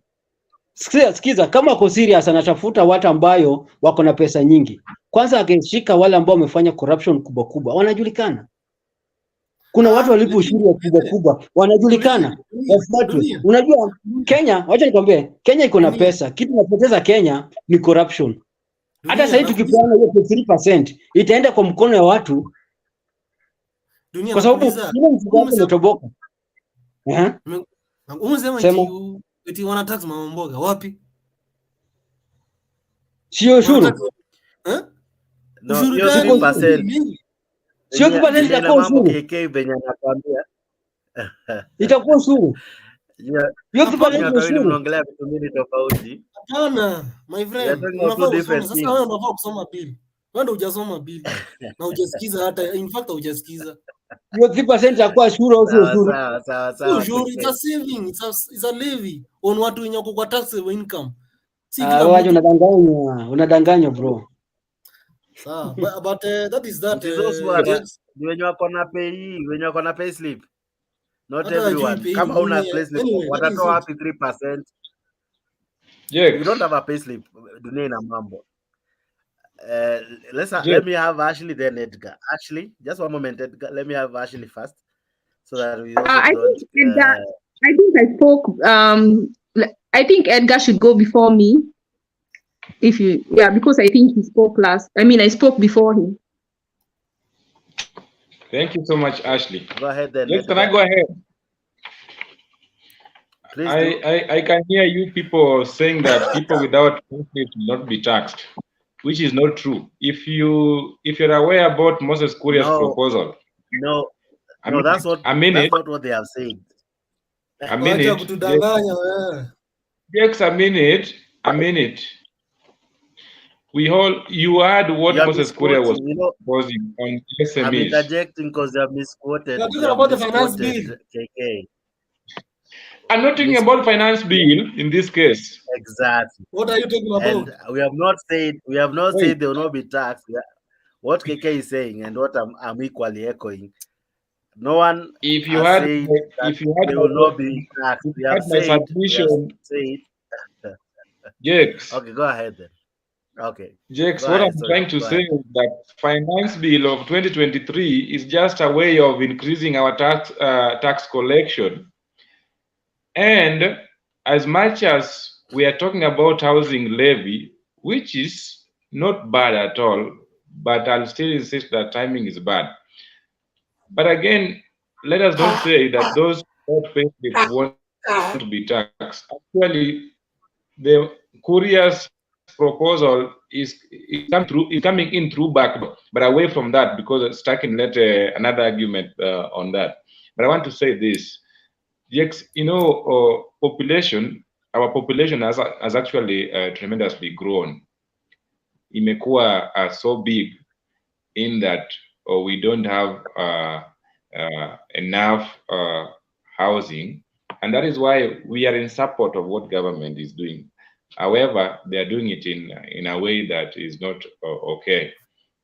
I heard you people talking about hizi nyumba za Kanjo, nyumba za Kenya Power.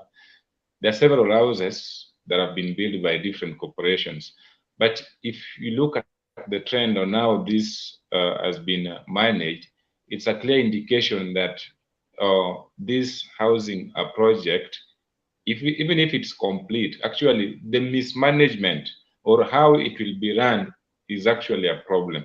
So until we have a good structure, well explained on how this thing is going to be done, without making it another pyramid scheme, we will still oppose it. And we'll have, this discussion will never end. The likes of KK will tell you, because I know he's a Kenya Kwanza supporter and I'm an Azimio supporter, we'll never come into agreement. Unaona? But if you see very clearly, housing is a key input in any economic and social development. And you see, many housing related activities ndio inaleta kazi. Hata Ruto said that through this project vijana wetu watapata kazi. We don't dispute that.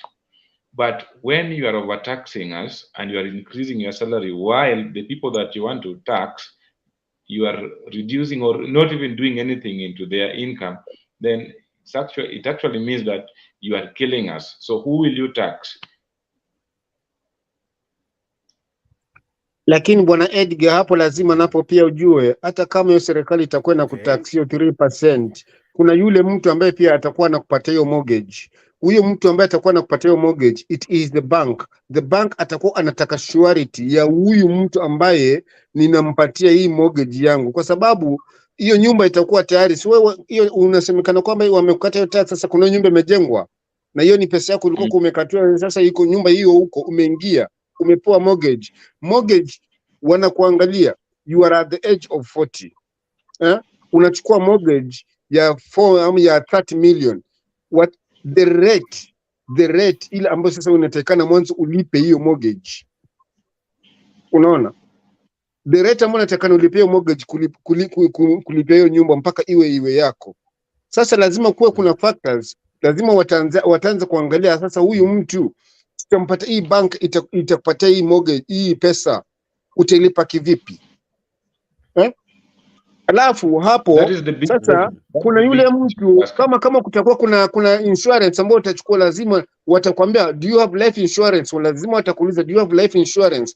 Na yule mtu ambaye atakuwa sasa anataka kupata life insurance atarudi sasa kwa health affairs zako. Je, huyu mtu afya how health wise yuko kivipi before I take the risk ya kuchukua the life insurance ya kuwa mimi kwamba ninaweza kusimamia kwamba okay then anything ikihappen kwake huyu, mimi kama insurer yake nitalipa hii, nitasimamia hii mortgage yake kwa hii bank. Health yake iko vipi? So there are lots of factors. Sasa wasije tu kusema kukimbilia kwamba eti tunakata hiyo pesa 3% ata sasa unaona ni ili tukupatie hiyo nyumba kwamba uwe na nyumba. No, wasiseme tu hivyo. Unaona, kila mtu anataka kuwa na nyumba. Kila mtu anataka kuwa na nyumba, lakini there are some factors ambazo lazima they have to consider. Okay, go ahead. The video is audioless. These are some of the houses they have already built. These are former houses. You will see the houses that have already been constructed. Some are already completed. Ashley, how do you think let's try to focus on the good kidogo. If these houses were to be built, how would they impact mwananchi? I think that is not the debate. The debate is if the levy should be put upon the oppressed citizens who make under 83,500. That's the question. There is no dispute that we do need housing, and I do know that most people who have a pay slip are paying taxes. So part of the money that is paid for taxes should go towards building those houses. And then once those houses are built, then the government can sell them to the people. And then they recoup and they don't have to do every at the same time. They can go from one place to the another. One thing that this will do, if we hold them for them to build, you see, if we give them money and then they build, they will start doing what we know, like the NYS, where they overcharge, like the SGR. And by the time they finish these houses, they'll be so expensive to sell. So if they build those houses themselves, then they sell them. I think even for the people, it is for us, for the risk factor, we will not incur the risk factor. So yeah, there is no dispute that the housing is needed. The dispute is how are we going to get those houses built? Already, people are paying taxes. And this money has been mismanaged. It has been stolen. And there's been no action to get the money back. If the government came in saying we are going to recoup the money, and they had recouped some, like the billionaire, COVID billionaires were asked to pay back or were forced to pay back all the people who've stolen, and the government was in the course of doing that, and then they ask people, what we have is not enough. This is X amount of money that we need, and we are going to tax from this amount. You can't tax everybody who has a pay slip. Remember, some people do not have money like that because they are earning, they don't have a disposable income. In this very tax, the housing levy is discriminating because it taxes 3% housing levy only on those making under 83,500. Do you know what is how much a person making $1 million will pay on the housing levy? They'll pay 0.25%, 0.25%. That 0.25% is equal to the 2,500 they're being asked to pay. Someone making $500,000 will be paying 0.5%. So those making a lot money are paying less instead of paying more, and the government saying that they want money. And then those paying under 85,000 are the ones paying the full 2,500. And let's ask ourselves, who are stealing the money that has been stolen? That because most of this finance bill is actually going to pay debts that we did not, some of it we didn't spend because it was stolen. And these people who are being capped, that they don't have to pay the 3%, include most of the thieves are in that bracket. So you see, they've also got an increase in their salary. They've got an increase in their salary, and they're only paying 0.25% or 0.5% if they make $500,000. And they constitute the very people who are going to get these tenders to make these houses, and they constitute the people who have actually stolen. When we saw the cabinet being formed by Ruto, most of those were billionaires and millionaires. So why are they not paying the 3%? Why are they not being expected to also pay that 3% in full? Why can it not be across the board for everyone who earns a paycheck, and not only up to the people who earn up to 83,500? Because when you cap it at 2,500, what you're saying is that only people under 83,500 are going to pay the levy. So let's not say that it is for everybody. It's not. It's only for the low income earners. The high income earners have been cushioned. They can only pay 2,500. Is that fair? That is not fair taxation to me. So I saw someone in the system. No, I did not interrupt anyone, so you let me finish. I saw someone asking, you're the ones who chose this government. This government did not bring us this bill. When they were campaigning, they lied to us. That's the headline of today's broadcast. It is Mutukufu lies. So if you got married to a man who was lying to you, and after marriage you discovered that he's a liar, everything he told you about himself is false, would you also be victimized again if you ask for divorce? So I hope that people who are coming to say, okay, let them suffer, they're the ones who chose Ruto. Ruto did not come and tell us this is what he was going to do. Because most of he told the hustlers he was going to put money in their pockets. Who has disposable income between the people earning 83,500 and people earning over 83,500? Who has disposable income? Number two, when you're fighting inflation, do you fight inflation by increasing the income of the high earners, or do you control it by taxing the high earners? So this government so far, what I have, and you know what, how sure are we that they will build the houses? Right now, they haven't sent any money to the counties.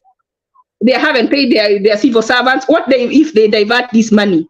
Do you think that person making under 83,500 has the power to pursue this money? It can go. The Kimwarel Dam issue, that was a very big issue in 2017. Do you know when that money was released? In 2013. 5 years later, there was nothing that had been done. Nothing, even though they had received some of the money. So how are we going to trust this government? You know, David D said something, and I'm going to read what he said. He said the finance bill is a revolving fund for de-risking private investors. So who is going to de-risk for the low-income earners? So this amount that they are collecting is for de-risking for the private investor. Who do you know? Maybe they are the private investors, because how do you give someone free land and you de-risk them? What is their skin in the game? What is their skin in the game? Why are they making it so good for the private investor? What is a revolving fund? A fund that is continually replenished as withdrawals are made. So this money, that the housing levy is supposed to be a revolving fund for de-risking private investors and giving them a guaranteed buyer, which is the government. So it is it is to convince the private investor of sustainability. The developers who finance the project and the buyer get funding from other sources. So you, as the buyer, will get funding from other sources. And the money that you have contributed for the housing levy sits in between. So we need to call this as it is. I haven't seen any reason. We are saying what Ruto wants to do. Tell us one thing that he has said that he will do for the hustler that he has done. Even they told us when the finance bill comes out, this is the one which is going to relieve us of the high cost of living. Whatever they were using was uhuru's. And then they come and start adding VAT. They come and start adding, when you add fuel, 16% VAT. That cuts across everything. Transport, food will increase. And yet people are already complaining of high cost of living. So how have you relieved them? And then added the 3% levy on people who are making under 83,500. How is that helping the bottom up? How is that putting money in people's pockets? Why can't the government have good policies that make people have money in their pocket? And I think Kenyans are smart enough that if they have money in their pockets, they will think of building houses. If we have good programs, next time we should come here and give ideas on how we can help our country have jobs, because we do have those ideas. We have not just been given the platform, and sometimes I've contributed to those ideas of what we can do. Like the guy who was just talking here, I have the experience from my country about what we can do, such programs where you can lease to own, and other programs where the government gives you a 3% down and then you pay the rest, or you start staying in the house, and then while you're paying, they can build somewhere else. But they don't want to do that because this money is not going. According to their history, I don't see this money going to what they're saying it will go. 7 years later, if it is lost, who will we go and ask? And Ruto will be on the way out. Ashley, can I ask you a question? How does government make money? Good question. Government makes money by collecting taxation and generating revenue. And one of the ways to generate revenue is collecting tax. And they are collecting tax. Now, the problem is, if you want to put Ngunyi here, he has said that what they have is a lot of mismanagement. And a lot of they don't even care about how they use the money. That is our biggest problem, and corruption. You have cited two issues. I think if they can seal that loophole, a lot of people would not have problems. Same to corruption and all. There's also another elephant in the room known as money that we owe other people in terms of loans. Now, one of the responsibility of the government. Yeah. One of the responsibility of the government is to pay the loans. Now, some of these loans mature faster, some will take time, but eventually they will all mature and all will have to be paid. In the event that you have borrowed too much, what do you do? Before we go into that, I think I don't know whether I need to go and cut for you that part that Omtata is talking about those loans, because he's saying most of that money that was borrowed was not actually spent on programs that it was supposed to be spent for on the people. It was stolen. It's so okay. The people who stole, no, it's not okay. It's not okay because the people. okay. No, let me give you my answer, please. If it was stolen, the people should not pay. Some of those loans were acquired in the wrong way. They didn't go through the right procedure, so they are not valid loans. So what he's asking for is an audit of those loans because he said when you audit those loans and actually more than half of those loans are not even loans that we should be even talking about paying, and that's going to release a lot of money. Towards the end of that clip that you put, Omtata has mentioned about those debts, and he's saying they are refusing to audit those books of the debts. Why are they refusing to audit them? Because some of those loans are not loans we even ought to be paying. Okay. I still stick to my statement. It's okay that the audit will be done and all, but by the end of the day, if you owe World Bank and any other institution, you must pay. The issue is this: you owe. It doesn't matter what you did with the money. It is your fault. It is you who refused to be responsible about it.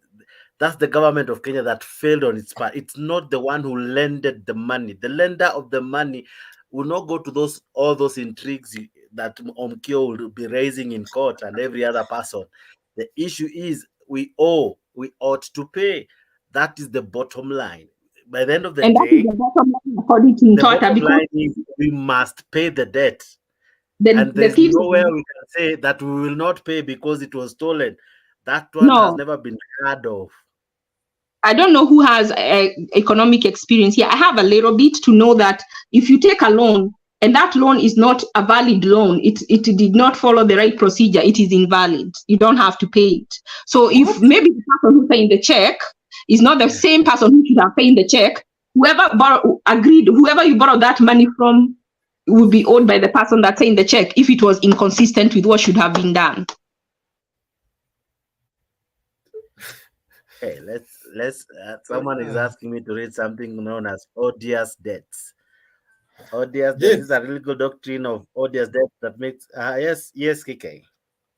So that is, I think, do I get two feelings? Then we'll be on the same page. We have debt obligations. We have to service them. And then the issue of, I think the way she defined the housing levy, it's a revolving fund to de-risk the investors. We are working with PPPs. Investor wants to invest. They want to bring in their money, but they are not sure about the return on their investment. What do? We pull in resources, and then we de-risk. We assure them that just go on with your business of building the houses, you'll be paid. Here is a fund. That is what is happening here. Okay. Now, this one, according to the statement I'm reading, an odious debt is a debt that is also known as an illegitimate debt.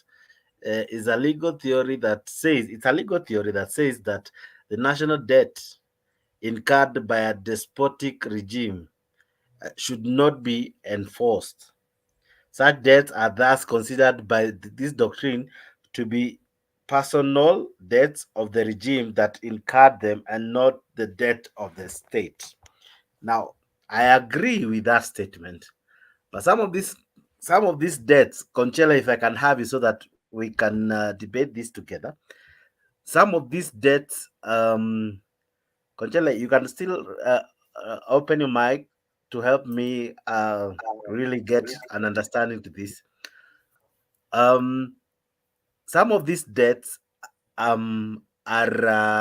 accrued for projects like the SGR and all. How do we invade China and say we will not pay it? How do we invade some roads that were constructed because of the same? So, my question is this, even to Ashley. We cannot avoid the question of debt. We can audit, we can go to those who stole, we can follow it, we can do all that. But eventually, by the end of the day, we must pay the debt. That one has to be agreed upon, because we don't want to seem as a country that does not pay its debt. In any case, it scares away even potential lenders in the future. So my question is this: having said all, how does the government make money when it Jakes, has all these obligations to meet, it has all these debts to make, it has to protect the citizen, it has to create jobs? How eventually does the government come in? And you see, it cannot continue borrowing because it's still digging deeper into the crisis it's already in. So how does the government come out and perform better? Actually, now I have been forced to speak like this because we cannot all speak against the government. The show will be very boring. So so Ashley, try to help. Jakes, I think you need to go and Google what odious debt means. It means illegal debt. Illegal debt cannot That's be what I've paid. read. Okay, you have. It says here, the legal doctrine of odious debt makes an analogy argument that sovereign debt incurred without the consent of the people and not benefiting the people is odious and should not be transferable to a successor government, especially if creditors are aware of these facts in advance. Very true. I want you to still go ahead and drop down to hapo tu. That's the first statement. Drop the hapo chini nasema hivi that that it is also known as an illegitimate debt, that it's a legal theory that says that national debt incurred by a despotic regime. Now, that would mean we would have to prove the Uhuru's regime had issues. We would have to pin all the problems to Uhuru's regime before the state can now come in and say this money. And that's where, after the auditing that Tokyo Mutata is calling upon, maybe then. But before then, some of this money must be paid, because we are seeing even though it didn't like the SGR, even though haikufika mahali litakiwa, but imeshaundwa. What happens then? So what happens then? Let me just, in less than 30 seconds, what happens then? You file a dispute. When something is in dispute, you don't have to pay. I don't know whether that's in Kenya, but where I am, you don't have to pay as long as you have disputed until that dispute has been settled. So already there's what we call the debt ceiling, which is what the parliament does. It's what sets that this is the far the government can borrow, right? Now, let's say Uhuru blew the debt ceiling. It's already we have already maxed out that ceiling. So Ruto inherit a government yenye haezi borrow more. Na hata akiborrow more, he has to really tax people. So the finance bill comes in now. You're wondering, you went from odious debt to another topic. Why don't we stay and pick this one? The odious debt is just a statement brought in by Conchella, and it really restricts me, because it now means we have to go the Okiya Mtata way of one auditing these debts, right? Which we haven't done. That's what we should do before we have the finance bill and include it on the finance bill, and that is what he's saying. And what you normally do, you take what the amount of the debt is, you take the undisputed debt, you pay the undisputed debt, and then the disputed debt you challenge. That's what that is the economics. Let me even borrow your sentence. Let me not even go to Okiya Mtata. The unchallenged debt. What do we use to pay them? There is enough to pay, because he said it's half. Most of 27% or something like that. A lot of the money in the finance bill is going to pay the debt. So if it's only the undisputed debt, it's not that much. It's less than half of whatever they are claiming, and that's manageable. I'll let someone else continue. Okay. Conchela, I love una participate hapo kando. Help me get this name because it will help me research one or two things I needed to do or I'll be doing it up behind the scenes. Edgar, now here is a president who has come in with a manifesto, with a desire to achieve Kenya Kwanza's pledges. As I borrow from Gashagwa, they have found the coffers empty. What do you do to raise the money? Because you cannot build without money. That one is, of course, obvious. Even you cannot budget what you don't have, right?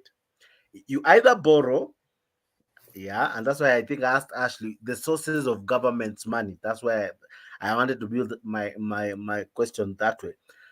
The sources of its money. After you get the money, now you either pay the debts that you owe or you develop. You can get the money by borrowing or by taxing. I think that's correct, right? Now, when you borrow, you can borrow internationally and locally. You can only tax your country. Other countries, you can only tax them when they import. Is it import or export? But you can only get through that, right? Now, take the case of William Ruto. The previous president has already maxed out the debt ceiling. You can't borrow beyond the debt ceiling. As Ruto, what do you think he ought to have done? Because it would have still be the same predicament Raila Odinga would have found.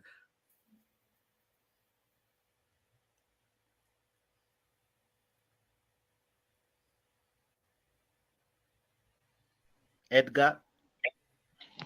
I think I'm now clear. My mic was muted. Now, am I clear?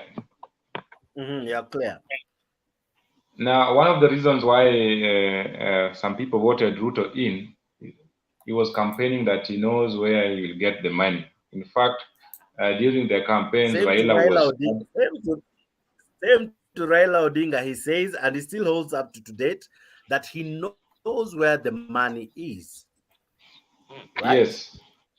And remember, Ruto said that Raila is rudderless, and he doesn't know on how we will generate money. But now I want to concentrate on some few things on how government can actually get money. Number one, through revenues, just like Ashley said. And then we have taxation and, of course, borrowing. But now where we are right now, if we go that direction again, then it seems we are actually heading to the wrong direction, which will put us in a state that we won't like. But yes, this is a very weighty matter that I'd just love to listen than communicate or than talk. I would just want to listen. I'm sure Black is well able to answer my question. Black, forgive me, umekuja tu na kuvamia na maswali, but great to see you, great to have you, and I'm sure, and I'm also glad that Nyagaka is also in. They will help me answer this question. You have a government where you already have found empty coffers. The debt ceiling has been reached. What do you do? How do you raise the money? Sorry, I'm asking this question. That's how we help. Yes, sir. Thank you. Can I talk? Can I speak? Yeah, go ahead. Yeah, Jakes, what you guys and Ashley is talking about is really clear. And that's why, it really makes me feel old now listening to you. I'm your teacher. Kenya does not have a culture of fulfilling their financial obligations. If there is a revolution, now it's very hard for Ruto to do anything. He was in the same government that decided for his year. How you prove that? But number one, Kenya, even Moi, when Moi was a ruler, he did so many bad things. But whoever came after Moi had to pay those bills. So I actually know that. But legally, what she's saying is true. What you're saying is true. But understanding the consequences and who is Kenya, number one. Kenya, we have taken care of ourselves. Where we're going, what Ashley is saying, which is a very good argument, is that we are a democracy. We argued on those issues. So if, say for example, I'm not saying anything negative about you, Ashley, but if actually you think that the financing of the taxation,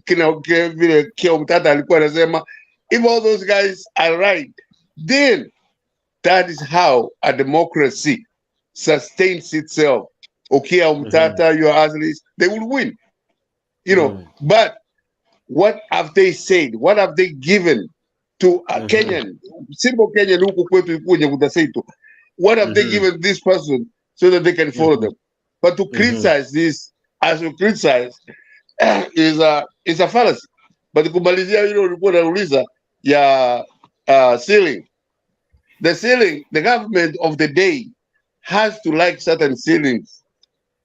The government of the day, regardless of what. They will do anything to borrow more. Kama unaenda kwako nyumbani una watoto tatu, unataka kuwanunulia kila mmoja nguo tatu ine, the ceiling has to be there, but it will be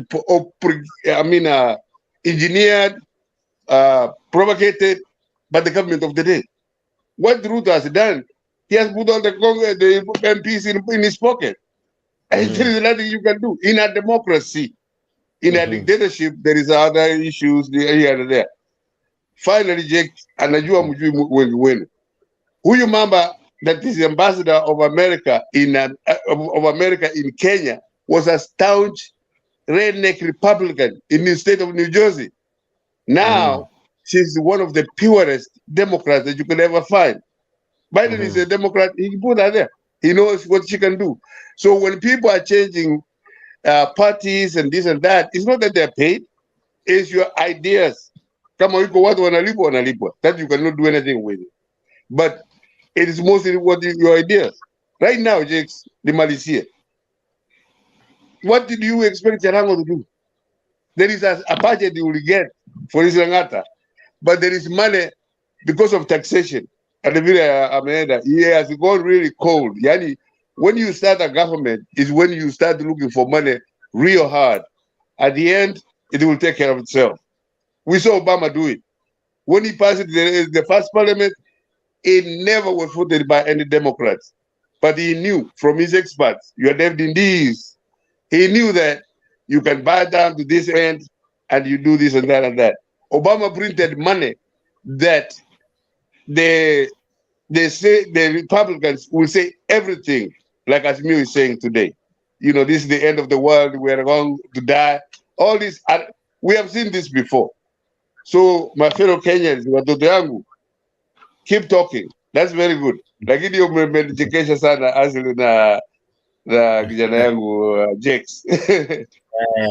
Yeah, sorry. At times, I don't want to be just to have a show where all of us are talking the same. So when I find you are this way, I really work hard to be the other side, even though I don't agree with the other side. Now, Black, I come to you. The government. Black, huyu ni mtu kijana yangu Black, musalimie sana. Ako sawa. Now, Black, what happens to this government? Because everyone doesn't want to pay taxes. It's painful, as Rigathi Gachagua said today. It's painful to pay these taxes. But by the end of the day, someone is asking for a road to be made. One wants the hospital to be filled with drugs and all. They're asking for services. We can't borrow, or even if we borrow, we can't borrow to the extent that we would wish. As a government, what do you think Ruto ought to have done or do so as to, one, make the public understand what he's doing, two, raise money without hurting Mwananchi, which I don't know how he would have done it, and eventually still, three, pay the debts while still running the economy. A very interesting balance. If you can really crack that, I would cut this clip and forward it to the many who can, and maybe it can reach the president. So how would he balance it? First of all, hello to everyone in the panel. Shikamoo mzee yangu Jomba Pen Nyagaga. Asante sana kijana yangu. Na watazamaji wote, I hope we're all doing fine. Jakes, kama kawaida nawapenda nyote. Now that's a very interesting question, and it's a position that nobody would want to be placed in. I mean, if you were to be the president right now, because the confidence level it's an all-time low, whereby the Kenyan citizens have so little confidence in their president right now, such that whatever measures that he may come up with that may seem to be a solution, they automatically seem to be like the way people call it, stories ajaba in the minds of many, you know. So the first thing would be to clean up the PR. I mean, kufanya usafi ya image ya serikali as it is, and that can only be done in because by the time they took charge of the government to this point, despite of what has been happening, I'm sure there are some positive things that they've also achieved in between. Now, these are what that maybe some people are not aware of because they do not bring them out in the limelight for people to see. You see, if they could find a way of publicizing these things to be seen by the people, maybe through the media, watu waone okay, kuna hii vitu tumefanya, because in the beginning they tried to do that, because I saw when they were launching the dam that ilikuwa imefanyika Kirinyaga. If they would have been on that trajectory of showing what has been completed by this current government, because kuna mengi ambayo yalikuwa yamefanywa in the previous government that this government just came to complete, right? Because not necessarily that all projects that do occur, governments complete them. Some are usually left halfway. Now they could probably come up with a way of showing that this project was ongoing and we have just finished it, to come over before they embark on the new ones. Now, another thing is the issue of CAS. It gave a wrong perception to people that perhaps the president does not care in matters expenses and wastage. No. Now, I think it was too fast for him to have done that, to make that move of appointing 50 of those CAS. He could have gotten slow on that and maybe did with half of those and maybe find some other positions to place those other 25. And the appoint maybe out 25 or 26, then the other half out of 10 nafasi zingine elsewhere to place them, right? And the issue of finding money to perform the projects now, to offer services, the only way this money can be found, sourced by the government, is through taxation. There's no other way. Now, mwananchi has no problem being taxed as long as these taxes that they pay is used in the proper way. Now, it takes us back to the first thing that I said, which is to portray or to show the public what the government is achieving, so as to gain back the confidence of the Kenyan wananchi, which already right now is an all-time low. So as long as they can try and gain that confidence of these Kenyans, it's going to be very hard for them to try and convince them into getting taxes out of their pockets. Now, as much as it's hard so much to pay these increments for taxes hapa na pale, it is inevitable. We have to do it. Tupende tusipende, either way. Siko ubaya. No, it's unfortunate, but that's the situation that is. As to the debt ceiling, which you said tumeifikisha right now, the only way is to just increase the debt ceiling. The same thing happened in the US just recently. Ukiongelea the debt ceiling kuongezwa, they were negotiating that, right? as early, I think last week. Was it last week, but one. I'll get back to that. So raising the debt ceiling is not something new. That is something that is kawaida. Okay. That is something that's kawaida because the US is doing it right now. So otherwise they would default in their loans as it is, right? Now, kuhusu the finance bill, I will get to that later on after I finish today. But as to the cost of living to the wananchi, I think the government is doing poorly in its kuhamasisha wananchi in regards to what is happening globally. Because as it is right now, even Germany is in recession, as great as it is. A great country like Germany is in recession. But sasa unajua wananchi wengi wa Kenya hawajui vitu kama hivi. So maybe in one or another, government is just failing in its part of kuhamasisha wananchi kujua kile kinachoendelea. But the president ought to try and reduce, cut on wastage, unnecessary expenses, try to push for the debt ceiling to be increased, as well try to increase the confidence of the Kenyans on the government. That's how I look at it. Okay. I'm seeing some nice articles sent by my friend here, Conchella. I'm reading them actually as we are going on. But let me ask you, Mwananchi seems to be bothered by this financial bill. The naysayers are out there. They are really having their field day, and many have not even read, right? And those who have read, others like Edgar say they can't understand it, and those who have tried to understand, they don't seem to really like it, right? The opposition as well is working very hard to oppose it. Now, what should the government do to really, because just stamping about the bill won't make it good, right? What should the government do at least to make it be concerned to Mwananchi, so that by the end of the day, whether it apita, because as they have said, it apita too, what should the government do? Should it really work very hard to inform the public, so that as much as the masses are told the negativity about it, they're told the good side about it, the bad side about it, the truth, the whole truth, right? Not the sided opinion or anything, the whole truth about the bill? Would that really help the bill or something? Because by the end of the day, it's like this bill, it's in any the funniest thing, we always have financial bills, but this one is one that has rubbed the whole country.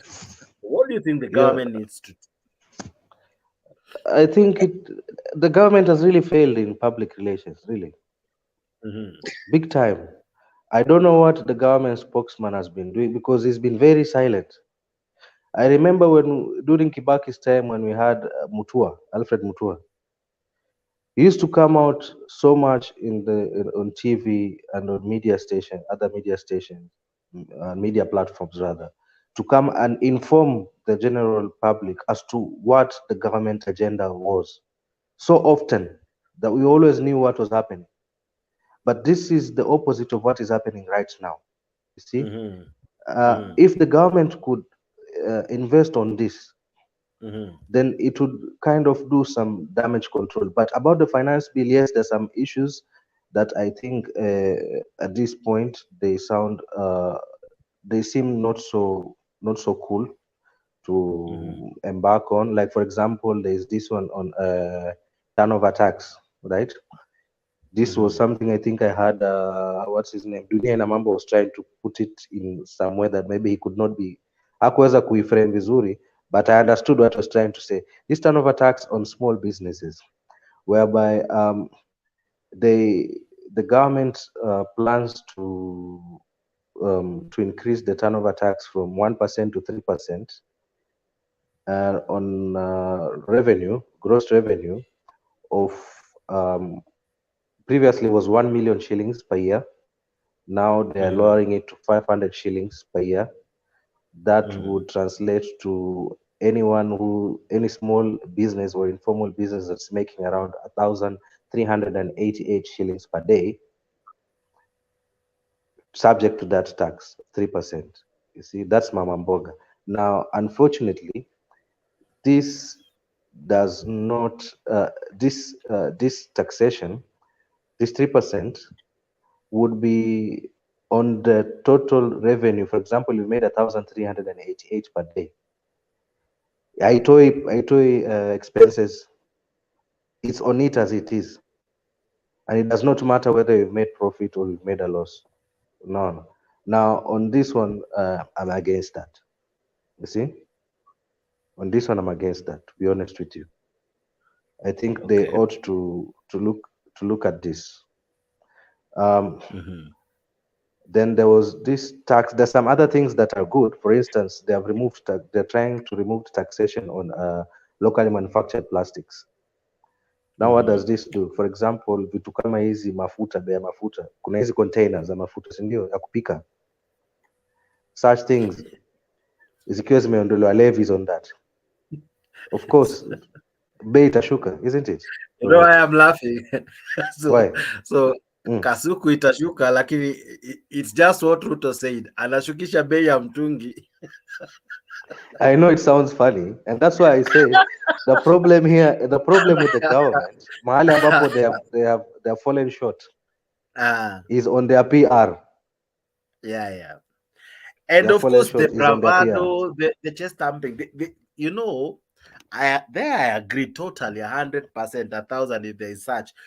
You see, if we really had a PR docket in our onyesha the facts, the truth, and listens as well, because as much as they are telling us, they equally ought to hear us when we tell them, so that they can relay our message without telling us whether you like it or not, whether the heavens come down or not. This one must pass. You know, such form of leadership is what brought BBI down with a third. So I agree with you, right? Now, Nyagaga, I see you raising your hand. Yes, Nyagaga. Yes, turnover tax bana ni watu wana earn between 500,000 na kwenda mbele. Let me say one word. KK, if let me say one word before my uncle. What my son has said. Hey, wacha niseme kidogo Black. What Black you are saying is 100% right, and it is true. Because Jakes, when I challenge you that the opposition should come up with ideas, one of them is exactly what Black has said. If the PR from the Azimio, if it was organized, it would be 100% better than the UDAs. And I'm in the UDA. So they have failed on that one. But against who? Black. That's the problem. If we had a competitor that competed at that level or higher, then you will beat this guy. And it is hard. But in Malaysia, kwamba Black, every government, that's why I was saying earlier, raises this debt ceiling. And here in America, you know, Mr. Black, if the Democrats are ruling, they are the one who will initiate that debt ceiling. Guess what? It is to pay for their own interests. They can be selfish, they can be anything. If the Republicans are running the government, they will initiate the debt ceilings, but it will end up favoring the Republicans. But I would like Black for you to think about Kenya being like South Korea or countries like in Malaysia. Yes, they go through that, but they raise everybody. There are places here in Jake Ukienda. Come on, Ukienda, Mississippi, went to California. You go to New York and go to Alabama. You would think you are in the different countries, but they raise the debt ceiling, Black, all the time. And they address issues. But with us, I want you to be like South Korea or Southeast Asia, where you will never, even Black, you talk like you are in America. You will never find a Korean working with you, especially South Korean. They figured this out. It is a question of the government directing its education and to its value systems. So let us go to that direction. Ukienda vile tumeenda ya America, it means the Turkanas will be Turkanas, and some of us don't agree with that. I don't have a problem. I'm from Kisii. We are very developed. Asante Jakes. Aha. yangu hapo at least Black is saying ameongea. something. Yes, thank God that you've posted this, that's right there on the screen. KK can actually see it. KK, a gross turnover, it's like for ya mzima. It's not as the way you're trying to put it, it's like an income ya mwezi. That's not the case. I don't know kama tumeelewana hapo. KK, it's for you because you are trying to dispute and trying to say that sio vile ilivyokuwa tumesema kwamba hii turnover tax ni ya watu wenye wana earn 500,000 a month. It does not work that way. This is for the whole year. So if you calculate, they've capped it from before it was 1 million to 50 million, a minimum of 1 million shillings. A business making 1 million shillings to 50 million shillings a year. Now they've reduced that to 500,000 to 15 million. Black, when they I don't reduce think that, you guys will agree. They have their own argument, and you have your own argument. You can try to convince him. He can try to convince you. None of you will agree with each other. I'm sorry, Jakes. Yeah. So ukifanya hiyo 500,000 unajua it puts it keeps everyone, inaingiza kila mtu, inaingiza watu wengi kwa basket. When they lower that, it means they will add a lot more into that. Now listen, if you're making 500,000, if 500,000 divide by 12, and then on that divide that by 30. By 12 means each month you get to find out what they earn each month, and then divide that by 30 days to get to see what they earn per day. If you do that calculation, it will come down to around 1,388 shillings per day. Mtu wa pikipiki, that's an informal business person. Yeah, I don't think it's like that. Anyway, you're not going to argue. That's how it is. No, It's these not ones like are informal. that. These ones are quoted You're directly stretching from this. the bill, eh? Yeah. Informal. That's what I'm no, saying. These ones are excerpts from the bill. I support the government 100% because I voted for it and I campaigned for it. But where I see there are some things that we need to look into, I will point out. That's among them. You see? But on the issue of, let's say, sio yote ni mbaya. Nimetoa mfano kama they have removed the taxation on locally produced plastic products, right? Nimetoa mfano. So vitu kama containers za mafuta ya kupika, this packaging kama hiyo ya sabuni, zile plastic ambayo inafunika sabuni ya kuogea na nini, zile wrappage, if it's not taxed, it means the cost of those items will go down, right? So that's among them.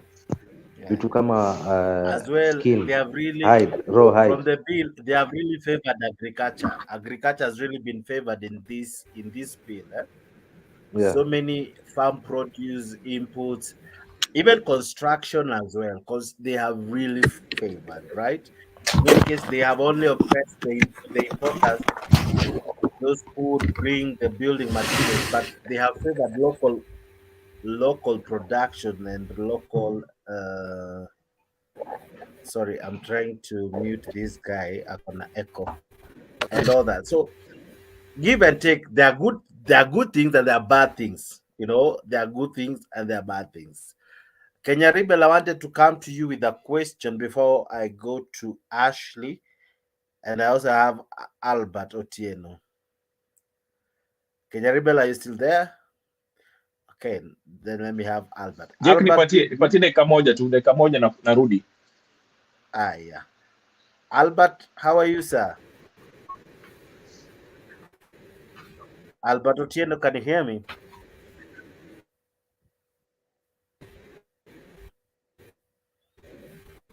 Albert Otieno, can you hear me? I can see you, but can you hear me? Okay. Ashley?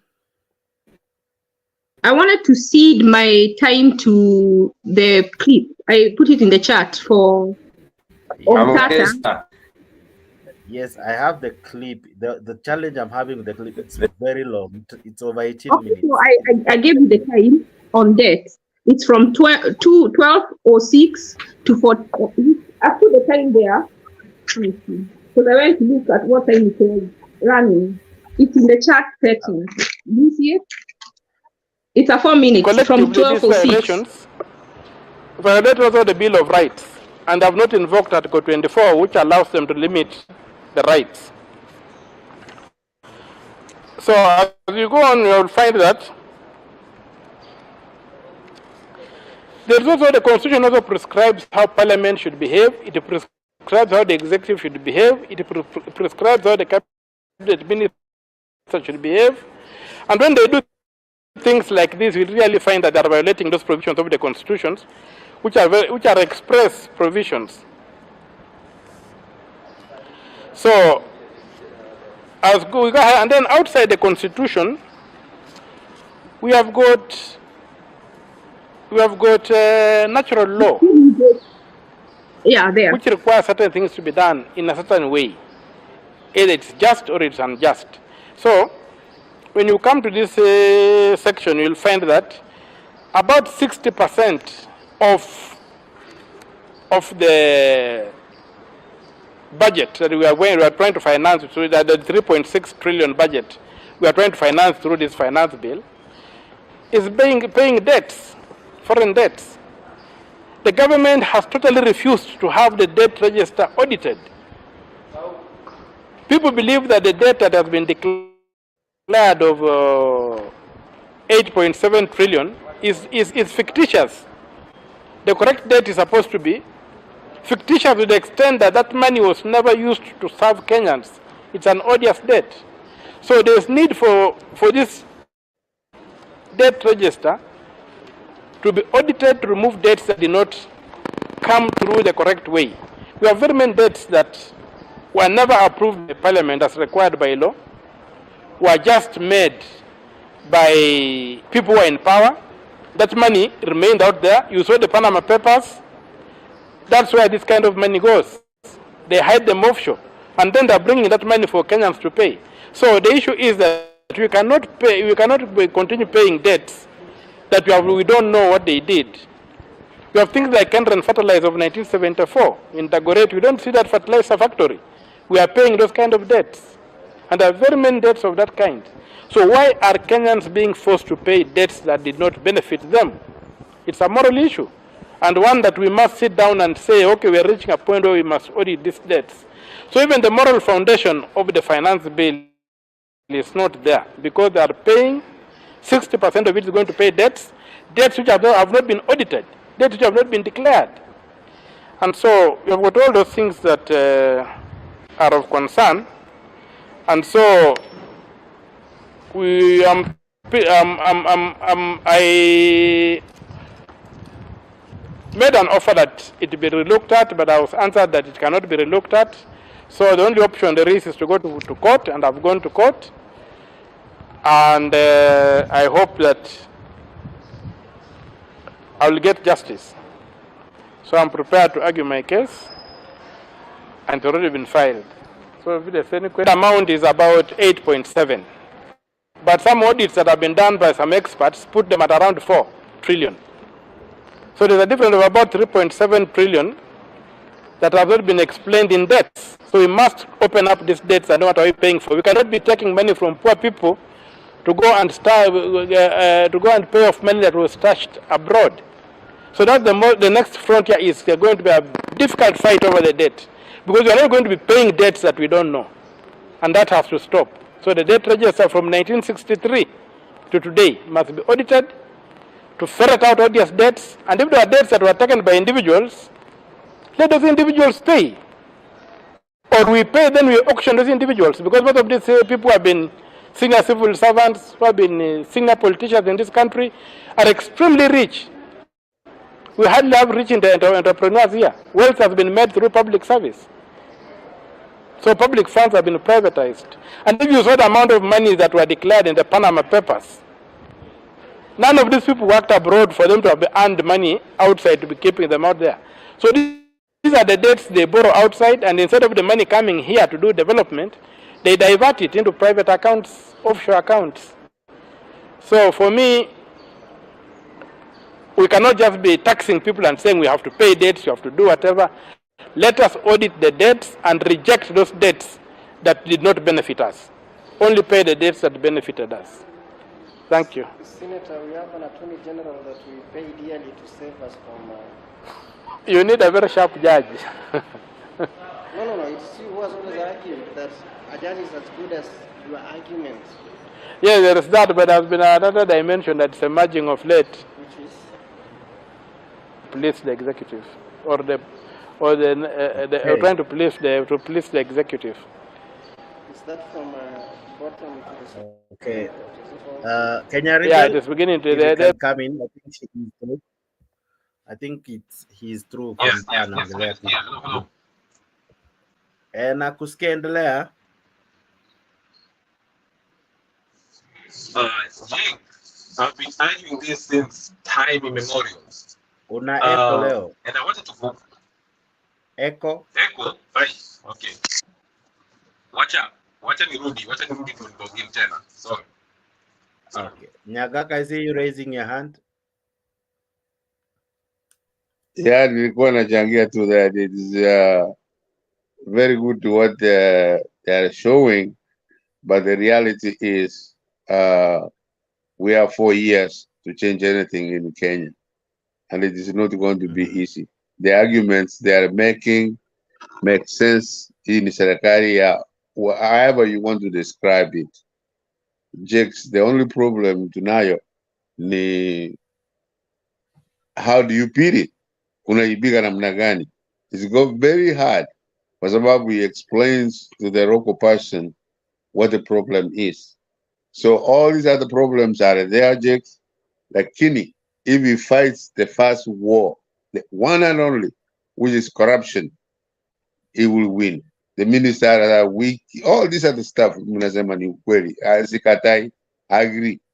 But if he fights corruption, any smear of corruption, if he fights that, he will succeed. We have had Tom Mboya did not go to anybody's school, but the monument that he built in Kenya are a lot. So it's not just you have to go to the college and get a piece of paper and then you can do a miracles. No, anybody. I'll tell you so many people that have ruled the world. John Major in England never went to Oxford or Cambridge or anybody. You know, there are very examples. I'm not discouraging education. Education is good. But you cannot just use it that you are going to change anything. What the Arab Ruto has done, Jakes, he could put all the members of parliament in his pocket, regardless of how he did it. And then he can rule Kenya. What we hope, personally, what I hope, like, he better not change the constitution where he can go more than 10 years. That one, we will have to fight.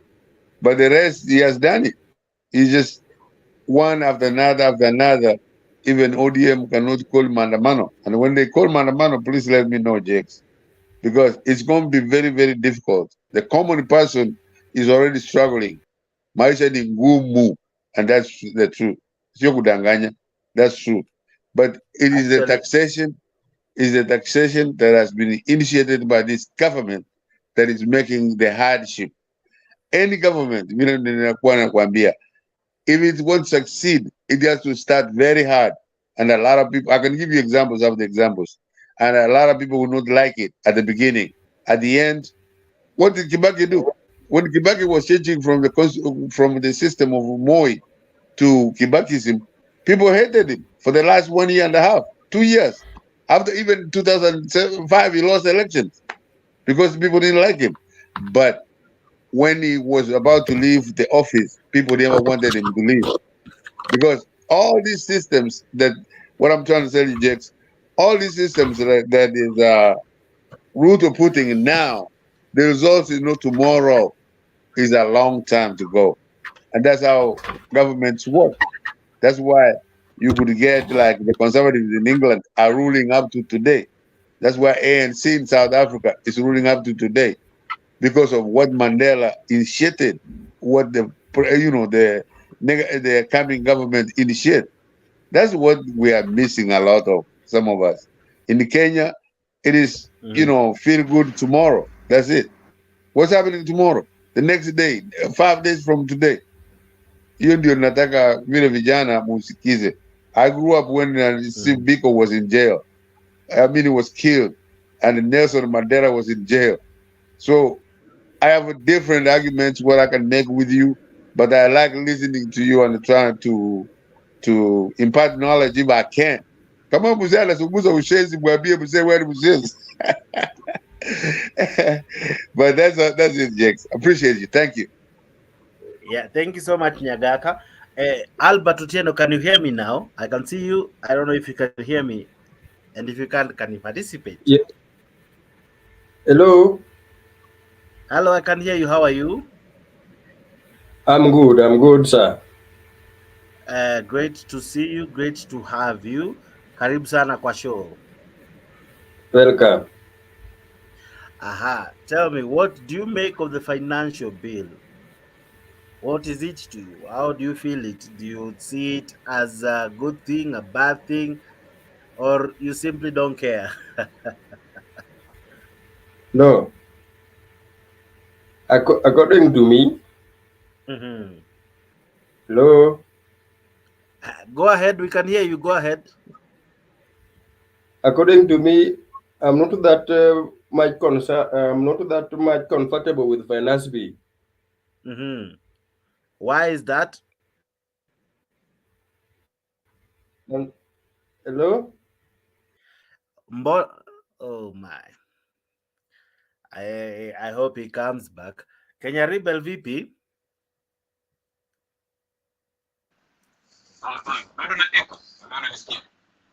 Because I think ama ni kwangu Black, how do you hear that sound? Ni mbaya ama iko aje? Sorry?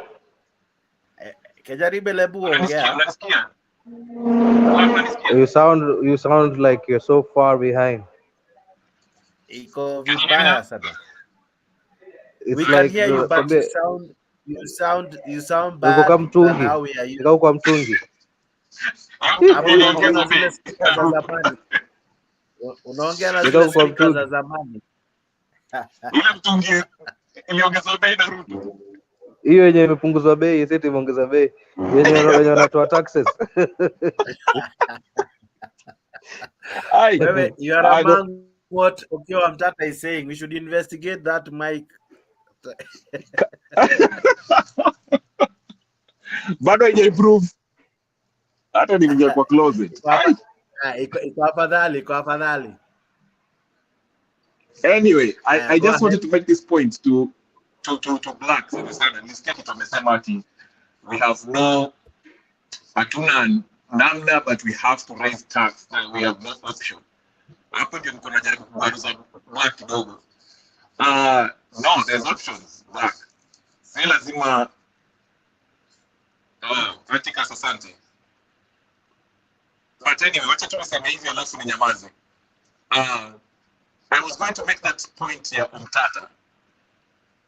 I've been saying this. Instead of raising taxes, why can't we go through the money that has been lost since independence? I know there's no political will, but it's doable. I gave an example of Isabel Dos Santos, mtoto wa yule the president wa Angola. Her ninio, the government went after her ninio, the family's wealth. Ambayo iko huko nje na ambayo iko Angola, and they used that to put in the economy. So imagine how many people who have been involved in corruption. I gave an example one time. I was reading this issue which came out in 2007, November 31st, 2007. That's from Guardian newspaper, and it highlighted how much money the Moi family have. I'm talking about trillions in Kenyan shillings. So imagine if we go up tukienda hizo pesa za Kenyatta, Moi, go down the list. It can pay our national debt and actually pay for this 3.6 trillion finance bill that Mr. Ruto wants us to pass through, to approve. So that's why I wanted to pose this question to Black. Don't you think it will be prudent for the president, instead, before he even passes this bill, like Mutata says, go back, collect this money that was lost, because there's no point of going through a 3.6 trillion, approving that, while we are not guaranteed that this money will not be stolen. There's nothing to show for it. Don't you think it will be prudent to do so? But as far as the bill, I'm still reading it. I haven't read all of it, so I can't argue if it's good or bad. Some parts I told you what the housing bill, affordable house bill. I told you what I don't like about it. But the rest I'm still reading it, but in depth, so I don't want to argue from a position of ignorance. So I'm still reading medication to keep the issue. I will address it then. But yeah, Black, and also another thing, Black. Sorry, I don't have not heard anything. Sorry. Before ufike mbali, sitaki uongee mengi, ufike mbali na sijakusikia. I would really appreciate kama unaweza anza tena. Imagine sijasikia kitu. Nimesikia Black.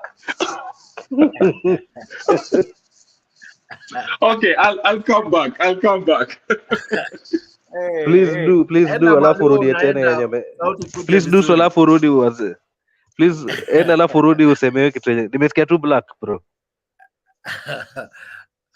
Jagaga, before I come to you, I wanted to come to Ashley because there's something I played from Okiya Omtatah. He raises very awesome.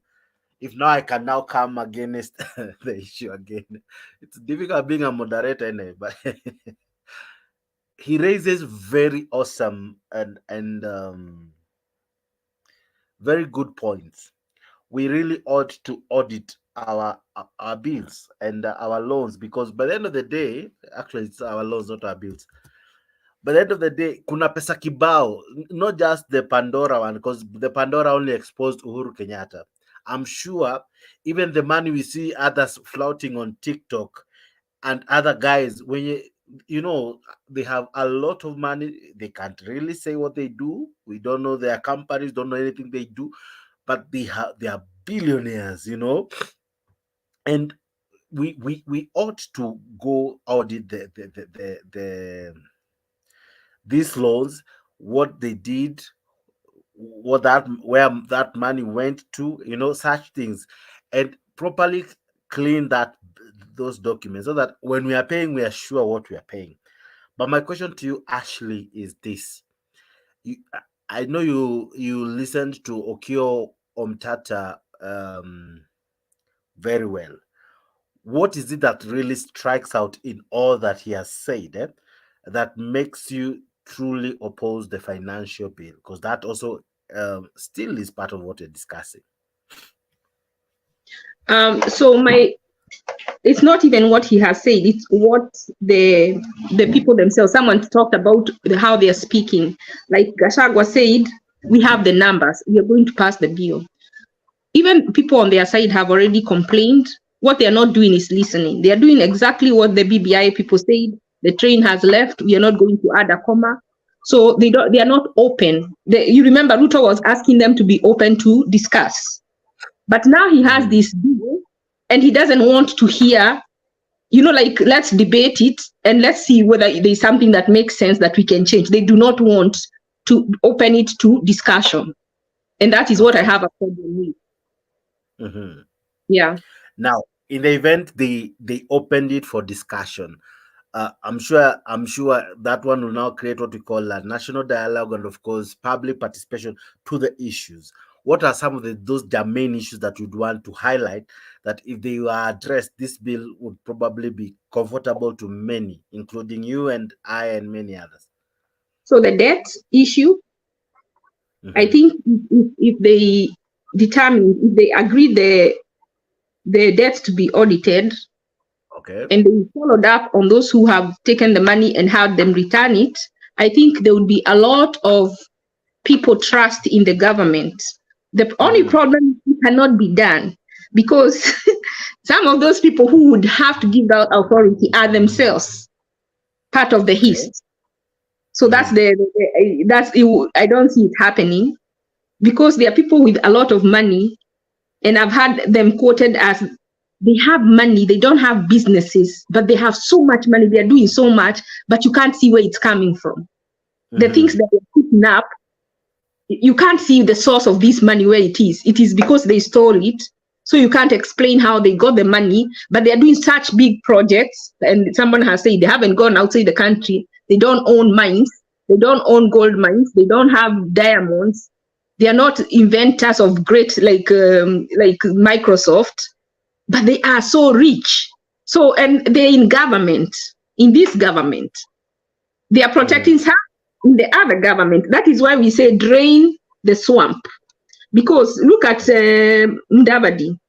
The other day he was laughing with Uhuru. Do you think if he had to put an axe, he would axe Uhuru? He can't. Because that's his friend. And that's the problem with us repeating the same people. Some people say we chose Ruto to punish Raila. Do you know there are some people who didn't even consider Raila because he was with Uhuru? Not because they hate Uhuru for supporting Raila, because they know that Uhuru family has stolen so much money. And he was like right-hand man of Raila. So when Raila gets there, the first thing he will do is protect the assets of Uhuru. So why vote him in? So if they can, if he can fight the debt and stop doing regressive policies that can, like, let me tell you, like someone here said about in the West, and we compare because like some of us are advantaged that we know the Kenyan system and we've gone outside and we know something else. So we are able to see what can work in our country. So we're not trying to brag, we're not trying to tell you about the West, we are telling you something we know that can work. Like if they say we are going to do the levy, after having shown us that they will fight corruption and actually doing it, if they do that, then we know the money that they are going to collect will be used for that purpose. Then they say, let's cushion anybody making under 50K is struggling. Most of them don't have disposable income. Remember, these people, most of them are taking their children to school. Some of these people's children didn't go to school because they couldn't afford. How then are you going to tell them to save? Now that is being I'm glad you brought that point. Actually, it has reminded something I needed to ask. I think it was you or someone else, but they are busy asking for the 3% and every other thing. And today in the news, schools are already complaining that they have not received their capitation, others from January, and schools are expected to run. Now, you equally said some civil servants haven't been paid. Counties are demanding their cut. It hasn't come in, right? I saw the other day MCAs are equally saying they equally need, of course, them it's a different issue altogether, but they also need a pay hike and all. Some doctors are on strike in some counties. Now, if the government is not able to meet some current issues, what will happen after the 3%, what was katwa, and then you want to go for it? Where will you get it? I think it's not you. Someone also equally said that kuna watu bado wamecheleweshewa their NSSF money. So I want you to imagine uko na haso ya NSSF, uongezewe hii ya 3% after 7 years.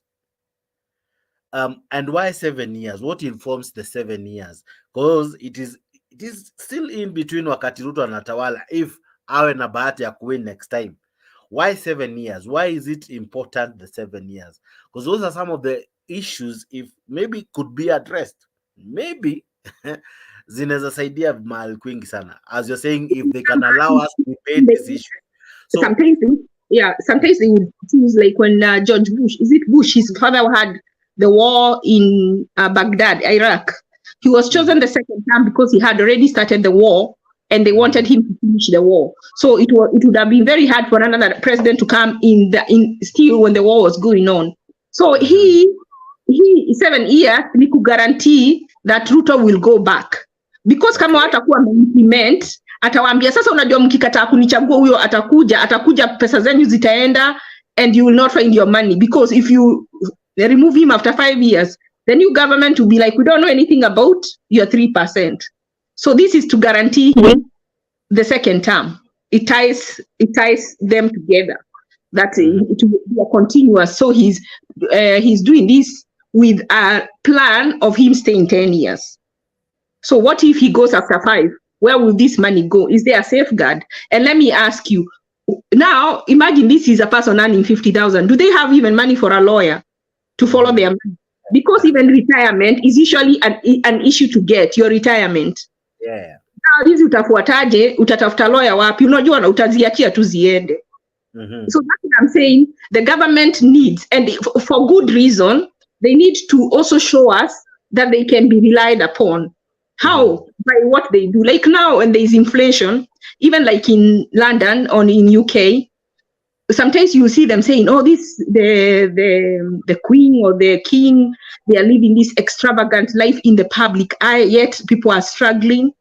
Now in Kenya, they are saying that the economy is bad, but what we are seeing our politicians do, we don't see anything. In fact, they are living large. They are just jetting around. They are just, like even Omanga, you saw another time she had put money and taken pictures of the money. Who else had taken pictures of the money? They are not struggling. Yet they want us to tighten our belt, but they haven't tightened theirs. They are increasing their own money. They are asking for allowance. They are asking for increases. If they had said, we are going to take a 25% cut, we are going to reduce or not even take an allowance, when they ask us to take a cut, I think we would not complain. But they're asking us to take a cut and they are not.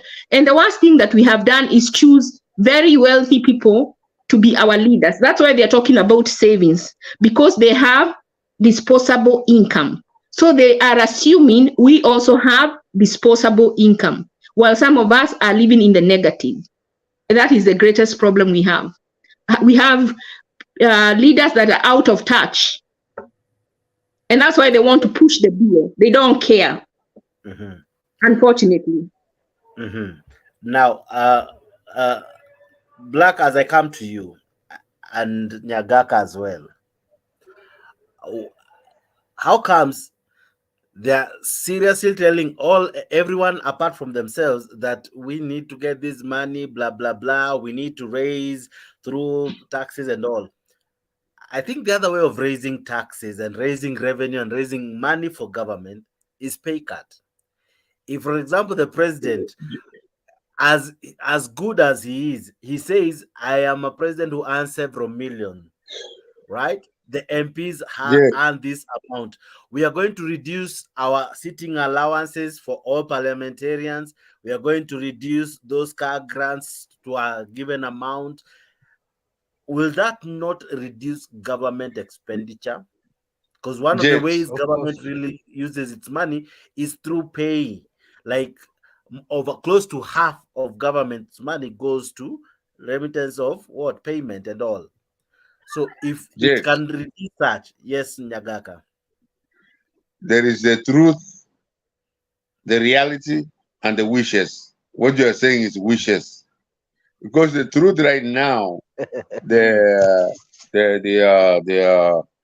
Uda government is surviving because there is no competition against it.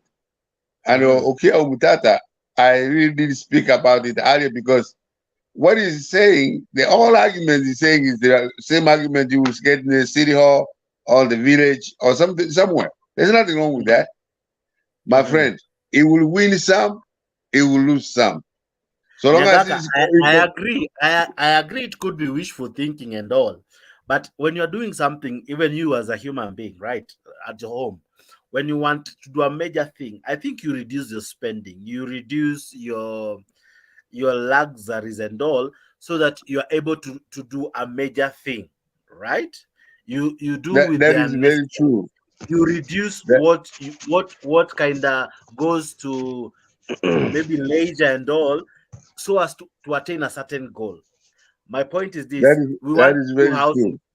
true. My point is But this: we want to do housing so that to create jobs.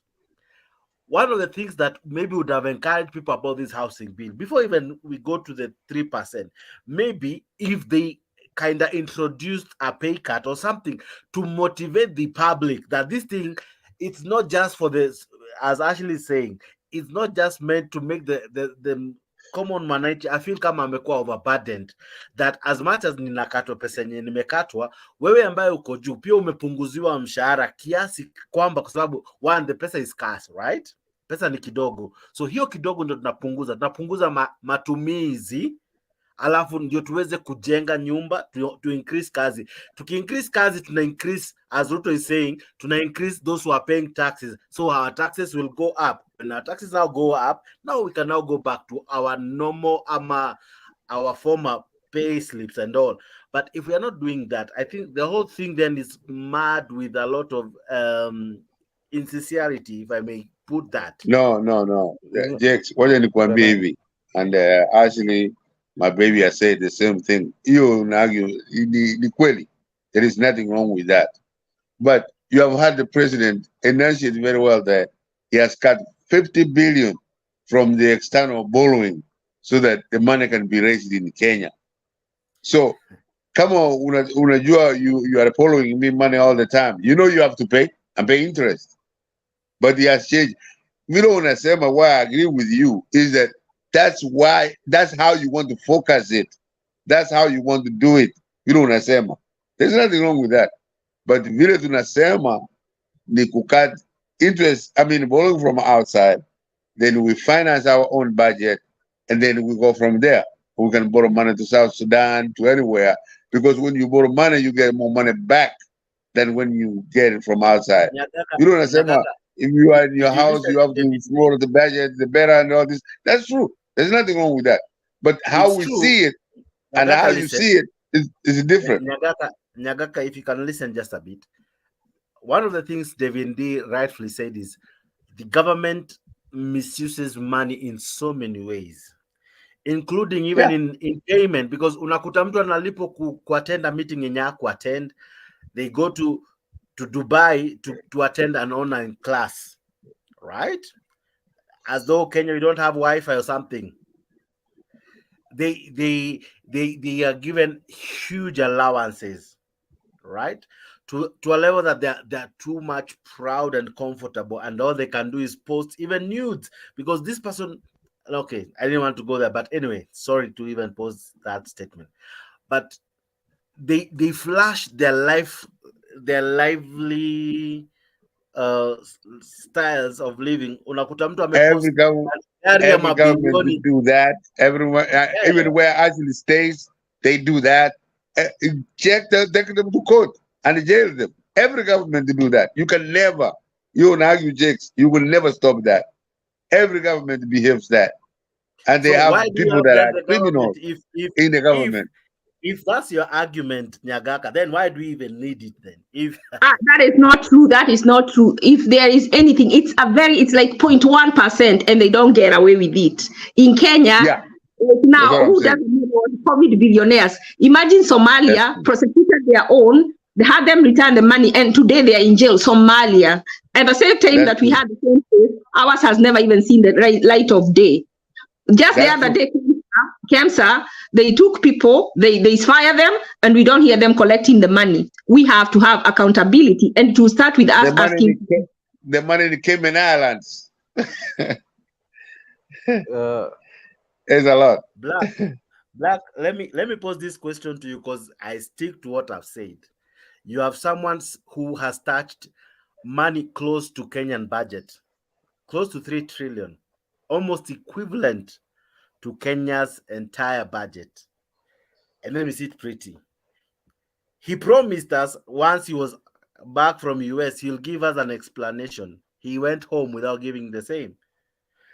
Among many other things that Okiya Omtata is raising. Money that cannot be accounted for has been apart from not being accounted for, Jay, that money, one thing that the other countries did when they had their people on that list is start an investigation to see, was that money, before it was taken out, Was it paid for taxes? It could be an evasion of tax. So if they evaded tax, can you imagine 30 trillion Kenya shillings being taxed? That would pay the debt, and that has not been. And Herman Manyora was saying, let's start now going forward. Let's not look at those ones who stole before. I am saying, if we are going to do that, they need to open the jails. They need to remove all thieves, because unless you're telling us that there are people who should be prosecuted for stealing and others should not. It is just like the housing levy. They are charging only people up to 83 who earn up to 83,500. Anybody earning like $1 million is only paying 0.25%. How is that fair? If it is 3%, if Ruto is really for the hustler and he wants hustler to have money in the pocket after they have paid their bills, he should exempt anybody paying below 50 from the 3% levy and charge those ones earning from 50,000 up the 3% levy, and it should go all the way 3% for anybody with a pay slip, period, without having to have a cap. Then he will have more than enough money to build the houses that he's saying. And you know what? Why he wants to get money from the poor is because if they eat that money, nobody is going to follow them. If he touches the money of the rich, they will go after him. And that is what I have seen, that they have seen that they can they can walk over us. That is why he's capping it at 83,500. The people who cannot speak will come here, will complain, will go home and sleep, and you will do nothing to them. So we should ask, if you're going to do 3%, it will be across board. Otherwise, we will not agree for you to put a cap on it. If you you can't. If you want to do something about it, put a minimum of 50,000, that you have to earn 50,000 for you to be taxed, because anyone earning under 50,000 does not have disposable income in Kenya. Black, may I ask you this? Is the government running short of ideas on how to tax its citizen, that it's falling into funny ways of raising taxes, including taxing what do we call it? These fake beards that me and you are planning to buy for our good brother Alex. You know, we had an agenda for Alex Media, only for the government to come out and mess the plan. They messed the plan, No, the thing is this. The thing is this, because let me say hello to my brother Alex Media. I hope you're doing fine. It's been a while. Nice to hear from you. Hope to see you here soon. And your family is doing great as well. Unaona Kenya Rebel baada ya Mike kuharibika ameenda kwa comment section. Keyboard la jaribika yake. So it is very unfortunate because as we know, IMF, what it does is kama inchi kuangalia economic situation ya inchi, right? Now if the health of a nation economically is bad, that's when they come in and they introduce some few policies here and there for you to adhere to, and as well alongside mapeni kipesa. Now it's very strange that in the case of Ghana, they were very consistent in insisting that the government should do what do you call this, cuts on their expenses, right? But when it came to our case, they were insistent of us imposing some new taxes. This is something that I really find strange as to why the IMF has not pushed the government to do some cuts on its expenses. I still do not understand why. And on the issue of money that has been looted, I think it was Babangida, is it Babangida, the president of Nigeria, kitambo sana, and Mukina Mobutu Seseko. These presidents died some years back, and pesa ambao walikuwa wameloot zilikuwa repossessed, right, by the government. This was a good step. Now, I don't know why in our case, we have not ever thought about doing this. So I don't know whether there is some international players out there that are either part of this money being looted and they provide cover for these people such that we do not get to have any of this money recovered. I don't know. I don't want to sound like a conspiracy person, but I can tell you for free, it raises if we dare eyebrows. do that, if we dare do that, you will even find some people who have suffered in life coming out to defend these billionaires. I don't know if you saw after people stole, which was bad. People stole Uhuru's goats and all. I don't know if you saw women came out and did what they did. And then, as if that was not enough, some people began contributing to some people began contributing to refund back Uhuru. Now, if we dare do what you're saying, I can tell you for free, there are people who will come out strongly, some politicians, some members of the public, they'll come out and defend them, and we will never get to the bottom of it. So I don't know which tactic can be used to, unless tufanye ile story ya ule jamaa wa, because hata when Waluke was jailed, I don't know if you saw his constituents walisema ati amefungwa kwa sababu opponent wake ndio you remember what they did? And they even burnt his car when Waluke was jailed. You remember? Question right now will be, even before you finish, Jex would be, what has happened to Waluke as of this point? What's happening to He's him? a member of parliament sitting pretty and enjoying good pay. What happened to his appeal case? We don't know. I don't know. It just went quiet all of a sudden. Yeah. He's the first person that I've seen ameappeal kesi akiwa nje after being convicted. Most of the convicts are usually convicted, you go to jail na unafanya apili yako ukiwa ndani ya jela, apili yako ikiwa successful ndo unaachiliwa, sasa unatoka jela. But this guy, for some miracle, it happened to be the other way around.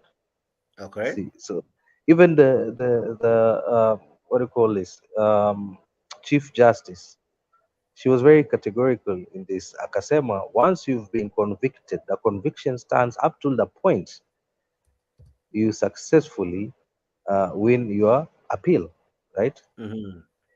Now, as long as you've not won your appeal case, you're still a convict. So he ought to be a convict right now in jail. But I don't know.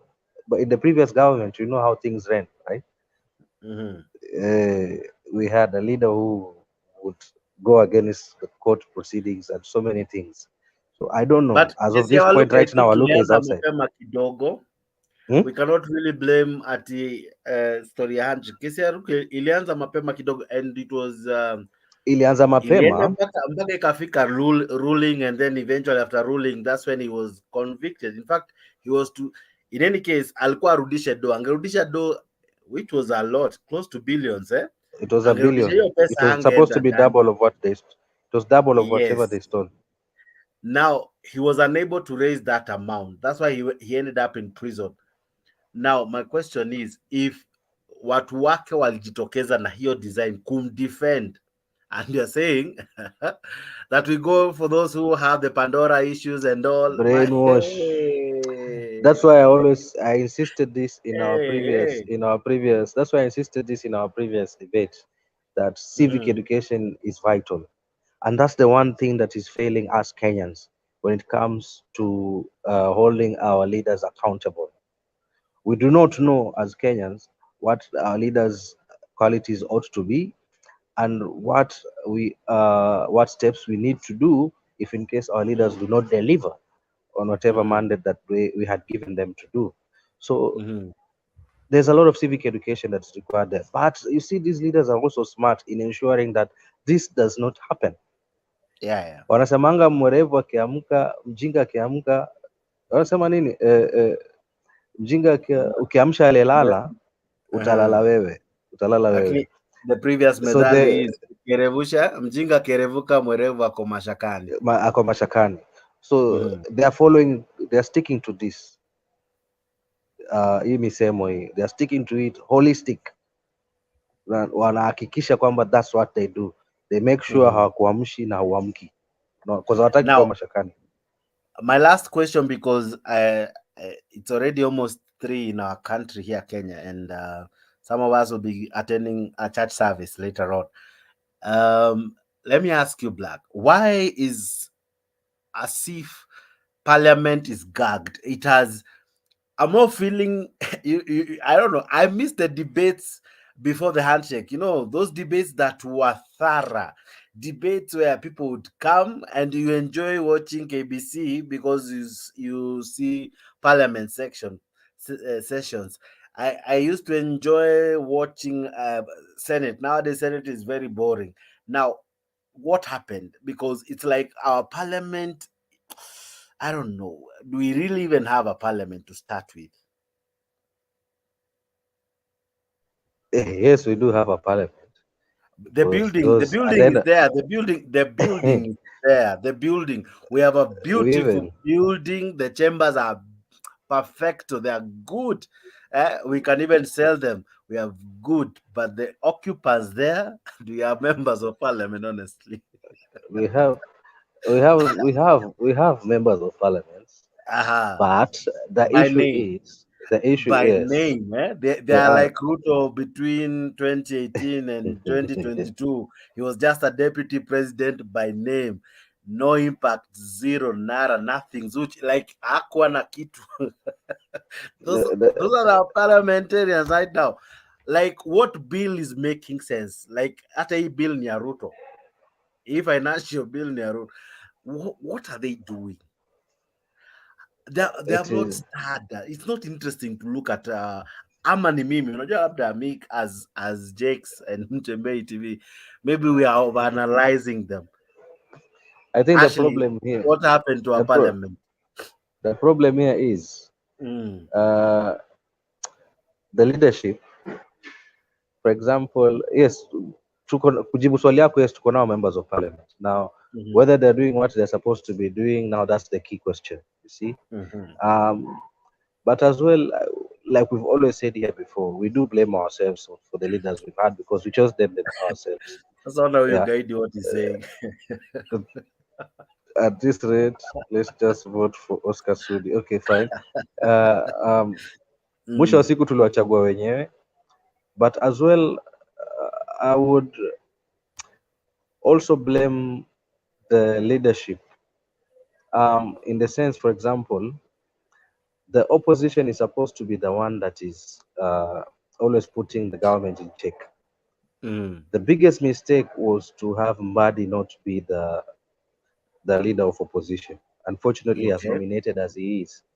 Because I think, hata ukiangalia anavyoongea sahi, he pushes agendas far much more aggressively than the current leader of the minorities.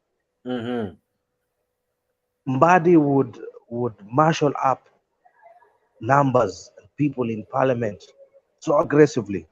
No.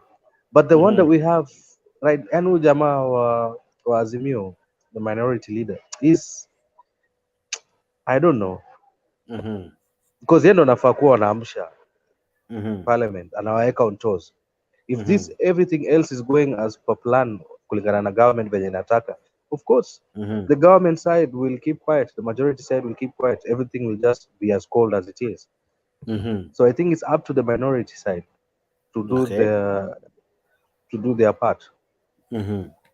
I would have really loved to see Mbadi come back as the minority leader again. He did great. Yeah. Actually, are you feeling a representation from the parliament? I mean, just me. You know, it could be a very I could be opinionated about the issue, but what's your take about the parliament now, the Senate? As Gachagua said, they feel insulated by the numbers that we gave them, but they're using those numbers against us. The quote that says, when government fears the people, there is liberty. When the people fear the government, there is tyranny. That's what we have now. We inflict pain on our MPs, MCAs, senator, governor, so that they can fear us, fear losing their jobs. So now the fear is being on bad terms with their party leader. But we need to remind them that we are their bosses. How do we do that? By holding them accountable. Starting to teach the list of these. The ones who are weakest, let's embark on them and get them out and start eating into those numbers that Gachagua is bragging about. If we take about 10 of them out, I'm telling you, they'll start listening. We have to do action. Yeah, that's what's missing. We complain a lot. It's time to start inflicting pain. Can I ask you, Black, a direct question? Now that you're a UDA supporter, did Ruto weaken Parliament when he chose Akina, those guys who would make slightly some noise in Parliament, Akina Murkomen, Akina this lady is called, who I'm forgetting her name. Yeye kuwatoa Parliament. Aisha Juma. Aisha Juma, she had already lost her. She had already lost her seat. Yes, Governorship. I'm talking about Adan Duale. I'm talking about Alice Wahome. They were good. They were vocal. We didn't. We elected them knowing they are going to Parliament, only for them to be, and then those who even replaced them, I'm forgetting even their names. They are not known. Was he working very hard to reduce the voice in Parliament?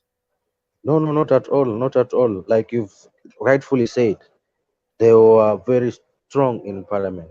They were very active in Parliament. So he equally wanted this active quality about them in his cabinet, right? These are people that would deliver in Parliament. So why not have them come and deliver in your cabinet? That's how I look at it. So it's not that he wanted to quiet the Parliament. No, or to silence the Parliament. No. He wanted to have people that he knew had a track record of delivering into his cabinet. That's why he had Murkomen, the likes of Murkomen, Aden Duale, Alice Wahome into his cabinet. We have like 24 minutes before we wrap up the show. I'll be posting like 2 questions to each, and then we summarize. And to my brother Alex, I am extremely fair. I'm really trying to be fair, so I have to be there, both sides. Now, I begin with Ashley. What do you think would happen in the event this bill is pushed down our throats? I believe it will be, as Gachagua said, unless they have a moment of an awakening moment. They don't seem to do.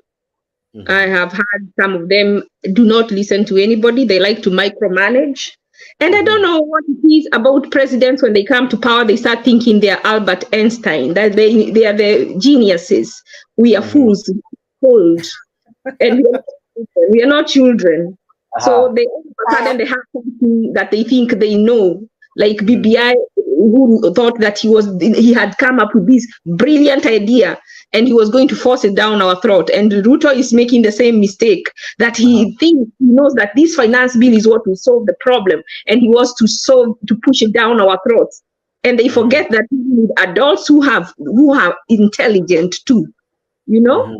Why don't you sit down with us? Because it's just like you're the all of a sudden that you've become president, you've become anointed, and you're the one with all the answers. You don't.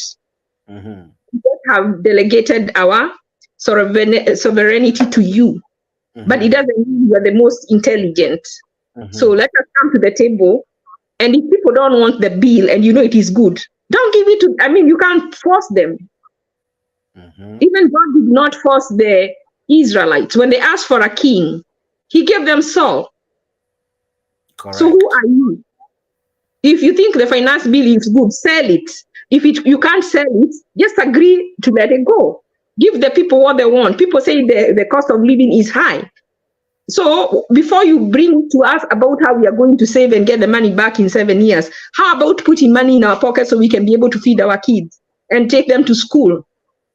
Why don't you do fast things fast? In your own house, if someone comes up and you have money and then someone comes up, they are really sick and you needed to build a house. You still build the house and let the person die in the house because you had already built the house? You do priority. What is priority? People are saying they are hungry.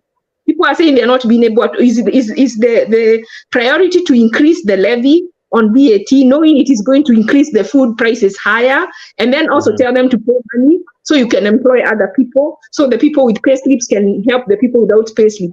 Have you thought to yourself that this person with a pay slip is taking care of their relatives at home who don't have a pay slip? So if you take the money that they were giving this poor relative and put it in an account to give them 7 years, and these people that they were helping going to become thieves, insecurity is going to increase because we are going to have more people who are going to steal, not because they are thieves, not because they are criminals, because they have been pushed to provide for their families. You know? Awesome. And, yeah. Same question to Black. Yeah, you have in your way. Sam, not Sam, Black or Blake. Yes. Same Blake. question. What do you think happens in the event it's pushed and passed? What does the sense say? What do you think happens? Azmio has already issued an ultimatum by Monday. If something is not done, they I don't know what they'll do, but what do you think will happen in the event this is pushed and amended and with all the thorax? First of all, the cost of some items would go up. For example, for example, they said that they're going to increase import tax on raw materials. Now, for example, clinker, which is a core raw material for production of cement, usually import about 70% of whatever we use currently in Kenya, right? Now, that would as well go to increase the overall costs of a bag of cement, right? And here we are, we want to go for the construction of the affordable housing. That will as well also increase the cost of the houses at the end of the day, because the cost of production will go high, right? Now, that being said, if the cost of production will go high, is the government banking on the fact that due to the high number of houses that are going to be constructed will increase the demand for the cement such that the cement factories will still make money from the high volume sales of the bags of cement being demanded by the construction of the affordable housing? The answer is yes and no. But the overall effect would be if the cost of production will go high, in my view, a lot of dealers in cement would prefer to import cement from our neighboring countries, let's say Tanzania, right? That will be far much cheaper, so as they can be able to afford these things when it comes to construction. So I think it would have negative effects on the overall sale volumes of the cement being produced in Kenya. And I don't think that is well informed, in my view, if I'm to comment on that. That's just an example. Okay. Actually, the next question. We already are seeing some disquiet in UDA. Wamushomba has already begun making some headlines, and I think another leader from Mukambani. So UDA, it's in a way, kuna leaders who are not comfortable with this. Now, my question is this. Will this be the beginning where we now start seeing another faction forming that now seems not to agree with some of the things that the government may want to push with all its might to the people.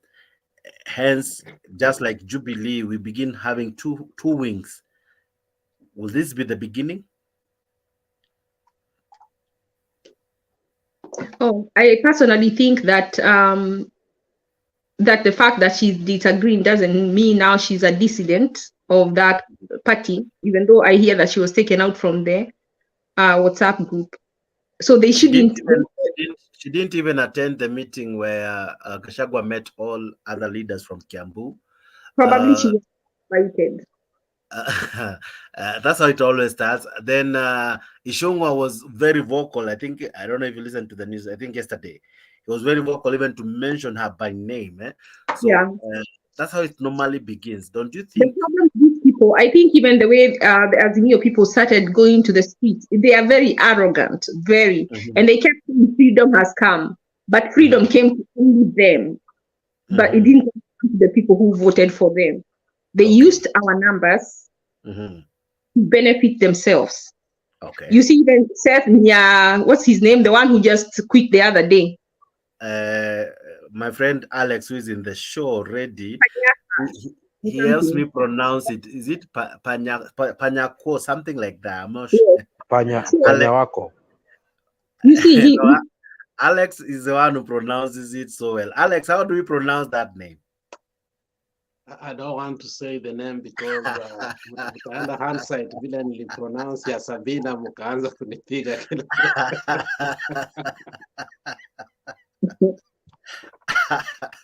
Okay, but I think it's Panyako. I'm not sure, but yeah, but we get the name. You know what I'm encouraged? I want a third party, which is like the one who's starting a partyless party. We need a third party. We need a third horse. And that horse, you don't know. It's you know, like the other day we talked about people going to recall their MPs, and I had it in the Bunge la Mwananchi. So you never know. 5 years is a long time. You had it for all maandamano? No. Kuna watu Black. What was that constituency that we played the other day, where the people came out and said they want to recall the MP? It's Alex. It's constituency Alex. Nani kina Alex. Alex media hiyo. Kwa kina Alex watu wataka. Is it Bombati? I saw his cousin in the jembe there planting a banana. Akipanda banana. Barabara. We believe in maandamano. No, it wasn't maandamano. They were serious. Let me try to get that clear. Yeah, Alex had told us that story actually even before it came on TV about the roads. It's his hometown. It's his hometown. Alex hometown, if I'm not wrong. I know it's his hometown. I saw his cousin there.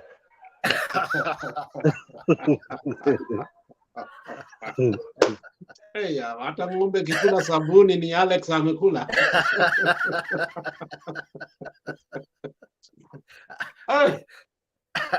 I don't know. Alex, did you see those guys? They were saying that they will petition their area MP because aliwadanganya about the road.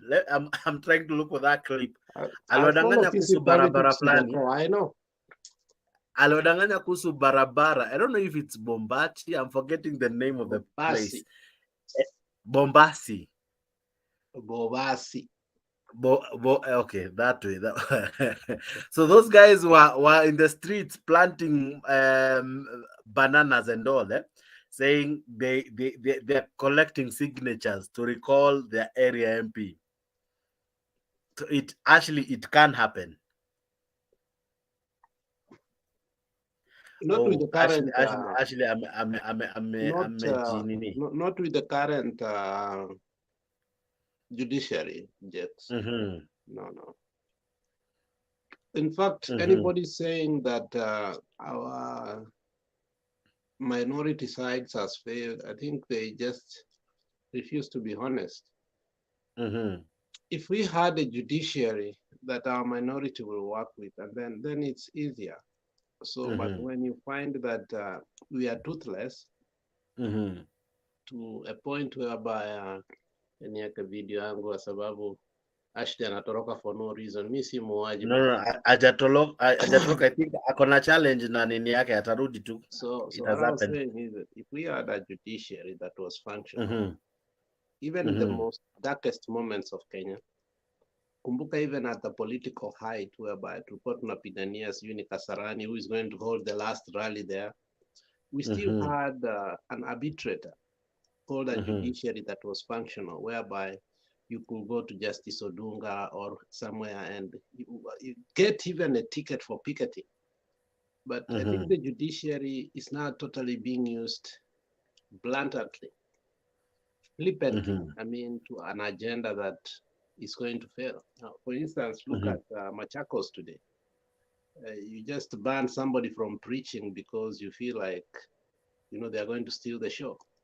I mean, such kind of things, we may not see the impact of it, but once we embolden the judiciary to become, you know, to sleep, then I think we are in a danger. But you can understand why the judiciary is sleeping. When Kome is driving a $500,000 US car, it tells it all. It tells the comfort and the tantalization that this person now has is beyond reproach.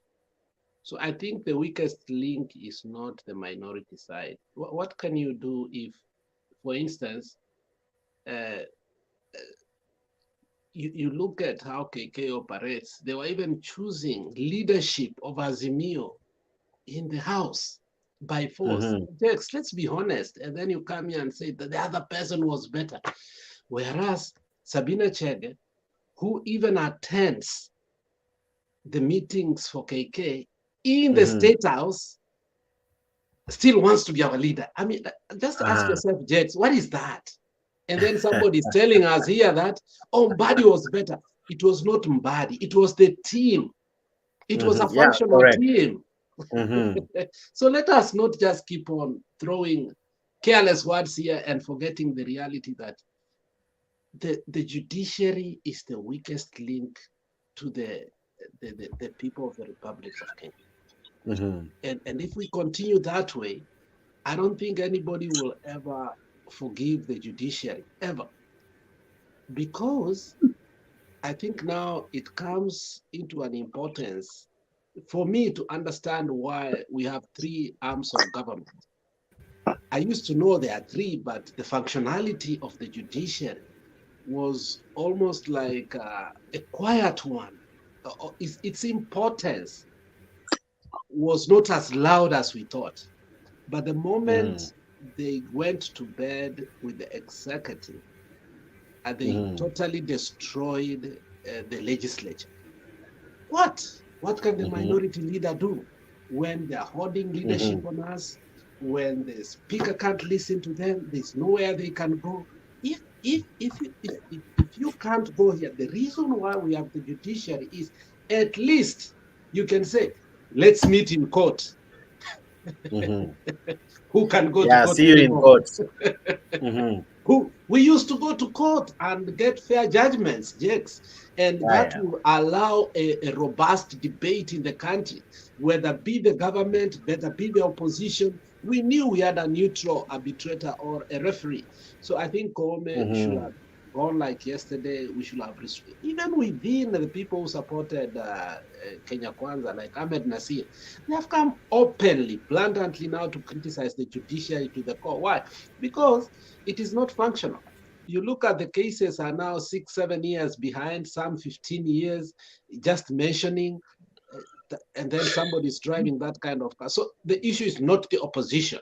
I think we have laid a foundation now that is new, that totally we are going to destroy even the smallest credibility that we are going. And I like what Black says, that it's important for us to have opposition. But the moment you don't have a strong judiciary, the opposition is gone. And that's how dictatorship creep in. And the next thing is, I was looking at my senator having a debate and speaking helplessly and hopelessly. And Onyonka saying, it will pass, but there's nothing we can do. You heard him speak. And he said, it is going, prepare the people. This thing is passing. Tell the Kenyans the truth. It was, why? He said it. He said, William Samoei Ruto is monitoring everyone in this bill. Now, then they said there are 6 people who are totally managing KK right now, where Gachagua is not part of it, and whoever that you think is in there is not there. Panyako was very clear. He was called and he was told, Muze, you can't do this. The next day you saw what? Wamuchomba, akaambiwa it can't be. So in the event how you run the politics of a country that way, now the people fear to come out or to vote in a way they should, or democracy is totally like it's dead. It's not being weakened. So I feel so bad that whatever we are talking about, what should be done, what should have been done, the weakest link is the judiciary. And once in our country, it's not like during the Moi era, at least we had some sort of rulings that could even shock the president. But I still blame Uhuru Muigai Kenyatta. Uhuru Muigai Kenyatta, I don't know, he had one of the most stupid attorney general ever. I don't even remember the guy's name. I don't know which case he ever won. I don't know what he helped with Uhuru Muigai Kenyatta. But you look, the advice he gave Uhuru was to totally reject the swearing in of the judges. So he created a rift between Uhuru and the judiciary. I remember even Chief Justice Maraga complaining and saying, please allow us to do our job. By the time Koome came, there was a conversation that has started. Is it important for the president to swear in the judges? Because we were sick and tired of the president not swearing in the judges, because we were asking, is there a way we can swear in judges without the blessings of the president? Because whatever he's doing is just ceremonial. It is not constitutional. It's not a must. And Ruto being a politician, and that's why sometimes when we say, let's talk politics when it is politics, when talk nation when it's nation. So when Ruto came in, him being a politician, he took advantage of a gap and the mistake of Uhuru Muigai Kenyatta, which is not wrong. He's a politician. And the first thing was to award the judiciary. The next thing is to call until Maraga, who had actually, alikuwa amesema they did not win 2017. All the judges, he brought them to State House and he showed them that you matter. For the first time, they felt that they are being treated as an entity. So who do you blame? Do you blame Koome? You blame this man called Uhuru Muigai Kenyatta. I think he slept on his job. Looking back, I think even himself, he regrets. What did he expect? That Ruto to come in as he swear in those judges? What did he expect? So what Ruto did, he gave them 800 million. I don't know where he got them from, but he did. And you can see now what the money is doing. It's not for the cases, it's for the opulence of these people. And you know, they say this, Jakes, as I finish. A dog that has a bone in its mouth will never bark. Or in another way, if we have to go on a serious expedition, this is what we say, Jakes. We say that it is bad manners to talk when food is in your mouth. So the judiciary was given food. So what do you expect, Jakes? Thank you. I see your clansman anataka kukuuliza kitu. Yes, Nyagaka. Huyu ni mtoto yake. I grew up with mtoto yangu. I grew up with his father. And he knows that. Lakini waje niseme ya kwamba what Alex unasema ni ukweli kabisa. I've watched here in America, Alex, you are in Minnesota. The person who helped Obama to be Obamacare was a Republican appointed Supreme Court Justice, a Republican who was running against him, John McCain. So there has to be made an argument. Today, Vino Mesema, the court is in the hands of UDA. That is true. There is no questioning you. There is no argument. but the courts do make their own public opinions as to where they are going. Come as you, Chief Justice in America, you will not hear of Obamacare. Even though there are guys that they were running against each other, named John McCain, you will not hear of Obamacare. So the courts are where they are because of the circumstances. You know, Mesema, the former president was doing childish nonsense called things. Why would not appoint those judges? Some of us were wondering. And when Ruto gives you the obvious, and people appreciate it, guess what? They would appreciate it.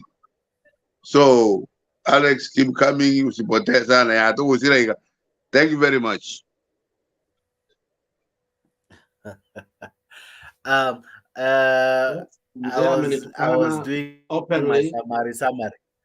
I did share. It's okay. Sikuisikia. Sikumwelewa. Ametumia French. Some of us lugha zetu ni mbili tu. So, now we were summarizing. Now, Alex, I haven't had you have a bite of the cherry. The financial bill. What's your take? You see, let me not speak.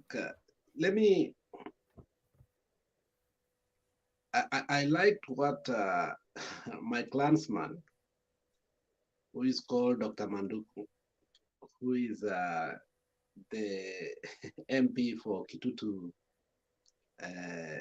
Masaba, said. He said, I don't want to speak as an MP. I don't want to speak as a politician. Will you allow me to speak as a professional? When he went to Spice FM, and you can go watch that discussion. It was a good one. And Nyaribari Masaba.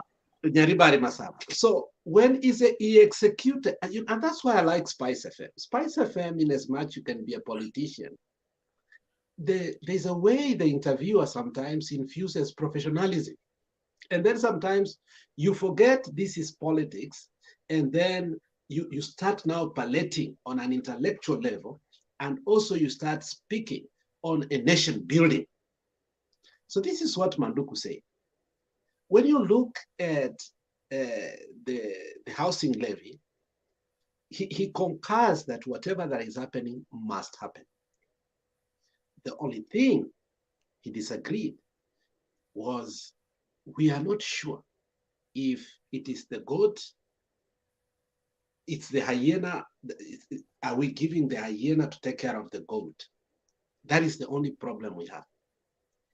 And when it comes to the finance bill, I'll be very honest to you. If you look at our history and you look at the history of our financial bills, and this is the first time it has become preeminent and people are really talking about, because Wakenya wamefinywa, is so much was postponed because of political expediency.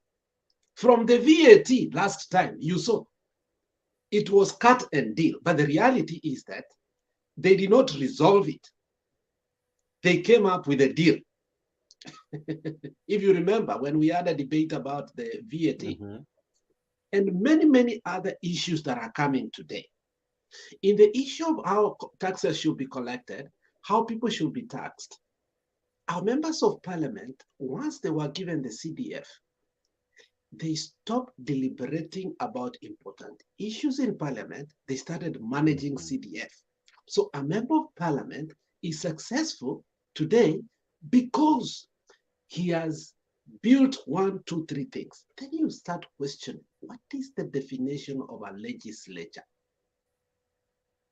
Because that is the member of parliament means they are representing somewhere, but their work is to legislate on behalf of the people who do that. So over time, our legislatures have been Nina Comps and petty people and people below the bar, to a point even when you look at the composition of the finance committee, sometimes you question, who are these?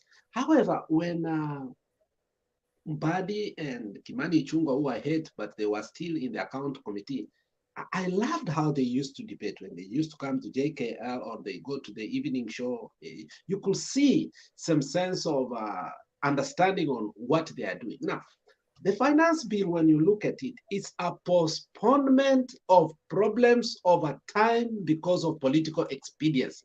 We were not bold to tackle those things. And I tell you, even if we complain today and Ruto leaves it, we will have to tackle it someday. It is Bob Marley who sang, "Rise up, falling fighters, rise up and fight again. For he who fights and runs away will live to fight another day."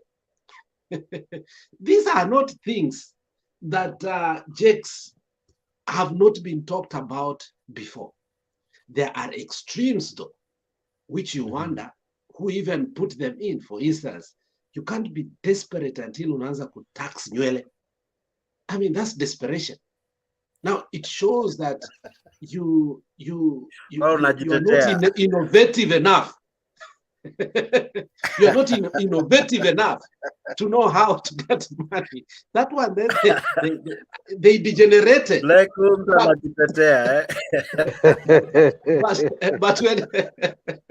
But when you look overall, let's be honest, when you look overall, if we have to talk about debt, you know, it's not an isolated subject. It is a compounded plummeted, because you're talking about finance bill. It's not just about what you are going to pay. We are talking about what we have borrowed since independence. And mark you, kuna madeni hatujamaliza kulipa. Correct. From the 70s. Let me start from there so that people can understand. Kuna madeni hatujaanza kulipa. Eurobond, which never got to Kenya. Do you hear that, Jakes? So when we are talking about finance bill, we are talking about what we already owe, how we must sustain ourselves, and where the future goes to. I think Jimmy Wanjigi did his homework well. And I don't think Jimmy Wanjigi is an intellectual. Jimmy Wanjigi basically pays people to give him information, and he brings it to us. Though sometimes he uses petty people like Eric Omondi, but I think there is also that civilization of respecting comedians, because when you're hard pressed, like these times, we need comedians to relax kidogo. So it's okay. I mean, whatever he's doing is still okay. But when you look at his research and his interview in Spice FM, he brought up an issue that I really concurred with him for the first time. I did not think about it. Then I went to research on it. Ghana reached where we are today. Ghana got where we are today, and the debate was hot. What did the president do? He said, China, we are not paying you. US, we are not paying you. Let us default. We are not increasing our debt ceiling. We are going to default. We are not taking any money outside. Watch it to kwe slapped, watch it kwe junk state. Let the consequences come. And what did they do? The consequences came quick.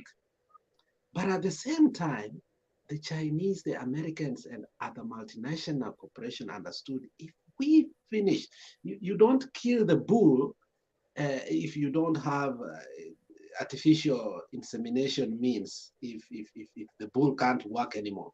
So what you do is that you keep the bull and make sure how to extract and make sure that the repropriation continues. They realize that if we finish Ghana, we will never be able to get our madeni. What we will do is, let's ask Ghana what it wants. They renegotiated anew.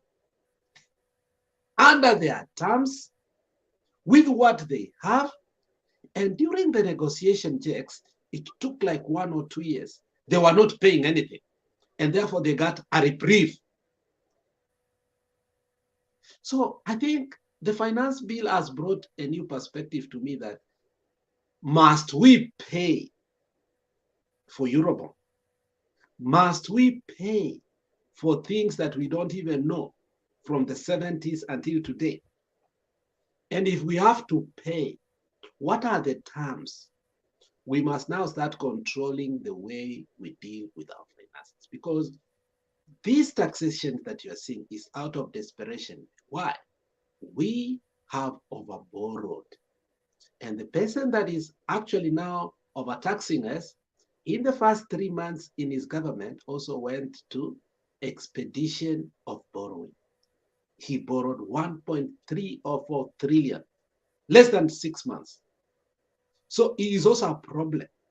So the finance bill in itself is not going to have corrective measures unless we take the politics away and we realize in any household, when you put your budget and you realize, what you're bringing in, the trial balance is not working very well, or your balance sheet, is not, your credits and debits are not working very well over the years. You decide the most cogent thing to do is either you sell land, either you relocate, either you cut expenses, whatever that is very important. But you cannot overtax people and still continue to live the luxury life. So, and you brought a new, lastly, you brought a new, when I was back, which made me actually start commenting, that what about if we cut the government expenses to the core, from salaries and everything? The Saudi Arabia king, at some point, became mad, and instead of borrowing money for the first time, he jailed all the richest people in that country, took them in one hotel for months and negotiated, and they gave him money, and he paid all in madeni yake. I wish we could have that courage. We jail all these billionaires, put them in Hilton, wakule mzuri sana, wapewe bago, wapewe hata sukuma mzuri, wakaa huko, we negotiate with them. We say, if you are not going to allow money to circulate in this country, offshore accounts must be brought here. We negotiate totally with those people. We may not need any money we might borrow. We will get their money, not take them from them. Just allow the money to be in the country and to circulate in the country. That will have really, really helped that country. But otherwise, where we are headed to, even if we overtax people, I don't think it's going to resolve the situation anymore. I think what we borrowed was too much. And I don't think, from the figures that I was seeing, that we're supposed to pay 1.7 trillion before the end of the year. Or there's one payment that we're supposed to pay that is really huge.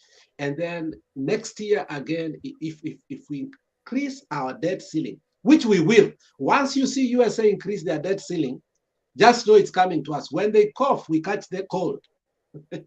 That is obvious economically. When they cough, sisi ni homa imetushika. So we are going to see that. I think that the debt ceiling, by the time William Samoei Ruto will get out of his governance, I think we'll have shot in the first term, I think maybe to 15 trillion. That is what I think, because he's too ambitious. So finance bill is good, but I think we must look to the core of it. Will it really resolve the problems we are currently having? I don't think it will. I think we had bad policies for many years, and I don't think somebody's one time is able to resolve that problem once and for all. I mean, it's just ridiculous. Thank you. Okay. Now allow me to be this kind and give at least few minutes for closing remarks. Albert Atieno, tupe maneno yako tu kidogo tunapofunga hata show. Maoni yako ni yapi kuhusiana na mswada mzima na mchakato mzima wa no, financial bill na Kiswahili ni nini? Financial bill.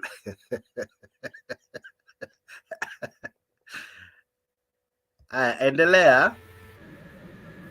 Unasikia kiongozi? Nakusikiza kabisa kakaangu. Nakusikia, endelea. According to me, this issue of finance bill. Hello, go ahead. Tunakusikiza kaka. Tunakusikia, endelea. Hello. We can hear you. Albert, I can hear you very well. Hello. Airtime inakuwa tax bwana. Sasa hiyo Ongea bwana. Ongea bwana. Okay. Jacob, I can hear you. Go ahead. Okay. The bill itself had proposed a raft of changes and amendments to the various tax. Hello. The proposed tax measures are significant and may increase the burden to taxpayers. Automatically, the bill will increase the burden on taxpayers, both as a result of tax increase and the tighter of administrative measures. And therefore, I don't encourage this. I don't support this finance bill. Okay. The government itself may find a way of which a common Kenyan citizen may have some little resources in their pocket before increasing tax in some commodities. Hello? Yeah, go ahead.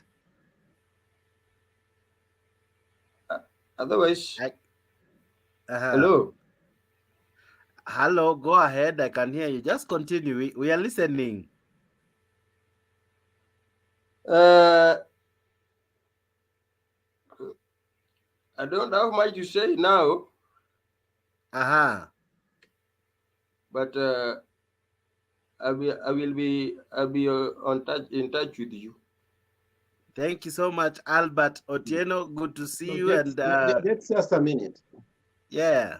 You see, and that is, I want you to be informative on this thing. Yeah. This talk that, and maybe Black will help me because Black is a hustler and I'm a dynasty according to them. This issue of saying that at least we leave money to the common mwananchi, is it solving the real problem, or we are postponing now the problem to our children again? How can we truly resolve the current conundrum that we are in? Because it is a creation of successive governments. Let's be honest about it. It is not. It's what I asked in the show. It is not a problem that Ruto brought to himself, as we all may all think to danganya kabisa. Yes, he has made it a little bit worse, but there is an economic situation of Kenya. And if we want to resolve it politically, but every time postponing it, it sounds good. But at some point, you will have to tackle it. Correct. So the question is this: are we in agreement because the situation right now, as we look at it, is bad? We postponed it, or can we tackle some and leave some for a later day? That's the kind of conversation we should be having. But just flippantly saying, "Oh, the finance bill is bad and we must," you have to agree that the finance bill is there because of our current economic situation. We have overborrowed. Some of that borrowing includes money that never got to this country. Nobody was jailed. Hello? Nobody was ever jailed. There is no accountability when it comes to the money that we have borrowed previously with successive government. From 1992, Goldenberg, when Kibaki came in, immediately people keep on saying, "Oh, Kibaki, Kibaki." Remember, Kibaki had one of the biggest scandal, also financial. And if you have realized, every government that comes when it's new, they have big financial and economic scandals. When Uhuru and Ruto came in, Eurobond came in. And now we don't know if it's a housing levy, whichever that will, very soon it's going to unveil, because that has been our nature, until we ask ourselves, how can we really resolve these shenanigans that we Kenyans think it's politics, and think that this economic burden came because of the present person, without looking previously where they got the problem into, or before that person, how were we? So I think this issue of saying that the finance bill is bad, I think for me is hogwash. Let us look at all the finance bill in totality and say this one is bad, this is bad. But let's tackle this, because if we postpone it, then I think we could have postponed. For a very long time, we were categorized as not as a developing country, and therefore we could get aid flani, let's say Red Cross or Red Crescent. There were some things we could get aid, but once we got to a certain level, that's why you don't see multinational organization running to Kenya, because I think we have reached a point whereby we can stand for our own, which means once you develop yourself, you can stand on your own. You have to be responsible and start taking care of some issues. When Kibaki came in, remember, we were still very low economically. And the people bankrolled our free primary education. Totally at that particular time was the British government. We've come out of that. So this money we are talking, the schools have not this and this and this, is because we came up with programs previously and we were getting aid, but now the government now's pocket is going more and more into it. So you have to know that when a country develops from this rate to this rate, you are not still going to get aids and pecs that we used to get into. We start now coughing in our own pockets. Any developed country will tell you. For instance, in the state I stay right now, taxes was increased 40%, yet we had a whopping surplus. We had a surplus. We had a surplus, but then taxes went up because they are looking ahead. Look at German.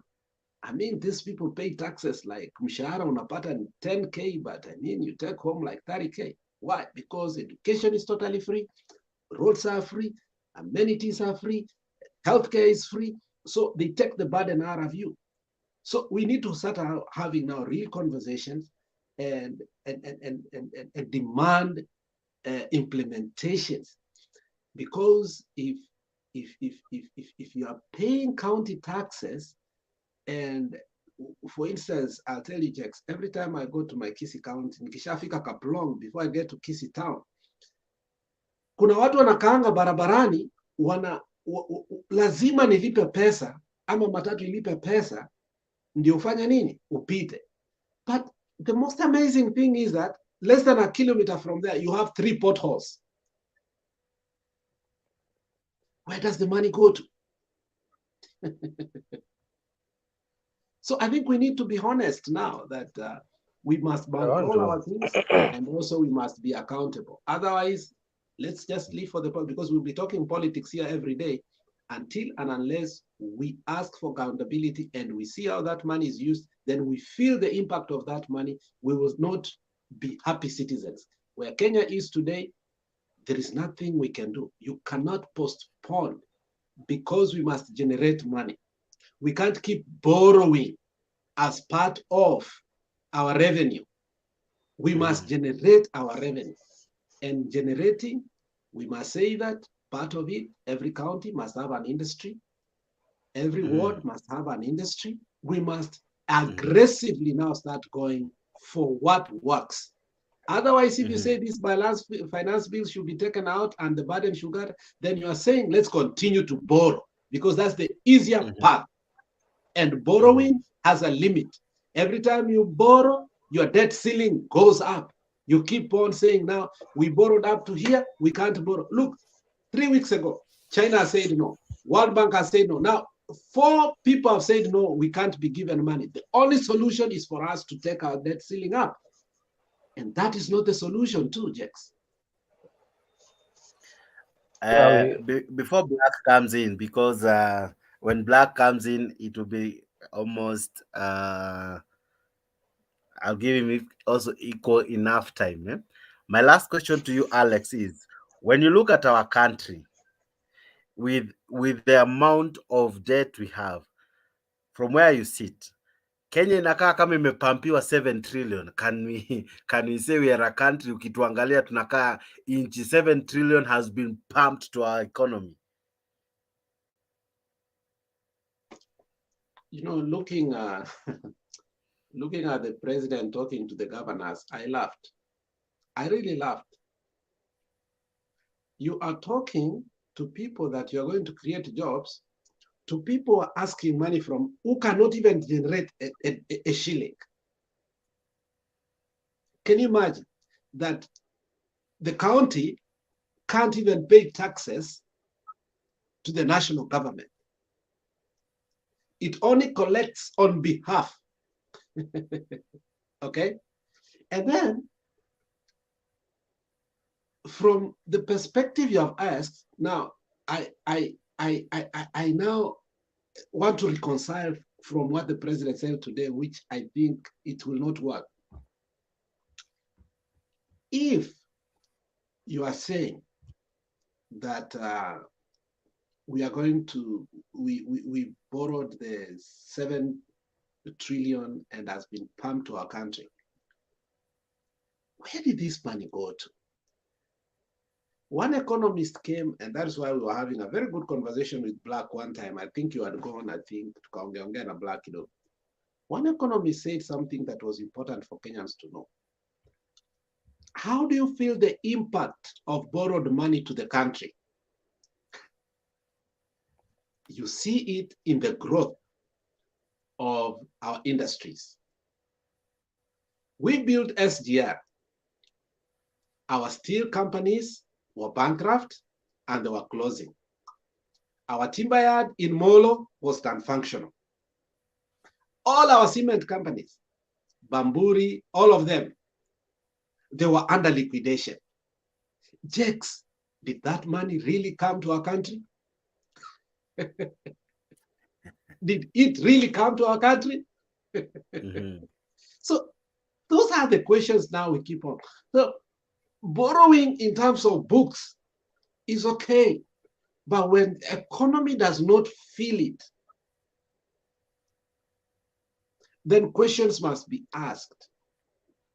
Because if Ruto tells us, which is clearly what we say, if 200,000 houses are going to be built every year, so those are 1 million in 5 years, the kind of budget I saw and the materials and everything, it means that we will need at least 2 new cement companies.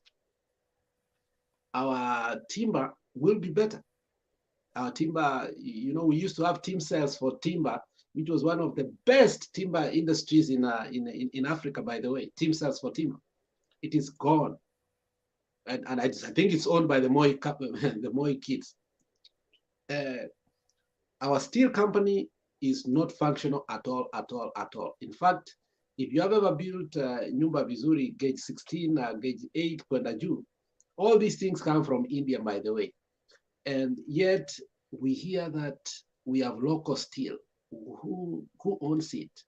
And how is it functional? Is it creating jobs? So the 7 trillion so far was not felt. And I blame the previous administration.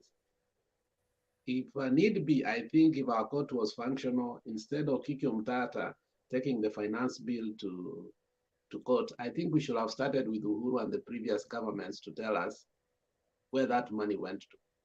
So, because we can't feel it. If we feel that the finance bill, then I think let us follow protocol. Let us take the previous governments and the responsible institutions to court so as to stop this hemorrhaging of government coffers into wastage. And that is the only way we can accept that now increasing the debt ceiling is important. America just increases debt ceiling. And from what I see, it was a negotiated agreement between the Republicans and the Democrats. They understand that the economy is at risk right now, and therefore they are working through by partnership to make sure that America still remains the superpower of the world. I wish our country could function that way, whereby we look beyond and say, beyond politics, we have an economy, and that economy, it is the source of privilege to us. The same way we today celebrated the lady breaking the record, I think we should always celebrate when our leaders come together and make sure that we make a breakthrough financially. Okay, Black, now I'll give you like 5 questions back to back. Question number 1. Alex says that, in fact, William Ruto, the president, says very well, one of the targets is to have like 250,000 houses per year, right? My question number 1 to you is this. That means we are building 685 houses a day. Is it achievable? You know, first of all, you know, it sounds nice when there are those huge figures, but now when you break it down, 200,000 divided by 365, it's around 685 thereabout per day. So we are talking of building a house per day to completion, to kumalizia hiyo nyumba kabisa one day. It depends with the technology. It depends. It depends on the technology used, because if they come up with the precast already technology of building a house, then yes, it's possible. I don't know if you are aware of that technology. Yes, because huwa imeshatengenezwa kando by concrete, so inakujanga kuja kuunganishwa. I don't know if you know of that technology. Alex might I've be seen aware it of that. online, but I think ikona some. That's what I'm saying. Some days. That's what I'm saying. Yenye nimeona inajenga na siku kiasi kama siku ngapi? Siku tatu. Nimeona ni 4, I think. No, it was 7 days. Yenye nimeona ikijengwa haraka kwa online. Not that I have seen it personally.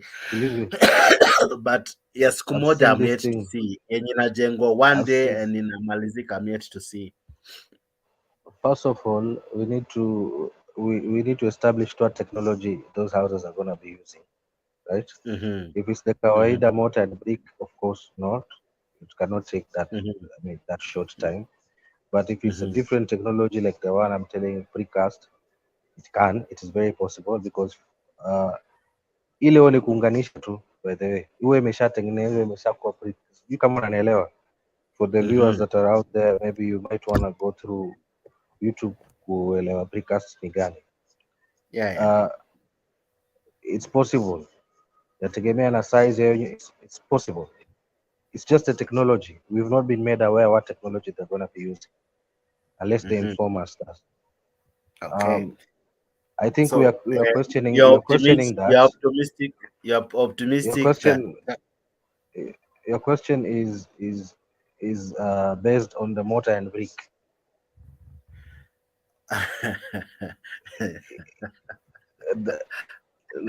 That's why you find that you want to protect the government, and I really respect you for that. But let's come back to Kenya kwanza. That's what the man kasema.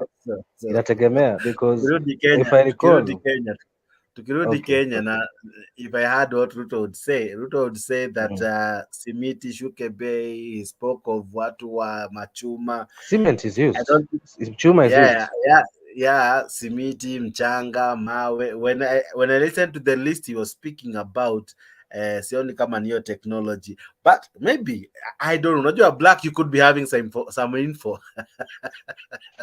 I've just given you partially what's going to be used. On that quickly, if there was a good conversation Kabogo had with Jeff Koinaga one time, and he asked him what he's doing nowadays after he was taken from his seat of the governorship. He said he's okay, he's gone back to real estate. And actually, that's the time he was saying he wanted to become the anti-corruption czar. He was asking that job from Uhuru. You remember, he used to say that all the time. If you watch that debate, there's a place he says that with the new technology now, I'm able to build homes within 3 months that are this and this and this. What used to take me 1 year, now I can compress and build it within 3 months. But if I was in another country with better laws and materials that are allowed, because it is not just the technology alone, Jax. It is, there are laws that forbids you to do ABCD Nairobi. You know, there are some areas huwezi jenga nyumba ghorofa kwenda juu, sijui ni mbili.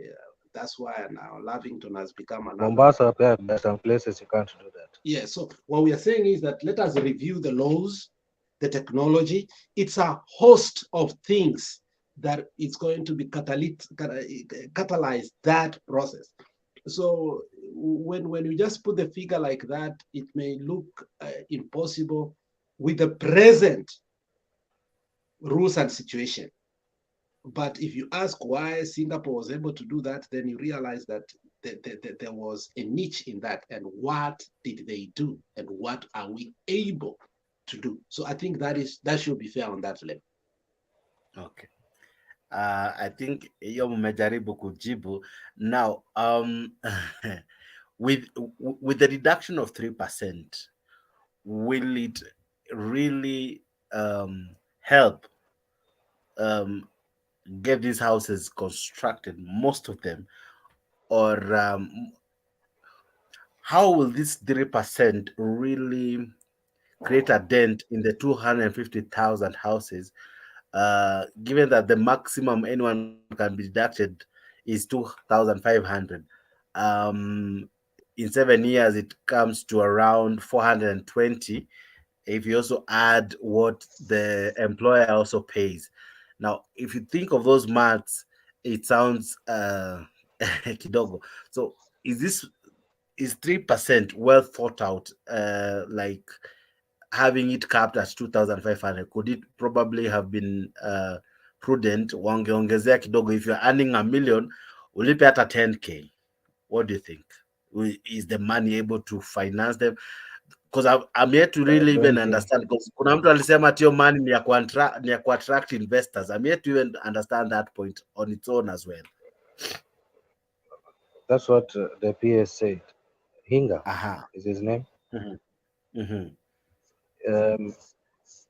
I think he was clear when he said that the plan involves some PPP as well, right?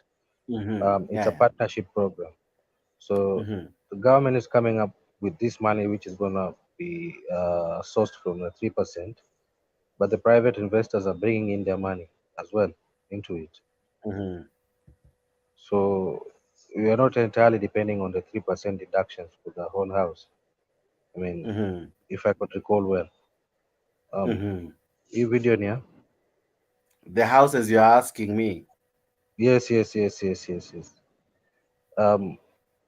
Maybe nikuache uicheze ama haina sound, ni picha hizo manyumba zimejengwa. Okay. Unajua, first of all, kujenga hizi ghorofa inakuanga faster sana kuliko bungalows na mansions. It's very fast. Now, I don't know what technology they used here. Maybe this man could have been explaining the technology that they may have used in building these houses. So sijui if in this what do you call this, hapo kwa mazungumzo yake, maybe he spoke about what technology they used, because what I don't know is hizi nyumba za ghorofa hata huku. Okay, I've seen hizo preformed, and I was hoping that maybe you could find a video to show how hizi nyumba zinaunganishwa. Zinakujanga kama zimetengenezwa huko kando kabisa, zinakujanga tu kama zimeunganishwa shwa, kama ni ukuta inakuja naunganishwa, yani kila kitu imetengenezwa huko kando kwa factory by concrete na chuma, so inakujanga tu kama zimeletwa kwa site, zinaunganishwa kulingana as per the plan. But you know, Black, if we go that way, it means we have to wait until you know, the formation of because those are ISO. Yes, those are ISOs, and to fully come up with that kind of formidable materials, then again you have to go through the process of structure and ABCD. There must be a starting point. That's why it's very unfortunate that as of this point right now, Yeah. hatujui ama pengine, I don't know, that's for me. I have no idea because I've not seen any written material anywhere that details what kind of technology that they're going to be using in constructing these houses, right? Because if they say they're going to be building a house per day, I don't know. I would like to see the technology that they're going to be using. And that is why But it has been said earlier that let them, instead of pushing this thing through the throat of the people, let them do a pilot scheme. Let us see what is feasible. Okay? It's here in front of us. Yeah, that like boma yangu is It's right there in front of us. Boma yangu is a complete project already. Some of these are already completed. This is a project I think in Garak, known as Boma yangu, if I'm not wrong. Asking, no, this is already complete. Let us go. Let us not look at projects that have been done in Kenya. Let us go through what the PS is telling us, and let us be categorical to execute what we are being told, not what we have seen from other people who have done different projects. What Hinga has said is they are going to find contractors, and those contractors will construct. When they finish, then the government will pay them wamalizane, and then wafanya nini hao ndio sasa watauza nyumba, not the government, not the contractors. Now we want to know if these constructors are the same bar of what you're showing us. We have a history in Kenya whereby we had even Nyayo houses, which I don't think paka today is memalizwa. Big junk. I mean, those things were built how many years ago? It's over 40 years, almost 30 years. Good idea, money was put in there, but contractors were not able to finish them. So what we are saying is that don't show us somebody's project that this is how it's going to be. Just do it yourself and create confidence that these contractors are capable of doing what you're telling us. Otherwise, Jakes, it's easier to show us somebody's project, and those contractors may not be willing to work with the government. But from what I'm seeing is that the government already has some of these I think zimejengwa time ya Uhuru, if I'm not wrong. Some of these zimejengwa during Uhuru's tenure, right? And Ruto so is Ruto not amekuta zikikamilika. Ruto is like Trump. Hata niko na mabesti. Hata niko na mabesti wenye wamechukua hao huko Ngara. Yeah, I know someone who is equally doing the same here in Nakuru. But unfortunately, but some the of these truth here things is this. zilianza Hao ni wadosi. Those friends of mine. So I'm imagining if these houses are intended for hustlers, sijui sasa zitakuwa zimetengenezwa, because those ones that I know wamechukua hizo huko Gara, those are very well off guys. Yeah, and that's why I keep on saying we need to execute what this this is something that I was really passionate on, and the reason I was passionate is because I've over the years I've seen Baba being passionate about it too. Now, Hinga said Kenya, and this is what we had a problem with the revolutionary Amanaitwanganani. When we look at the standard of living and also our current structure in terms of economics, or currency, our budget, na kila kitu. When you find a country like ours, whereby land itself is about 30 to 35% of construction, then you understand that we cannot achieve affordable housing. Now, what Hinga said, they have 647 parcels of land throughout the country, or 500 or something of the sort. Now, he said, now that land will be given free, and therefore you have cut. Now, he gave an example of parklands. Parklands are 2-bedroom or 3-bedroom, with the current 18%, goes for 11 million. So if you have to go for mortgage, you have to pay like 150 a month. So if you cut the cost of that land alone, it goes 35%. And then you take VAT down, basically that house has come on maybe up to 50%. So Hinga is saying that there's a process to cut those costs. And I'm not saying that I just listened to what he said and he almost convinced me that if we go that way, that land will be provided for free to the people constructing the houses. The materials they will be buying will be VAT free, which means we have cut really down the construction, cash-wise, 50%. And then now it comes with many, many other things in there, whereby he concludes that's why they come with a 3%. If you listen to Hinga's discussion in the Spice FM, it was the most cogent, even the people in Spice FM said the most convincing. That's how the heading was, the most convincing argument about affordable housing. So Hustler, if they go with that and they are able to implement, and the question is if, not when, because we know that Ruto never, everything he said is the opposite of everything, from Mamamboga to everything. It's almost opposite. So, but I say if it happens to be that way, then I think affordable housing will be truly affordable. But whatever you are showing us here is not affordable. The people who buy those houses, those are not even middle class people. Those are rich people, Mr. Jakes. My final question to you guys. I don't know if I think I should start with Blake. To see, just a minute. Yeah. But to see, Alex and Jakes, now,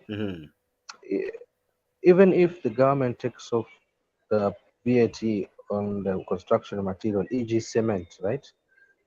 VAT, if the finance bill goes through, will be up to 16%, isn't it? But they have increased the import tax on raw materials, right? Clinker, which is like I spoke about earlier on, is the main component in making cement. Now that will attract a 10% import tax. Now you are removing 16% from the VAT, scrapping it up, but we're bringing up 10% on import of clinker. Do you think they've made such a big difference? And again, when you regards to listen the cost of the cement as part of, and those are the questions that he was being asked the same day. I think that question was asked, which was very good question. And when the finance bill, not when the finance, when the housing project is finally going to be implemented, there will be some heavy subsidy. It will be heavily be subsidized. Okay, it will be heavily be subsidized because look, one of the things that the constructors are afraid of, they said when they advertised the land in Kurialand, in Kisii, in Western Nyanza, in Rongo, that's what they said. Nobody, no contractor wanted to buy. But the day they advertised those lands in Nairobi, they were taken within 3 hours, which informed the Ministry of Housing that affordable housing, people think affordable housing to be an urban issue only, especially Nairobi. So if they go that way, it means contractors are not going to be willing to do it all over the country. So, and therefore, that's why now the government has taken that initiative to make sure that the contractor will be paid his money the moment he finishes, and the rest now will be left to an organization such as NSSF or NHIF, so that it with a committee to manage it. to foresee now how everything will be carried on, and which now Panyako was complaining and saying, if such kind of committees already do not have even the chairman and the CEO, what kind of accountability are we talking about? So the issue of finances are going to be dealt with the government completely. Now, the contractor will not have nothing to do with it. The contractor will be told, you build for us houses and they should be done by this particular time. So the execution and the other thing will be done by an act of parliament through the process of parliament, and they will come up with those subsidization elements of it, so as to make sure that the cost of building those homes will go down as much as they can, so that a person that earns 50,000 in Kenya is able to buy a house in Parklands, not the other way. I think that is their aim. We have questions about that, but if you listen to what Hinga said, who has worked and who is a professional in that area for a very long time, he will tell you that it is achievable. As I said, the only problem I have is tunapea Ruto hii kazi, Ruto ataweza kweli?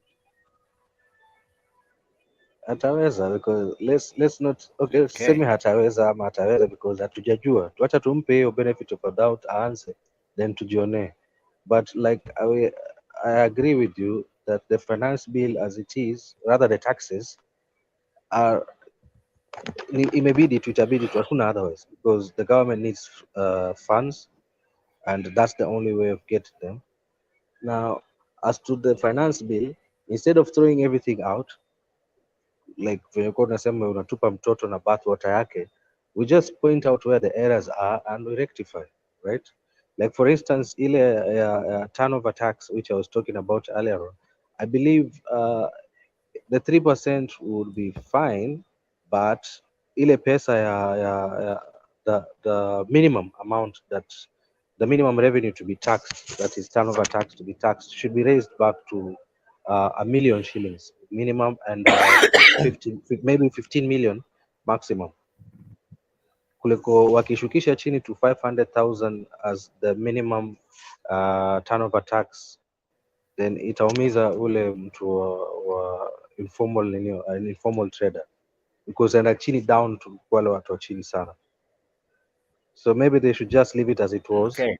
That was 1 million as the minimum or the lowest turnover tax, and maybe then Now, when gentlemen, 1%, 3%, but turnover tax minimum 1 million shillings. Thanks. Gentlemen, I've been pushing the closure of the show down the road for several minutes. So I want us now to jaza the 6 hours. We had 9 minutes to the 6 hours, because so that I can rest kidogo and make it to church. At least naona nani amedunga Sunday best ya church, so yeah, nice, Alex, you told me wewe ni 7th day. Yeah, shaenda kanisa. Yeah, unaona suti hajatoa ya church. Tunyanganya Ezekiel. Ezekiel used to be my churchmate.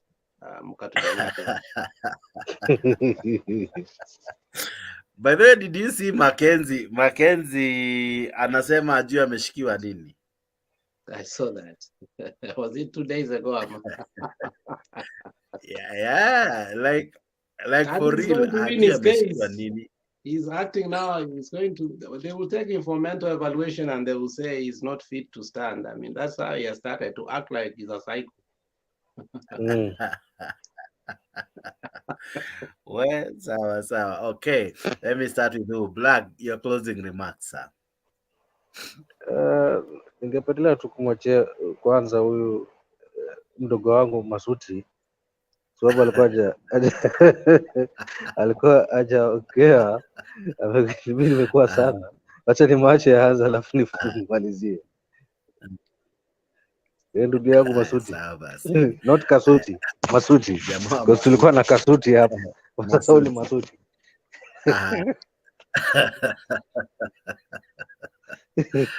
Alex, take it. Take it away. Unajuanga cash crop ya Naivasha ni ya Nyandarua ni waru. Yes. Ni waru na cabbage.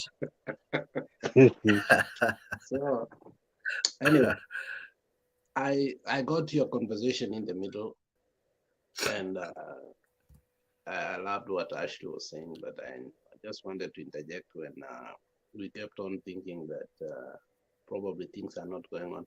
We must demand the judiciary to use its rightful occupation to execute its mandate to the people.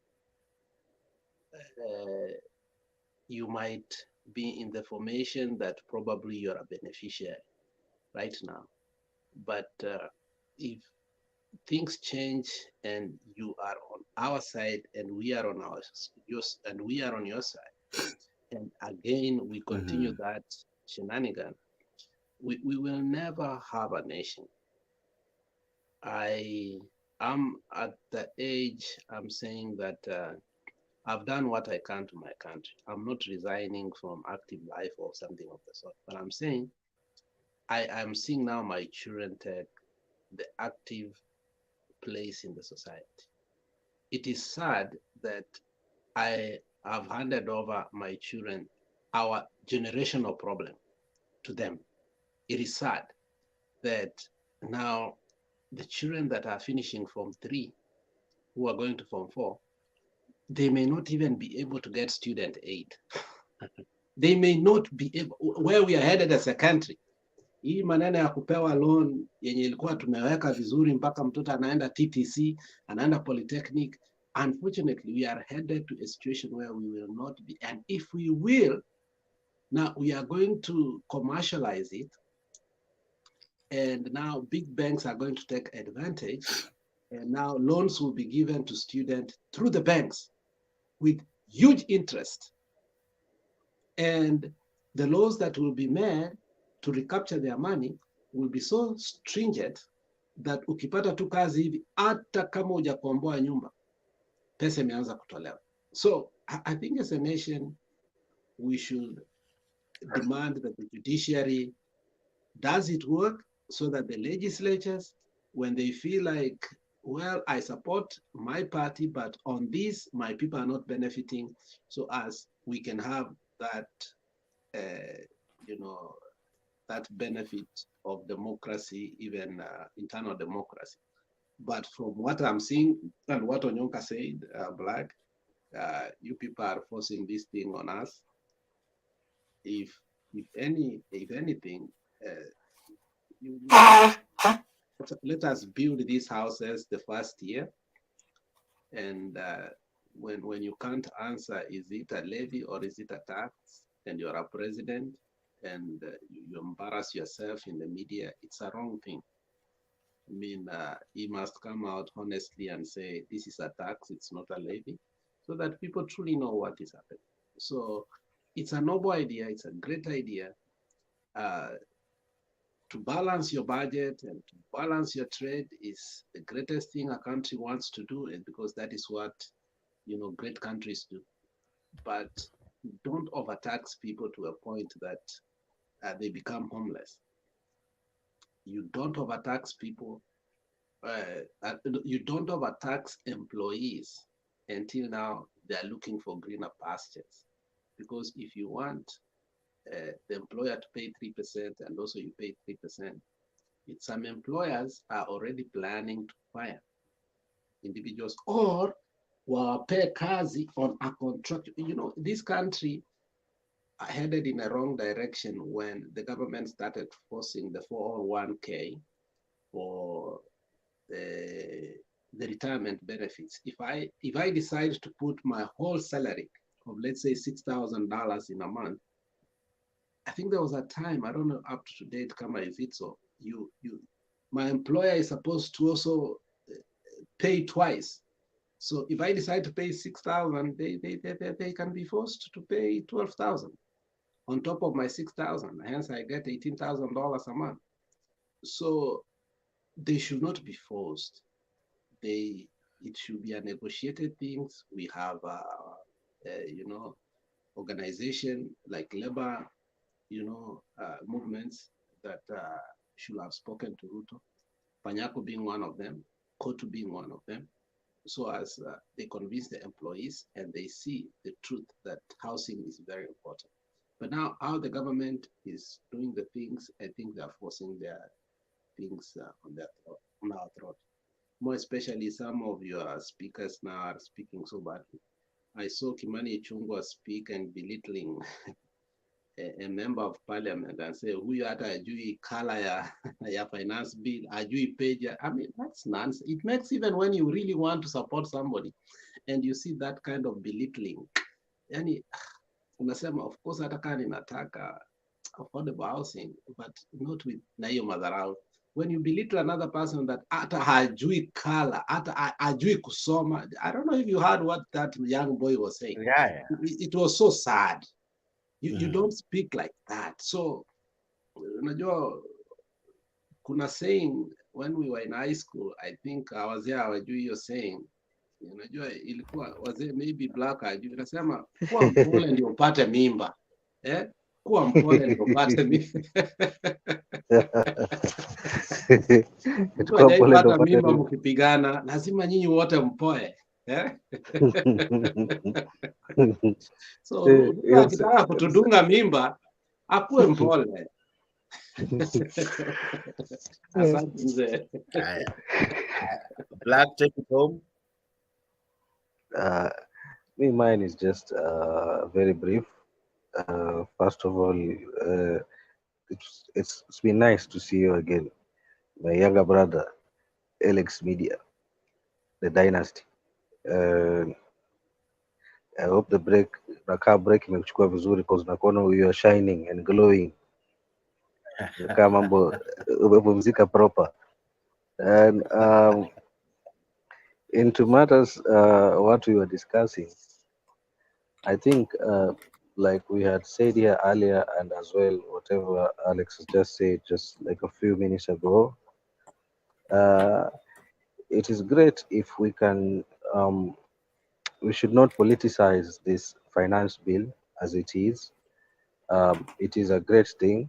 It's something that is long overdue, and whether we do not implement it now, in the future we would still have to do it. So we might as well go about it right now, and maybe just we have to fine tune what needs to be fine tuned, and we go ahead and do it, right? Pengine tupige tu misasa pale ambapo inafaa kupigwa misasa, penye tunaona kuna kasoro hapa na hapo hivi turekebishe, but we go ahead with it right now, because if we don't do it now, our children will go through it. So we might as well just go about it right now, tumalizane nao na tuizoee na mapema. Again, my call on the government would be on their government spokesman. I don't know who the government spokesperson is, to be honest with you. Up to this point, I rarely see that person, or I hardly see that person, whoever it is. Who is it? Who was appointed the government spokesperson? Sio Hussein Mohamed? Huyo ni wa media. Yeah, I'm not sure. He still he doubles it. Yeah, I think somebody like the former governor from Machakos. No, we don't have. Yes, Mutua. That's why I had advocated for the government to find someone. You know, Alfred Mutua was very smart man, because he could. That position became too powerful, you know.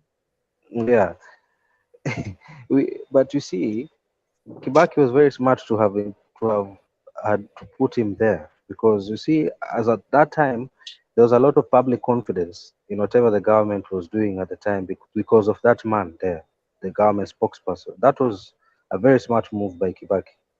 And I think that's what Ruto needs to do right now, because the confidence level of Kenyans in this government is at all-time low, like I said at the beginning of my submission. So I think it's about time the government comes up with someone who's far much more effective than Hussein Mohamed. You see? Someone would be, maybe kama wanaweza kumconvince Mutua tena afanye hiyo kazi tena, which I doubt after me. Because where he is very ineffective. I think, as you have said, if they can do that, that will be the most smartest move that they can, at least to gain and to raise the public confidence in the government. I won't dwell much because Jakes, you said you want to go sleep, so acha niachie hapo. We Niseme asante. we will definitely pick it from here. I can guarantee you. Probably we'll do something UDA. I know they'll do something kwa church leo, so you can be sure we'll be discussing some of these things in there. So wacha tungoje waamke waende church. They'll definitely give us a topic to discuss. It's good to see you, Alex Media. Usipotee sana. And as Black has said, you look good from the break. Hata naona buttons zimeanza kuseparate from the tai inazuia vitu mingi bwana. So we had a good show. We were talking about mtukufu rais. Siku hizi watu Alex wanazusha the kind of topics ninawaletea hapa. I saw the other day, I was at work and I passed through and I saw what on Azusha. It's okay. I mean, you have to rattle people. You have to rattle people. That's all about journalism. You don't just bring, topic, ambayo watu wanazua bwana. I'm even not sure what to prepare now. Maana Mburu anatoroka. Mburu anamuona tu akituma maujumbe, but I'm sure ako ndani, ako kama wewe, anatuma comments. I'm sure he will be in, especially if I bring the topic tomorrow. I'm sure he'll be in. Now, Black, Alex, thank you guys, and the many panelists who joined me to make this show a success. We were talking about the many promises, and kama nilivyoanza, that's how I end. I started with a song, and I finished with the same song. God bless you guys. See you in the evening today. It's 4 here in Kenya. I don't know what's the time since akina Black na Alex, but saa ngapi kwenyu wadau? Mimi saa hii ni saa 2. Asubuhi, jioni? Jioni. Sasa ndio sasa wana prepare. Saa 2 asubuhi nikae chini. So you guys have a fantastic morning, even as we also prepare to have a fantastic day here in Kenya. God bless you guys. God bless you people. God bless you Black. And above all, take good care of yourselves. Asanteni sana kwa kuwa part of this show. Nyinyi mmekuwa watu wa poa sana. Thank you for joining me. I'm your host, Sajex, and this has been Mutembei Live. Asante sana. See you at 10.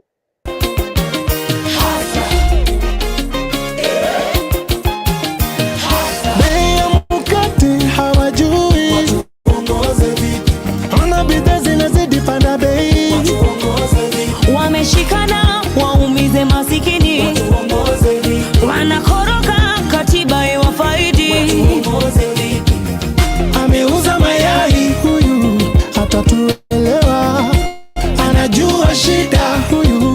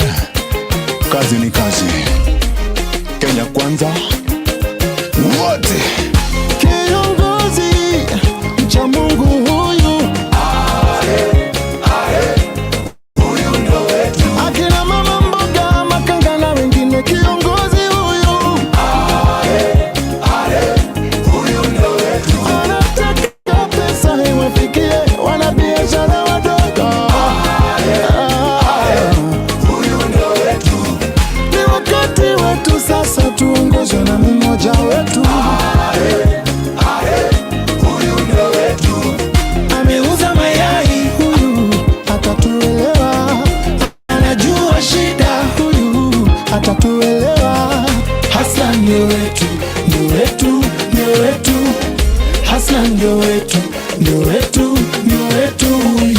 Hasla ndio wetu, ndio wetu, ndio wetu. Hasla ndio wetu, ndio wetu, ndio wetu.